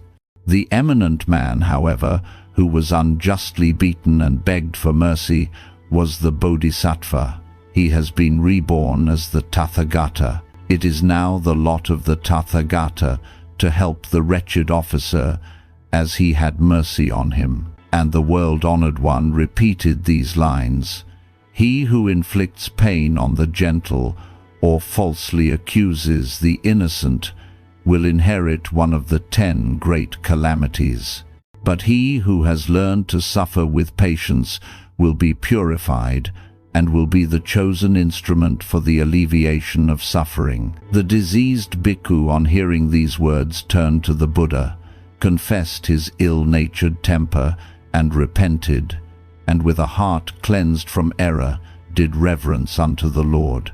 The patient elephant. While the Blessed One was residing in the Jetavana, there was a householder living in Savatthi, known to all his neighbors as patient and kind, but his relatives were wicked and contrived a plot to rob him. One day they came to the householder, and by worrying him with all kinds of threats, took away a goodly portion of his property. He did not go to court, nor did he complain, but tolerated with great forbearance the wrongs he suffered. The neighbors wondered and began to talk about it, and rumors of the affair reached the ears of the brethren in Jetavana. While the brethren discussed the occurrence in the assembly hall, the Blessed One entered and asked, "What was the topic of your conversation?" And they told him. Said the Blessed One, "The time will come when the wicked relatives will find their punishment. O brethren, This is not the first time that this occurrence took place. It has happened before, and he told them a world-old tale. Once upon a time, when Brahmadatta was king of Benares, the Bodhisattva was born in the Himalaya region as an elephant. He grew up strong and big, and ranged the hills and mountains, the peaks and caves of the tortuous woods in the valleys. Once as he went, he saw a pleasant tree, and took his food, standing under it. Then some impertinent monkeys came down out of the tree, and jumping on the elephant's back, insulted and tormented him greatly. They took hold of his tusks, pulled his tail, and disported themselves, thereby causing him much annoyance. The Bodhisattva, being full of patience, kindliness, and mercy, took no notice at all of their misconduct, which the monkeys repeated again and again. One day the spirit that lived in the tree, standing upon the tree trunk, addressed the elephant, saying, "My lord elephant, why dost thou put up with the impudence of these bad monkeys?" And he asked the question in a couplet as follows: "Why do you patiently endure each freak? These mischievous and selfish monkeys reek." The Bodhisattva, on hearing this, replied, "If, tree sprite, I cannot endure these monkeys' ill treatment without abusing their birth, lineage, and persons, how can I walk in the eightfold noble path? But these monkeys will do the same to others, thinking them to be like me. If they do it to any rogue elephant, he will punish them indeed, and I shall be delivered both from their annoyance and the guilt of having done harm to others." Saying this, he repeated another stanza: "If they will treat another one like me, he will destroy them, and I shall be free." A few days after, the Bodhisattva went elsewhere, and another elephant, a savage beast, came and stood in his place. The wicked monkeys, thinking him to be like the old one, climbed upon his back and did as before. The rogue elephant seized the monkeys with his trunk, threw them upon the ground, gored them with his tusk, and trampled them to mincemeat under his feet. When the master had ended this teaching, he declared the truths and identified the births, saying, "At that time, the mischievous monkeys were the wicked relatives of the good man. The rogue elephant was the one who will punish them, but the virtuous noble elephant was the Tathagata himself in a former incarnation." After this discourse, one of the brethren rose and asked leave to propose a question, and when the permission was granted, he said, "I have heard the doctrine that wrong should be met with wrong, and the evil-doer should be checked by being made to suffer. For if this were not done, evil would increase and good would disappear. What shall we do?" said the Blessed One. "Nay, I will tell you. You who have left the world and have adopted this glorious faith of putting aside selfishness, you shall not do evil for evil, nor return hate for hate. Neither think that you can destroy wrong by retaliating evil for evil, and thus increasing wrong. Leave the wicked to their fate, and their evil deeds will sooner or later in one way or another bring on their own punishment." And the Tathagata repeated these stanzas: "Who harms the man who does no harm, or strikes at him who strikes him not, shall soon some punishment incur, which his own wickedness begot. One of the gravest ills in life, either a loathsome dread disease, or sad old age, or loss of mind, or wretched pain without surcease, or conflagration, loss of wealth, or of his nearest kin, he shall see someone die that's dear to him, and then he'll be reborn in hell, the last days." When the Blessed One was residing on the mountain called Vulture's Peak, near Rajagaha, Ajatasattu, king of Magadha, who reigned in the place of Bimbisara, planned an attack on the Vajis, And he said to Vasakara, his prime minister, I will root out the Vajis, mighty though they be. I will destroy the Vajis. I will bring them to utter ruin. Come now, O Brahman, and go to the Blessed One. Inquire in my name for his health, and tell him my purpose. Bear carefully in mind what the Blessed One may say, and repeat it to me, for the Buddhas speak nothing untrue. When Vasakara, the Prime Minister, had greeted the Blessed One and delivered his message, the Venerable Ananda stood behind the Blessed One and fanned him. And the Blessed One said to him, Hast thou heard, Ananda, that the Vajis hold full and frequent public assemblies? He replied, Lord, so I have heard. So long, Ananda, said the Blessed One, as the Vajis hold these full and frequent public assemblies, they may be expected not to decline, but to prosper.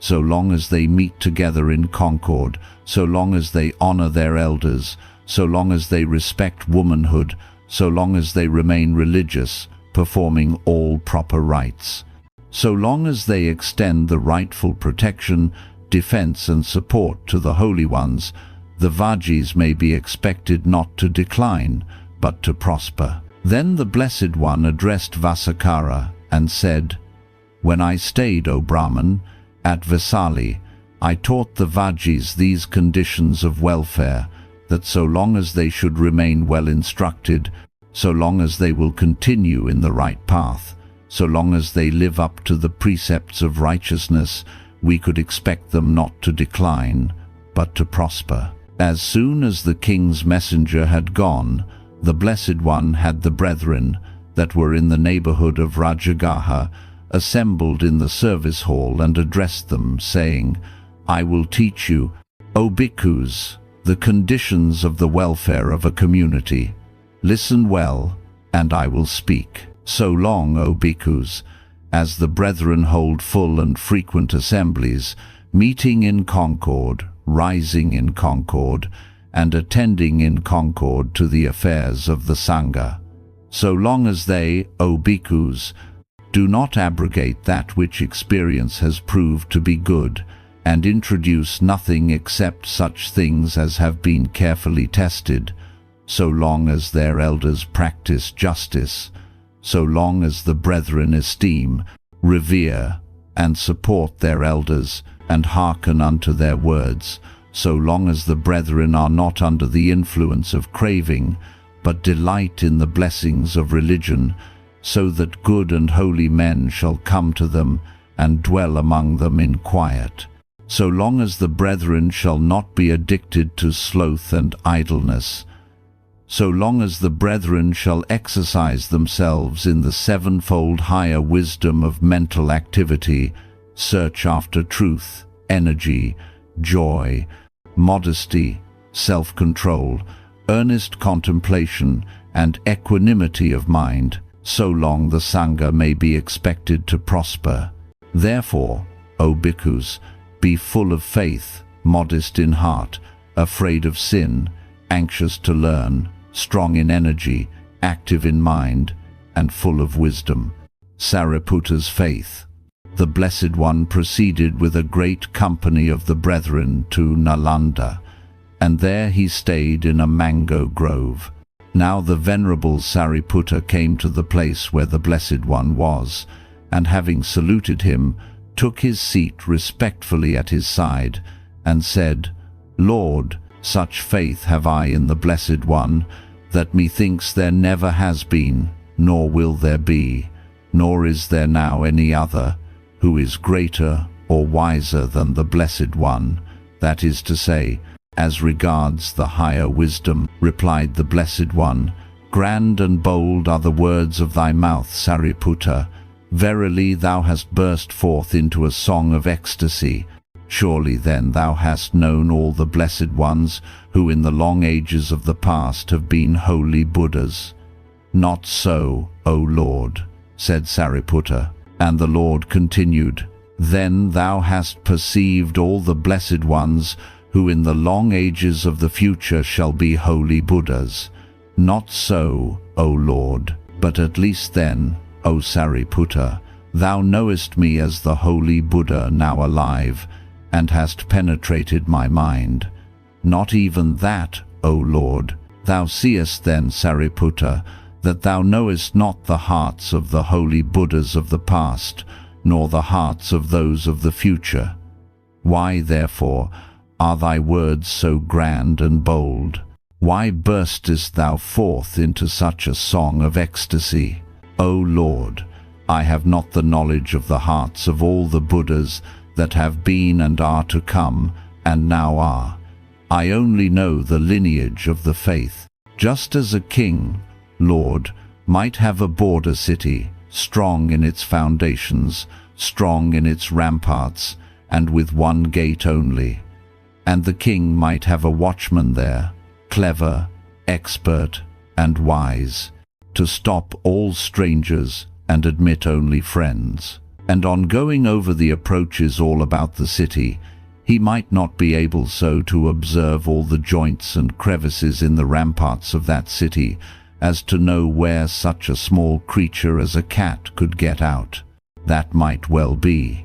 Yet all living beings of larger size that entered or left the city would have to pass through that gate. Thus only is it, Lord, that I know the lineage of the faith.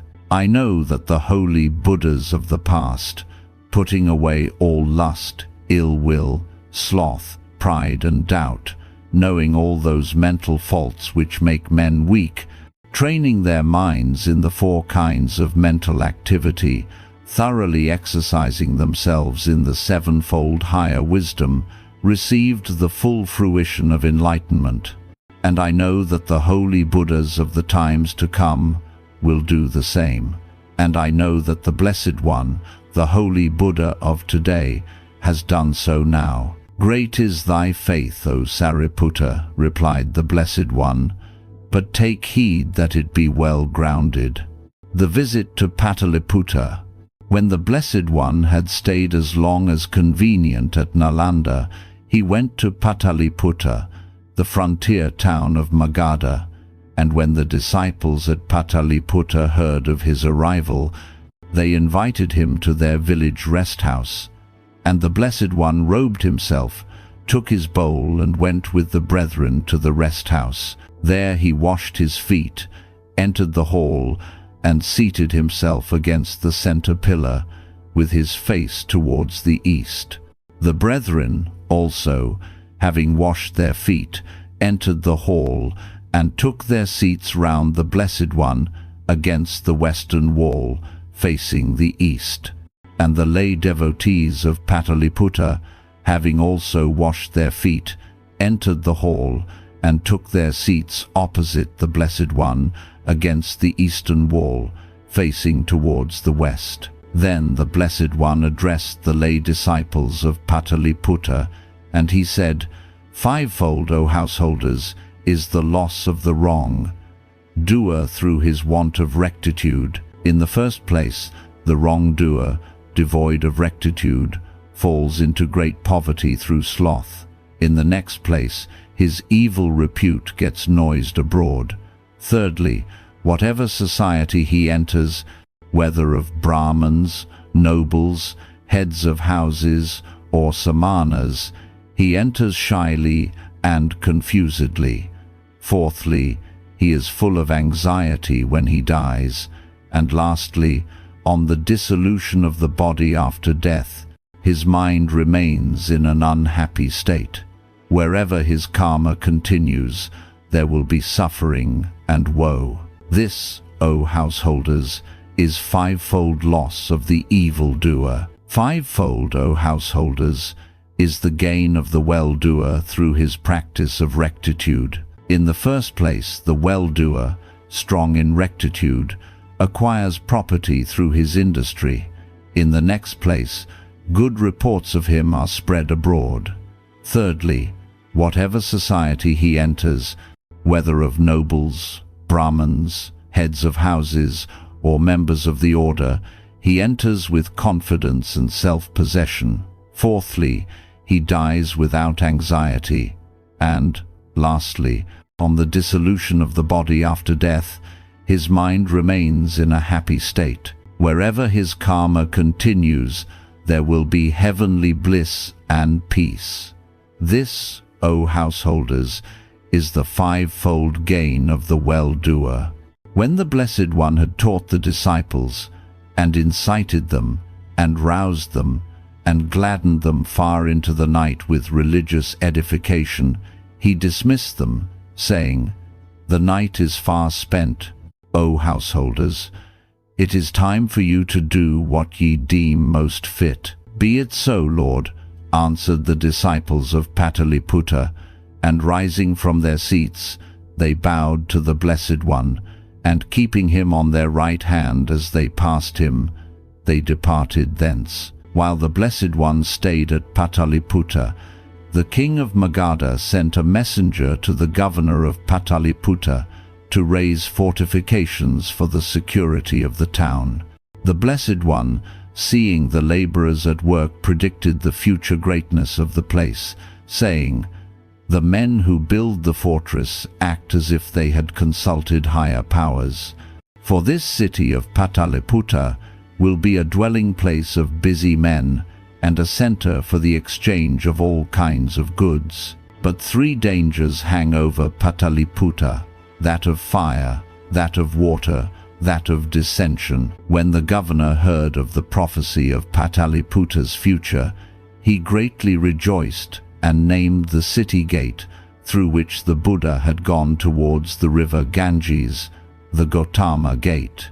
Meanwhile, the people living on the banks of the Ganges arrived in great numbers to pay reverence to the Lord of the world, and many persons asked him to do them the honor to cross over in their boats. But the Blessed One, considering the number of the boats and their beauty, did not want to show any partiality, and by accepting the invitation of one to offend all the others, he therefore crossed the river without any boat, signifying thereby that the rafts of asceticism and the gaudy gondolas of religious ceremonies were not staunch enough to weather the storms of samsara, while the Tathagata can walk dry-shod over the ocean of worldliness. And as the city gate was called after the name of the Tathagata, so the people called this passage of the river Gautama Ford, the mirror of truth.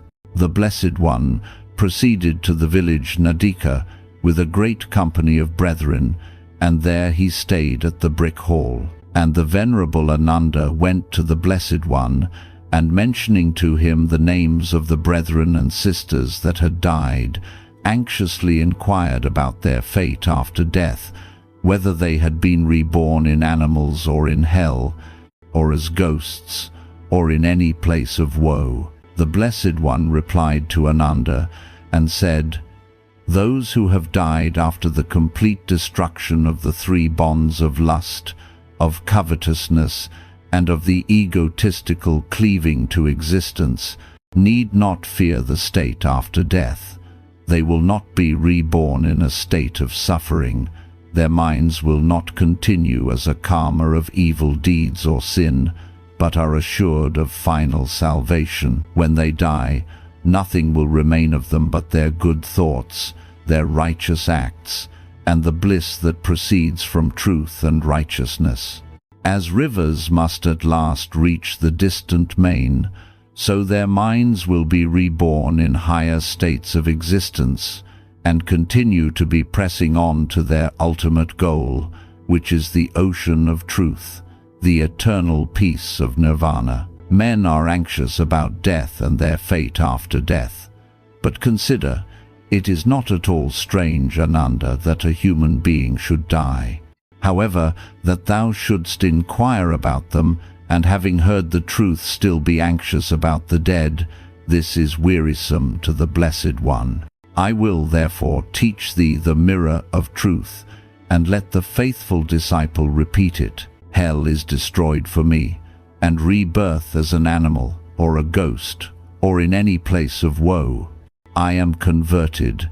I am no longer liable to be reborn in a state of suffering, and am assured of final salvation. What then, Ananda, is this mirror of truth. It is the consciousness that the elect disciple is in this world, possessed of faith in the Buddha, believing the Blessed One to be the Holy One, the fully enlightened one, wise, upright, happy, world-knowing, supreme, the bridler of men's wayward hearts, the teacher of gods and men, the Blessed Buddha. It is further the consciousness that the disciple is possessed of faith in the truth, believing the truth to have been proclaimed by the Blessed One for the benefit of the world, passing not away, welcoming all, leading to salvation, to which through truth the wise will attain, each one by his own efforts. And,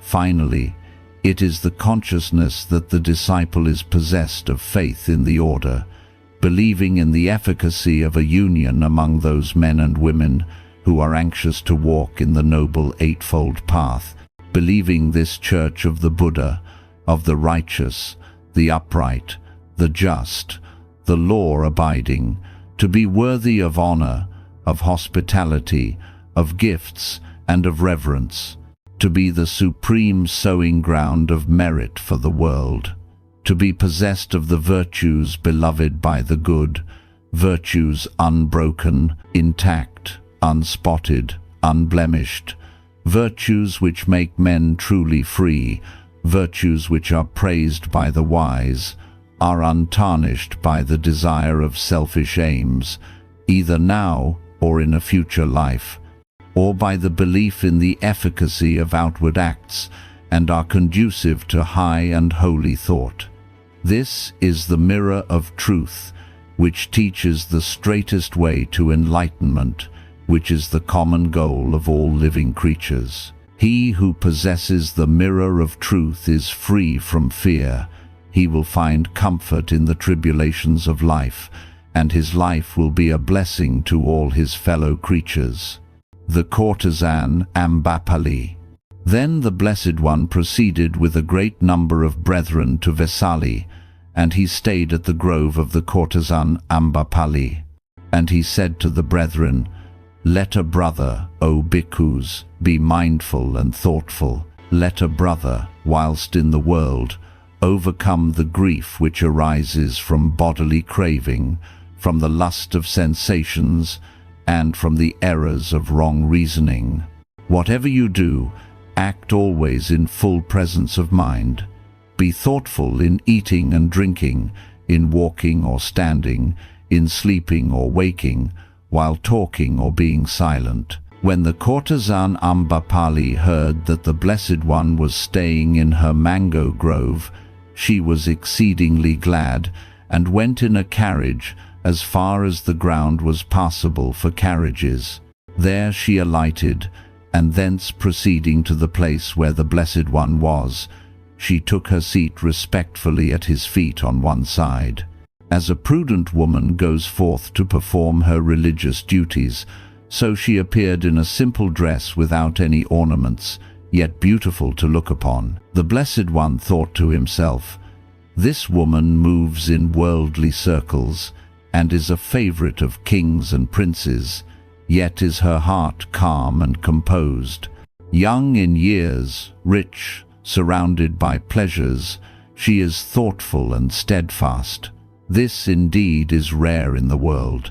Women, as a rule, are scant in wisdom and deeply immersed in vanity, but she, although living in luxury, has acquired the wisdom of a master, taking delight in piety, and able to receive the truth in its completeness." When she was seated, the Blessed One instructed, aroused, and gladdened her with religious discourse.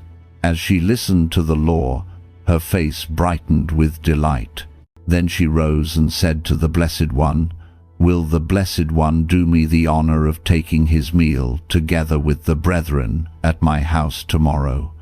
And the Blessed One gave by silence his consent. Now, the Likavi, a wealthy family of princely rank, hearing that the Blessed One had arrived at Vesali and was staying at Ambapali's grove, mounted their magnificent carriages and proceeded with their retinue to the place where the Blessed One was.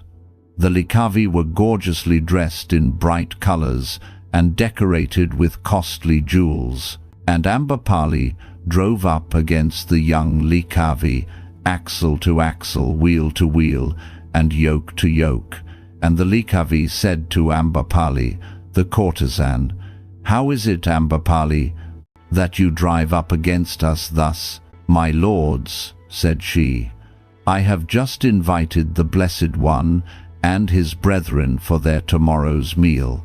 And the princes replied, "Ambapali, give up this meal to us for 100,000. My lords, were you to offer all Vasali with its subject territory, I would not give up so great an honor." Then the Likavi went on to Ambapali's grove.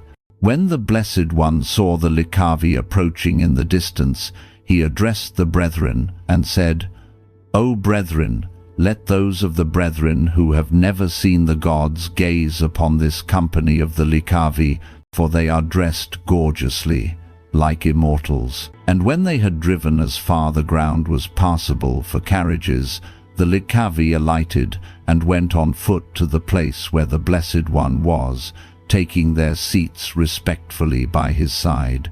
And when they were thus seated, the Blessed One instructed, aroused, and gladdened them with religious discourse. Then they addressed the Blessed One and said, "Will the Blessed One do us the honor of taking his meal, together with the brethren, at our palace tomorrow?" "O Likavi," said the Blessed One, "I have promised to dine tomorrow with Ambapali the courtesan." Then the Likavi, expressing their approval of the words of the Blessed One, arose from their seats and bowed down before the Blessed One, and, keeping him on their right hand as they passed him, they departed thence. But when they came home, they cast up their hands, saying, "A worldly woman has outdone us.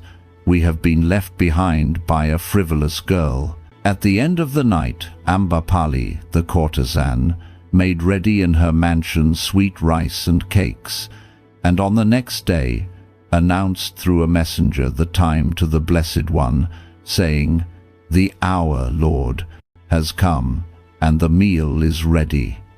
And the Blessed One robed himself early in the morning, took his bowl, and went with the brethren to the place where Ambapali's dwelling house was. And when they had come there, they seated themselves on the seats prepared for them. Ambapali, the courtesan, set the sweet rice and cakes before the order, with the Buddha at their head, and waited upon them till they refused to take more. When the Blessed One had finished his meal, the courtesan had a low stool brought, and sat down at his side, and addressed the Blessed One, and said, "Lord, I present this mansion to the order of bhikkhus, of which the Buddha is the chief." And the Blessed One accepted the gift, and after instructing, arousing, and gladdening her with religious edification, he rose from his seat and departed thence. The Buddha's farewell. When the Blessed One had remained as long as he wished at Ambapali's grove, he went to Baluva, near Vesali. There the Blessed One addressed the brethren and said, "O mendicants, take up your abode for the rainy season round about Vesali, each one according to the place where his friends and near companions may live. I shall enter upon the rainy season here at Baluva." When the Blessed One had thus entered upon the rainy season, there fell upon him a dire sickness, and sharp pains came upon him, even unto death. But the Blessed One, mindful and self-possessed, bore his ailments without complaint. Then this thought occurred to the Blessed: it would not be right for me to pass away from life without addressing the disciples, without taking leave of the order. Let me now, by a strong effort of the will, subdue this sickness, and keep my hold on life till the allotted time have come. And the Blessed One, by a strong effort of the will, subdued the sickness, and kept his hold on life, till the time he fixed upon should come, and the sickness abated. Thus the Blessed One began to recover, and when he had quite got rid of the sickness, he went out from the monastery and sat down on a seat spread out in the open air. And the Venerable Ananda, accompanied by many other disciples, approached where the Blessed One was, saluted him, and taking a seat respectfully on one side, said, "I have beheld, Lord, how the Blessed One was in health, and I have beheld how the Blessed One had to suffer. And though at the sight of the sickness of the Blessed One my body became weak as a creeper, and the horizon became dim to me, and my faculties were no longer clear, yet notwithstanding I took some little comfort from the thought that the Blessed One would not pass away from existence until at least he had left instructions as touching the order." The Blessed One addressed Ananda in behalf of the order, saying, "What then, Ananda, does the order expect of me? I have preached the truth without making any distinction between doctrine hidden or revealed, for in respect of the truth, Ananda, the Tathagata has no such thing as the closed fist of a teacher who keeps some things back. Surely, Ananda, should there be anyone who harbor the thought, 'It is I who will lead the brotherhood,' or 'The order is dependent upon me,' he should lay down instructions in any matter concerning the order. Now the Tathagata, Ananda, thinks not that it is he who should lead the brotherhood, or that the order is dependent upon him. Why then should the Tathagata leave instructions in any matter concerning the order? I am now grown old, O Ananda, and full of years. My journey is drawing to its close. I have reached the sum of my days. I am turning 80 years of age. Just as a worn-out cart cannot be made to move along without much difficulty, so the body of the Tathagata can only be kept going with much additional care. It is only when the Tathagata, Ananda, ceasing to attend to any outward thing, becomes plunged in that devout meditation of heart, which is concerned with no bodily object, it is only then that the body of the Tathagata is at ease. Therefore, O Ananda, be ye lamps unto yourselves. Rely on yourselves, and do not rely on external help. Hold fast to the truth as a lamp. Seek salvation alone in the truth. Look not for assistance to anyone besides yourselves. And how, Ananda, can a brother be a lamp unto himself? Rely on himself only, and not on any external help, holding fast to the truth as his lamp, and seeking salvation in the truth alone, looking not for assistance to anyone besides himself.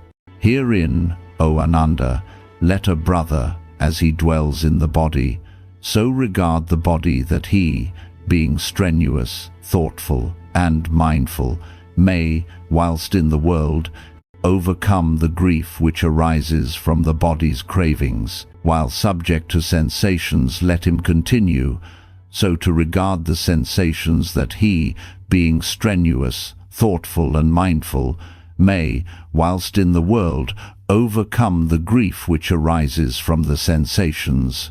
And so, also, when he thinks, or reasons, or feels, let him so regard his thoughts, that being strenuous, thoughtful, and mindful, he may, whilst in the world, overcome the grief which arises from the craving due to ideas, or to reasoning, or to feeling. Those who, either now or after I am dead, shall be lamps unto themselves, relying upon themselves only, and not relying upon any external help, but holding fast to the truth as their lamp, and seeking their salvation in the truth alone, and shall not look for assistance to anyone besides themselves. It is they, Ananda, among my bhikkhus, who shall reach the very topmost height. but they must be anxious to learn. The Buddha announces his death. Said the Tathagata to Ananda, "In former years, Ananda, Mara, the evil one, approached the holy Buddha 3 times to tempt him, and now Ananda, Mara, the evil one, came again today to the place where I was, and, standing beside me, addressed me in the same words as he did when I was resting under the shepherd's Nigroda tree on the bank of the Neranjara river. Be greeted, thou Holy One, thou hast attained the highest bliss, and it is time for thee to enter into the final nirvana." And when Mara had thus spoken, "Ananda," I answered him and said, "Make thyself happy, O wicked one. The final extinction of the Tathagata shall take place before long." The Venerable Ananda addressed the Blessed One and said, "Vouchsafe, Lord, to remain with us, O Blessed One, I for the good and the happiness of the great multitudes, out of pity for the world, for the good and the gain of mankind." Said the Blessed One, "Enough now, Ananda, beseech not the Tathagata." And again, a second time, the Venerable Ananda besought the Blessed One in the same words. He received from the Blessed One the same reply. And again, the third time, the Venerable Ananda besought the Blessed One to live longer, and the Blessed One said, "Hast thou faith, Ananda?" Said Ananda, "I have, my Lord." The Blessed One, seeing the quivering eyelids of Ananda, read the deep grief in the heart of his beloved disciple, and he asked again, "Hast thou indeed faith, Ananda?" And Ananda said, "I have faith, my Lord." Then the Blessed One continued, "If thou hast faith, Ananda, in the wisdom of the Tathagata, why then, Ananda, dost thou trouble the Tathagata even until the 3rd time? Have I not formally declared to you that it is in the very nature of all compound things that they must be dissolved again? We must separate ourselves from all things near and dear to us, and must leave them. How then, Ananda, can it be possible for me to remain, since everything that is born, or brought into being, and organized, contains within itself the inherent necessity of dissolution? How then can it be possible that this body of mine should not be dissolved? No such condition can exist. And this mortal existence, O Ananda, has been relinquished, cast away, renounced, rejected, and abandoned by the Tathagata. And the Blessed One said to Ananda, "Go now, Ananda, and assemble in the service hall such of the brethren as reside in the neighborhood of Vesali." Then the Blessed One proceeded to the service hall, and sat down there on the mat spread out for him. And when he was seated, the Blessed One addressed the brethren, and said, "O brethren, ye to whom the truth has been made known, having thoroughly made yourselves masters of it, practice it, meditate upon it, and spread it abroad, in order that pure religion may last long and be perpetuated, in order that it may continue for the good and happiness of the great multitudes, out of pity for the world, and to the good and gain of all living beings. Stargazing and astrology, forecasting lucky or unfortunate events by signs, prognosticating good or evil, all these are things forbidden. He who lets his heart go loose without restraint shall not attain nirvana. Therefore must we hold the heart in check and retire from worldly excitements and seek tranquility of mind. Eat your food to satisfy your hunger, and drink to satisfy your thirst. Satisfy the necessities of life, like the butterfly that sips the flower, without destroying its fragrance or its texture. It is through not understanding and grasping the 4 truths, O brethren, that we have gone astray so long and wandered in this weary path of transmigrations, both you and I, until we have found the truth. Practice the earnest meditations I have taught you. Continue in the great struggle against sin. Walk steadily in the roads of saintship. Be strong in moral powers. Let the organs of your spiritual sense be quick. When the 7 kinds of wisdom enlighten your mind, you will find the noble, eightfold path that leads to nirvana. Behold, O brethren, the final extinction of the Tathagata will take place before long. I now exhort you, saying, all component things must grow old and be dissolved again. Seek ye for that which is permanent, and work out your salvation with diligence. Chunda, the smith. The Blessed One went to Pava. When Chunda, the worker in metals, heard that the Blessed One had come to Pava and was staying in his mango grove, he came to the Buddha and respectfully invited him and the brethren to take their meal at his house. And Chunda prepared rice cakes and a dish of dried boar's meat. When the Blessed One had eaten the food prepared by Chunda, the worker in metals, there fell upon him a dire sickness, and sharp pain came upon him even unto death. But the Blessed One, mindful and self-possessed, bore it without complaint.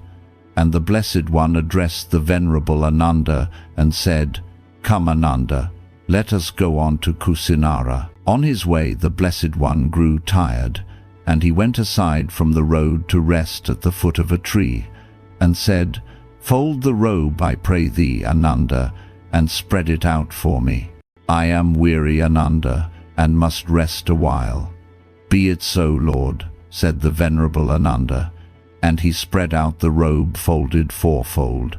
The Blessed One seated himself, and when he was seated, he addressed the Venerable Ananda and said, Fetch me some water, I pray thee, Ananda. I am thirsty, Ananda, and would drink. When he had thus spoken, the Venerable Ananda said to the Blessed One, But just now, Lord, 500 carts have gone across the brook and have stirred the water. But a river, O Lord, is not far off. Its water is clear and pleasant, cool and transparent, and it is easy to get down to it. The Blessed One may both drink water and cool his limbs. A second time the Blessed One addressed the Venerable Ananda, saying, Fetch me some water, I pray thee, Ananda. I am thirsty, Ananda, and would drink. And a second time the Venerable Ananda said, Let us go to the river. Then the third time the Blessed One addressed the Venerable Ananda, and said, Fetch me some water, I pray thee, Ananda. I am thirsty, Ananda, and would drink. Be it so, Lord, said the Venerable Ananda, in assent to the Blessed One, and, taking a bowl, he went down to the streamlet. And lo, the streamlet, which, stirred up by wheels, had become muddy when the Venerable Ananda came up to it, flowed clear and bright and free from all turbidity. And he thought, How wonderful, how marvelous is the great might and power of the Tathagata. Ananda brought the water in the bowl to the Lord, saying, Let the Blessed One take the bowl. Let the Happy One drink the water. Let the Teacher of men and gods quench his thirst. Then the Blessed One drank of the water. Now, at that time a man of low caste, named Pukusa, a young Malla, a disciple of Alara Kalama, was passing along the high road from Kusinara to Pava. Pukusa, the young Malla, saw the Blessed One seated at the foot of a tree. On seeing him, he went up to the place where the Blessed One was, and when he had come there, he saluted the Blessed One and took his seat respectfully on one side.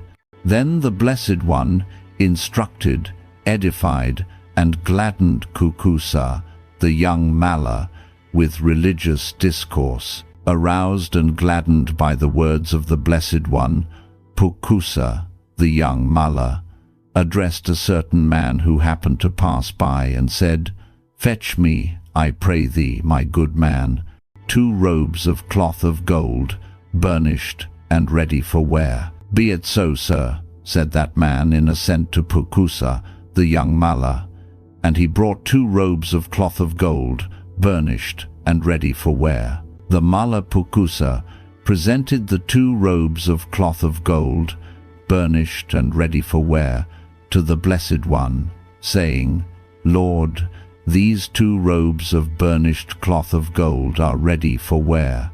May the Blessed One show me favor and accept them at my hands." The Blessed One said, "Pukusa, robe me in one, and Ananda in the other one." And the Tathagata's body appeared shining like a flame, and he was beautiful above all expression. The Venerable Ananda said to the Blessed One, "How wonderful a thing is it, Lord, and how marvelous that the color of the skin of the Blessed One should be so clear, so exceedingly bright. When I placed this robe of burnished cloth of gold on the body of the Blessed One, lo, it seemed as if it had lost its splendor." The Blessed One said, "There are 2 occasions on which a Tathagata's appearance becomes clear and exceeding bright.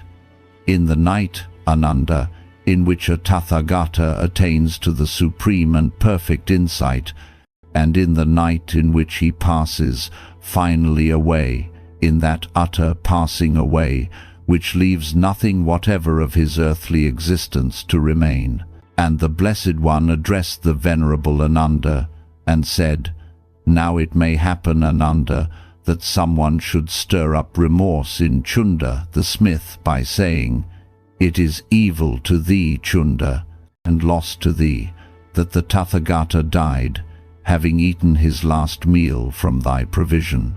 Any such remorse, Ananda, in Chunda the smith, should be checked by saying, 'It is good to thee, Chunda, and gain to thee, that the Tathagata died, having eaten his last meal from thy provision. From the very mouth of the Blessed One, O Chunda, have I heard, from his own mouth have I received this saying, these 2 offerings of food are of equal fruit and of much greater profit than any other. The offerings of food which a Tathagata accepts when he has attained perfect enlightenment, and when he passes away by the utter passing away, in which nothing whatever of his earthly existence remains behind.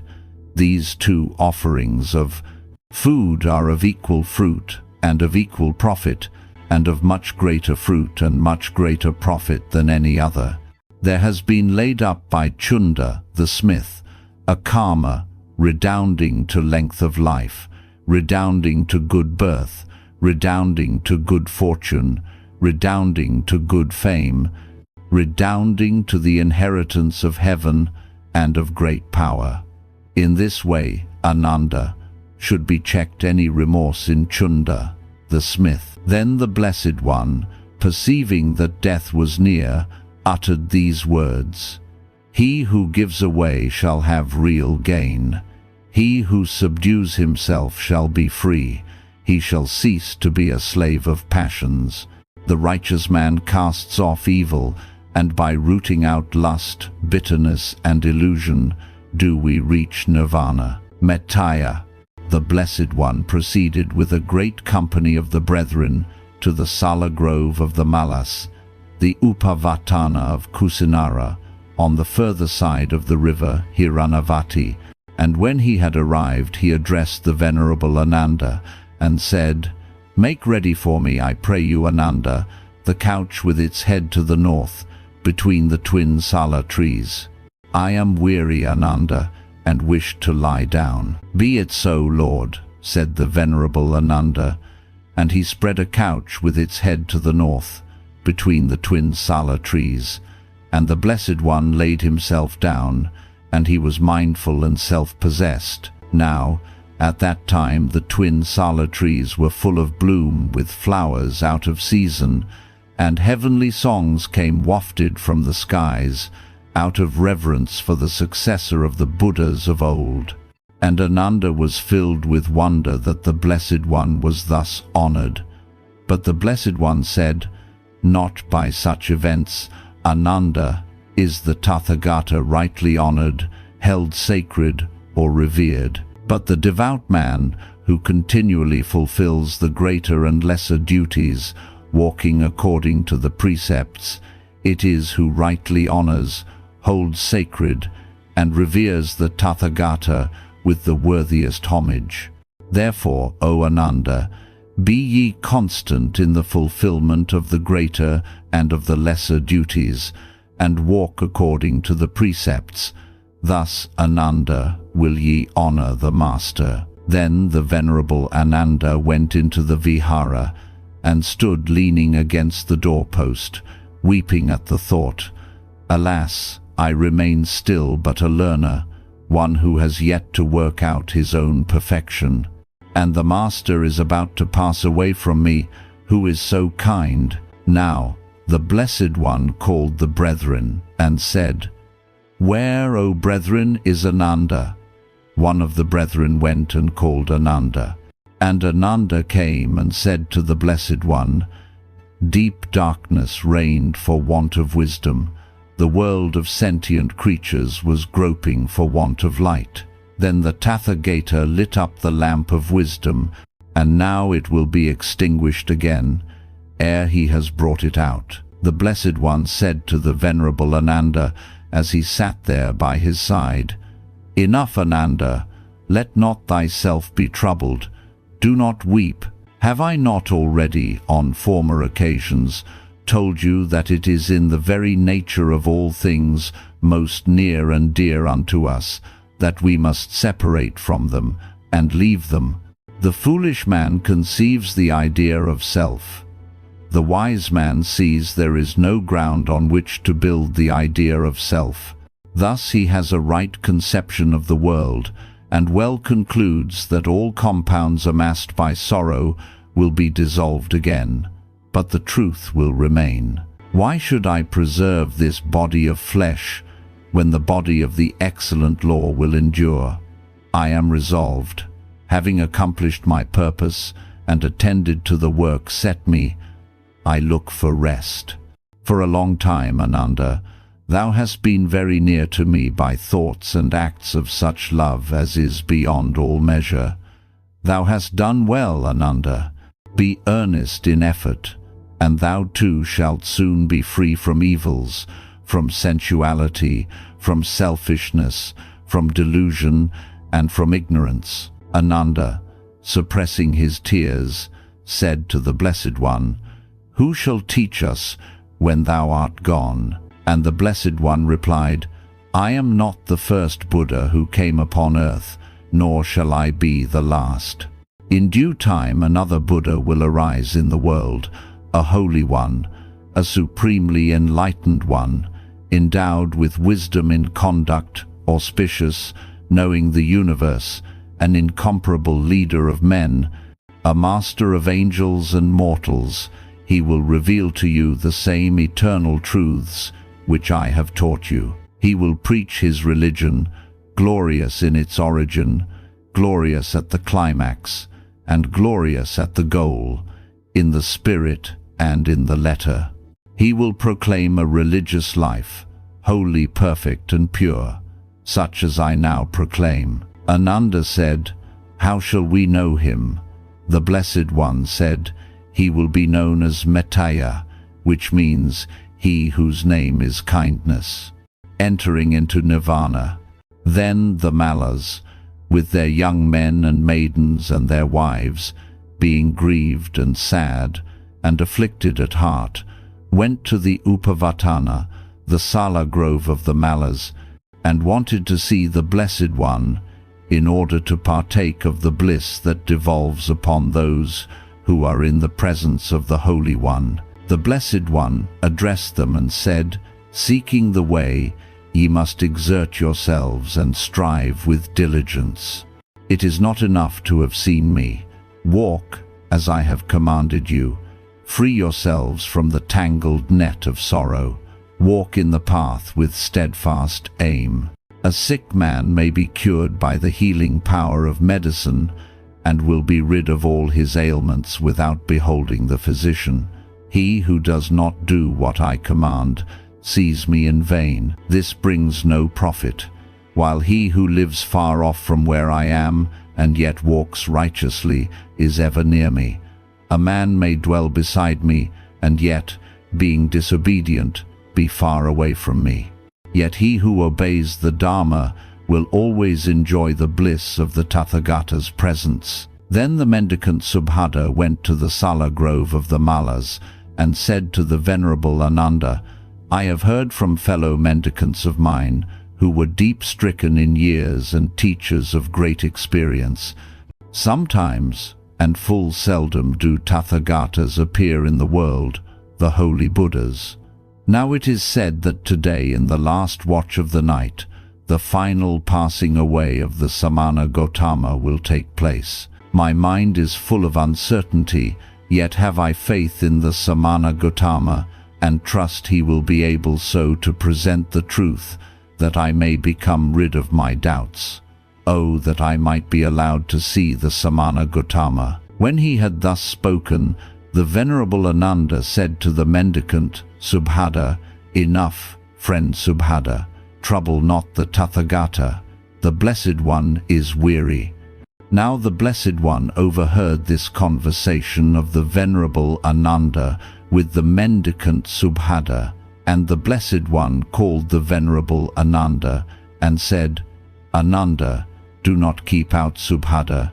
Subhadra may be allowed to see the Tathagata. Whatever Subhadra will ask of me, he will ask from a desire for knowledge and not to annoy me, and whatever I may say in answer to his questions, that he will quickly understand. Then the Venerable Ananda said, Step in, friend Subhadra, for the Blessed One gives thee leave. When the Blessed One had instructed Subhadra, and aroused and gladdened him with words of wisdom and comfort, Subhadra said to the Blessed One, glorious Lord, most excellent are the words of thy mouth, most excellent.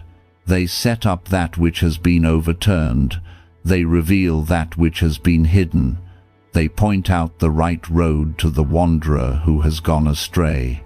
They bring a lamp into the darkness, so that those who have eyes to see can see. Thus, Lord, the truth has been made known to me by the Blessed One, and I take my refuge in the Blessed One, in the truth, and in the order. May the Blessed One accept me as a disciple and true believer, from this day forth as long as life endures. And Subhadra the mendicant said to the Venerable Ananda, Great is thy gain, friend Ananda, great is thy good fortune, that for so many years thou hast been sprinkled with the sprinkling of discipleship in this brotherhood at the hands of the Master himself. Now the Blessed One addressed the Venerable Ananda and said, It may be, Ananda, that in some of you the thought may arise. The word of the Master is ended, we have no teacher more. But it is not thus, Ananda, that you should regard it. It is true that no more shall I receive a body, for all future sorrow has now forever passed away. But though this body will be dissolved, the Tathagata remains. The truth and the rules of the order which I have set forth and laid down for you all, let them, after I am gone, be a teacher unto you. When I am gone, Ananda, let the order, if it should so wish, abolish all the lesser and minor precepts. Then the Blessed One addressed the brethren and said, There may be some doubt or misgiving in the mind of a brother as to the Buddha or the truth or the path. Do not have to reproach yourselves afterwards with the thought, We did not inquire of the Blessed One when we were face to face with him. Therefore inquire now, O brethren, inquire freely. The brethren remained silent. Then the Venerable Ananda said to the Blessed One, Verily, I believe that in this whole assembly of the brethren there is not one brother who has any doubt or misgiving as to the Buddha, or the truth, or the path. Said the Blessed One, "It is out of the fullness of faith that thou hast spoken, Ananda." But Ananda, the Tathagata, knows for certain that in this whole assembly of the brethren there is not one brother who has any doubt or misgiving as to the Buddha, or the truth, or the path. For even the most backward, Ananda, of all these brethren has become converted, and is assured of final salvation. Then the Blessed One addressed the brethren and said, "If ye now know the Dharma, the cause of all suffering, and the path of salvation, O disciples, will ye then say, 'We respect the Master, and out of reverence for the Master do we thus speak'?" The brethren replied, "That we shall not, O Lord." And the Holy One continued, "Of those beings who live in ignorance, shut up and confined, as it were, in an egg, I have first broken the eggshell of ignorance, and alone in the universe obtained the most exalted, universal Buddhahood. Thus, O disciples, I am the eldest, the noblest of beings. But what ye speak, O disciples, is it not even that which ye have yourselves known, yourselves seen, yourselves realized?" Ananda and the brethren said, "It is, O Lord." Once more the Blessed One began to speak. "Behold now, brethren," said he, "I exhort you, saying, decay is inherent in all component things, but the truth will remain forever. Work out your salvation with diligence." This was the last word of the Tathagata.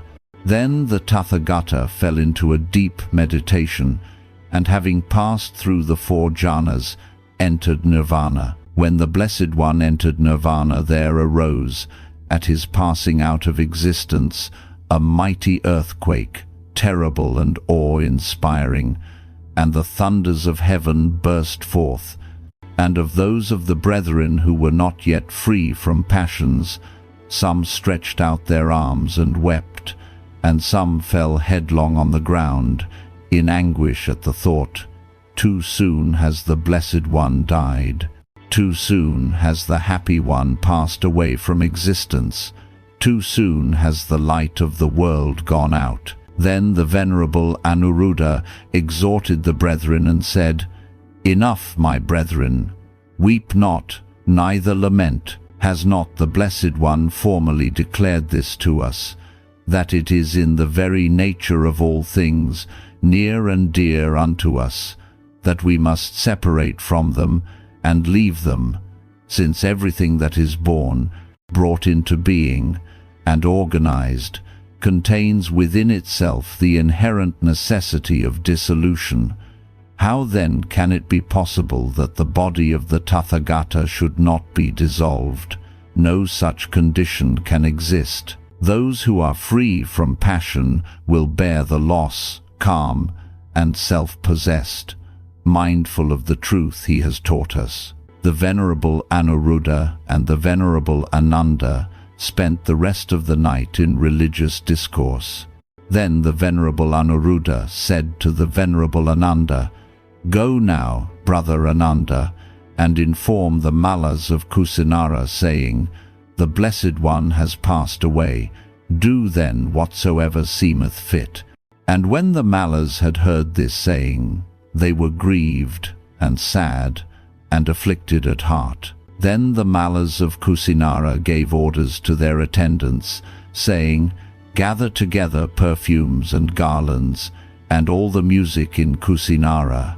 And the Mallas of Kusinara took the perfumes and garlands, and all the musical instruments, and 500 garments, and went to the Sala grove where the body of the Blessed One lay. There they passed the day in paying honor and reverence to the remains of the Blessed One, with hymns and music, and with garlands and perfumes, and in making canopies of their garments, and preparing decorative wreaths to hang thereon.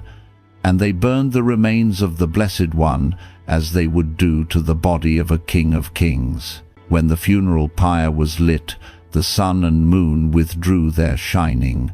The peaceful streams on every side were torrent swollen, the earth quaked, and the sturdy forests shook like aspen leaves, whilst flowers and leaves fell untimely to the ground like scattered rain, so that all Kusinara became strewn knee-deep with mandara flowers raining down from heaven. When the burning ceremonies were over, Devaputta said to the multitudes that were assembled round the pyre, "Behold, O brethren, the earthly remains of the Blessed One have been dissolved, but the truth which he has taught us lives in our minds and cleanses us from all error. Let us then go out into the world, as compassionate and merciful as our great Master, and preach to all living beings the Four Noble Truths and the Eightfold Path of Righteousness, so that all mankind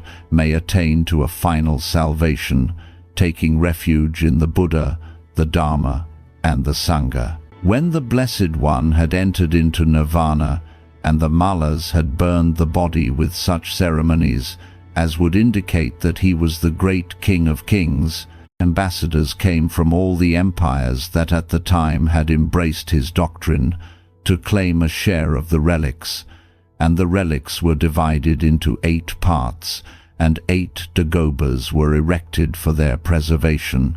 1 dagoba was erected by the Mallas, and 7 others by the 7 kings of those countries whose people had taken refuge in the Buddha. Conclusion. When the Blessed One had passed away into nirvana, the disciples came together and consulted what to do in order to keep the Dharma pure and uncorrupted by heresies. Upali rose, saying, "Our great Master used to say to the brethren, 'O bhikkhus, after my final entrance into nirvana, you must reverence and obey the law. Regard the law as your master. The law is like unto a light that shines in the darkness, pointing out the way.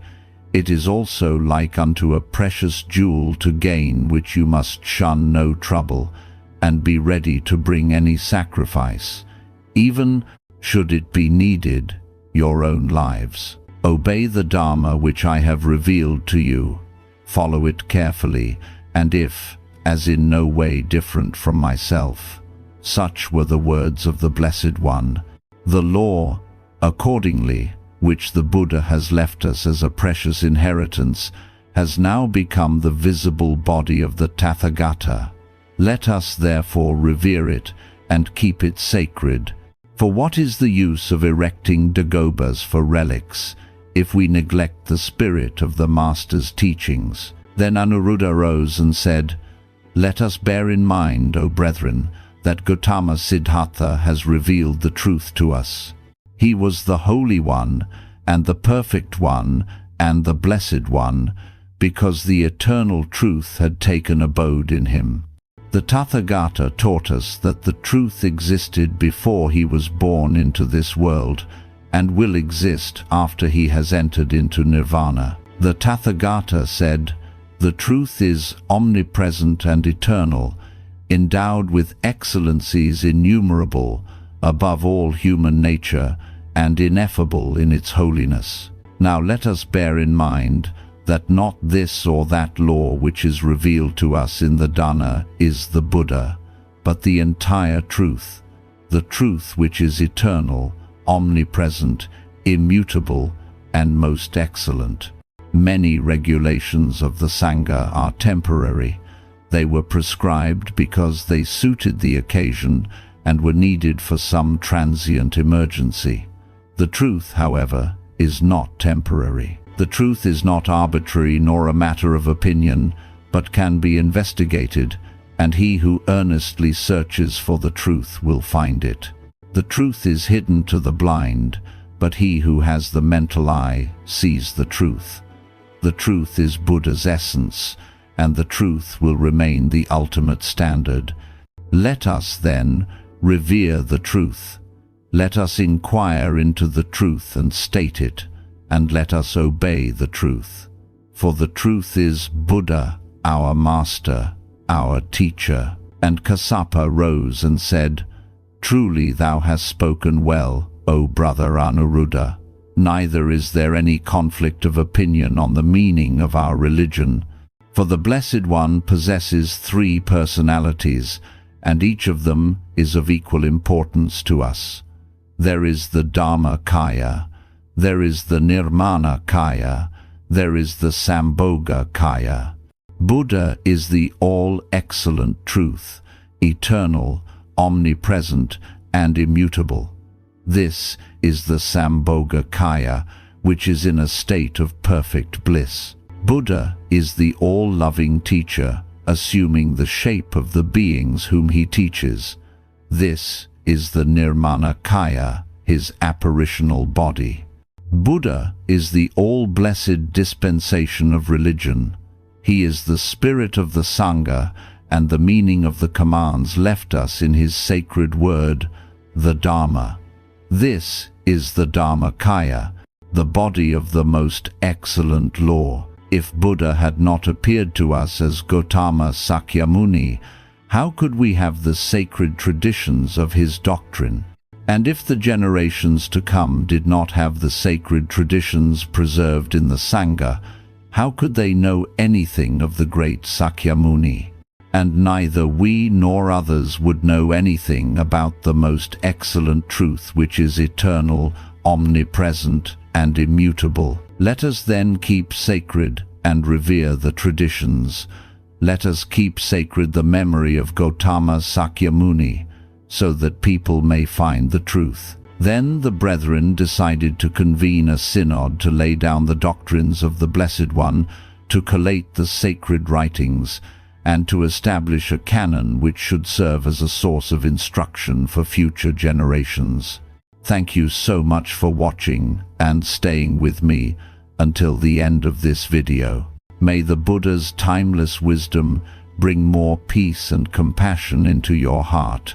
I wish you and your loved ones good health, happiness, and serenity every single day. If this message touched you, please don't forget to like, subscribe, and hit the notification bell so you won't miss any of the upcoming videos. Your support is the greatest motivation for me to keep sharing these teachings and spreading positivity to more people around the world.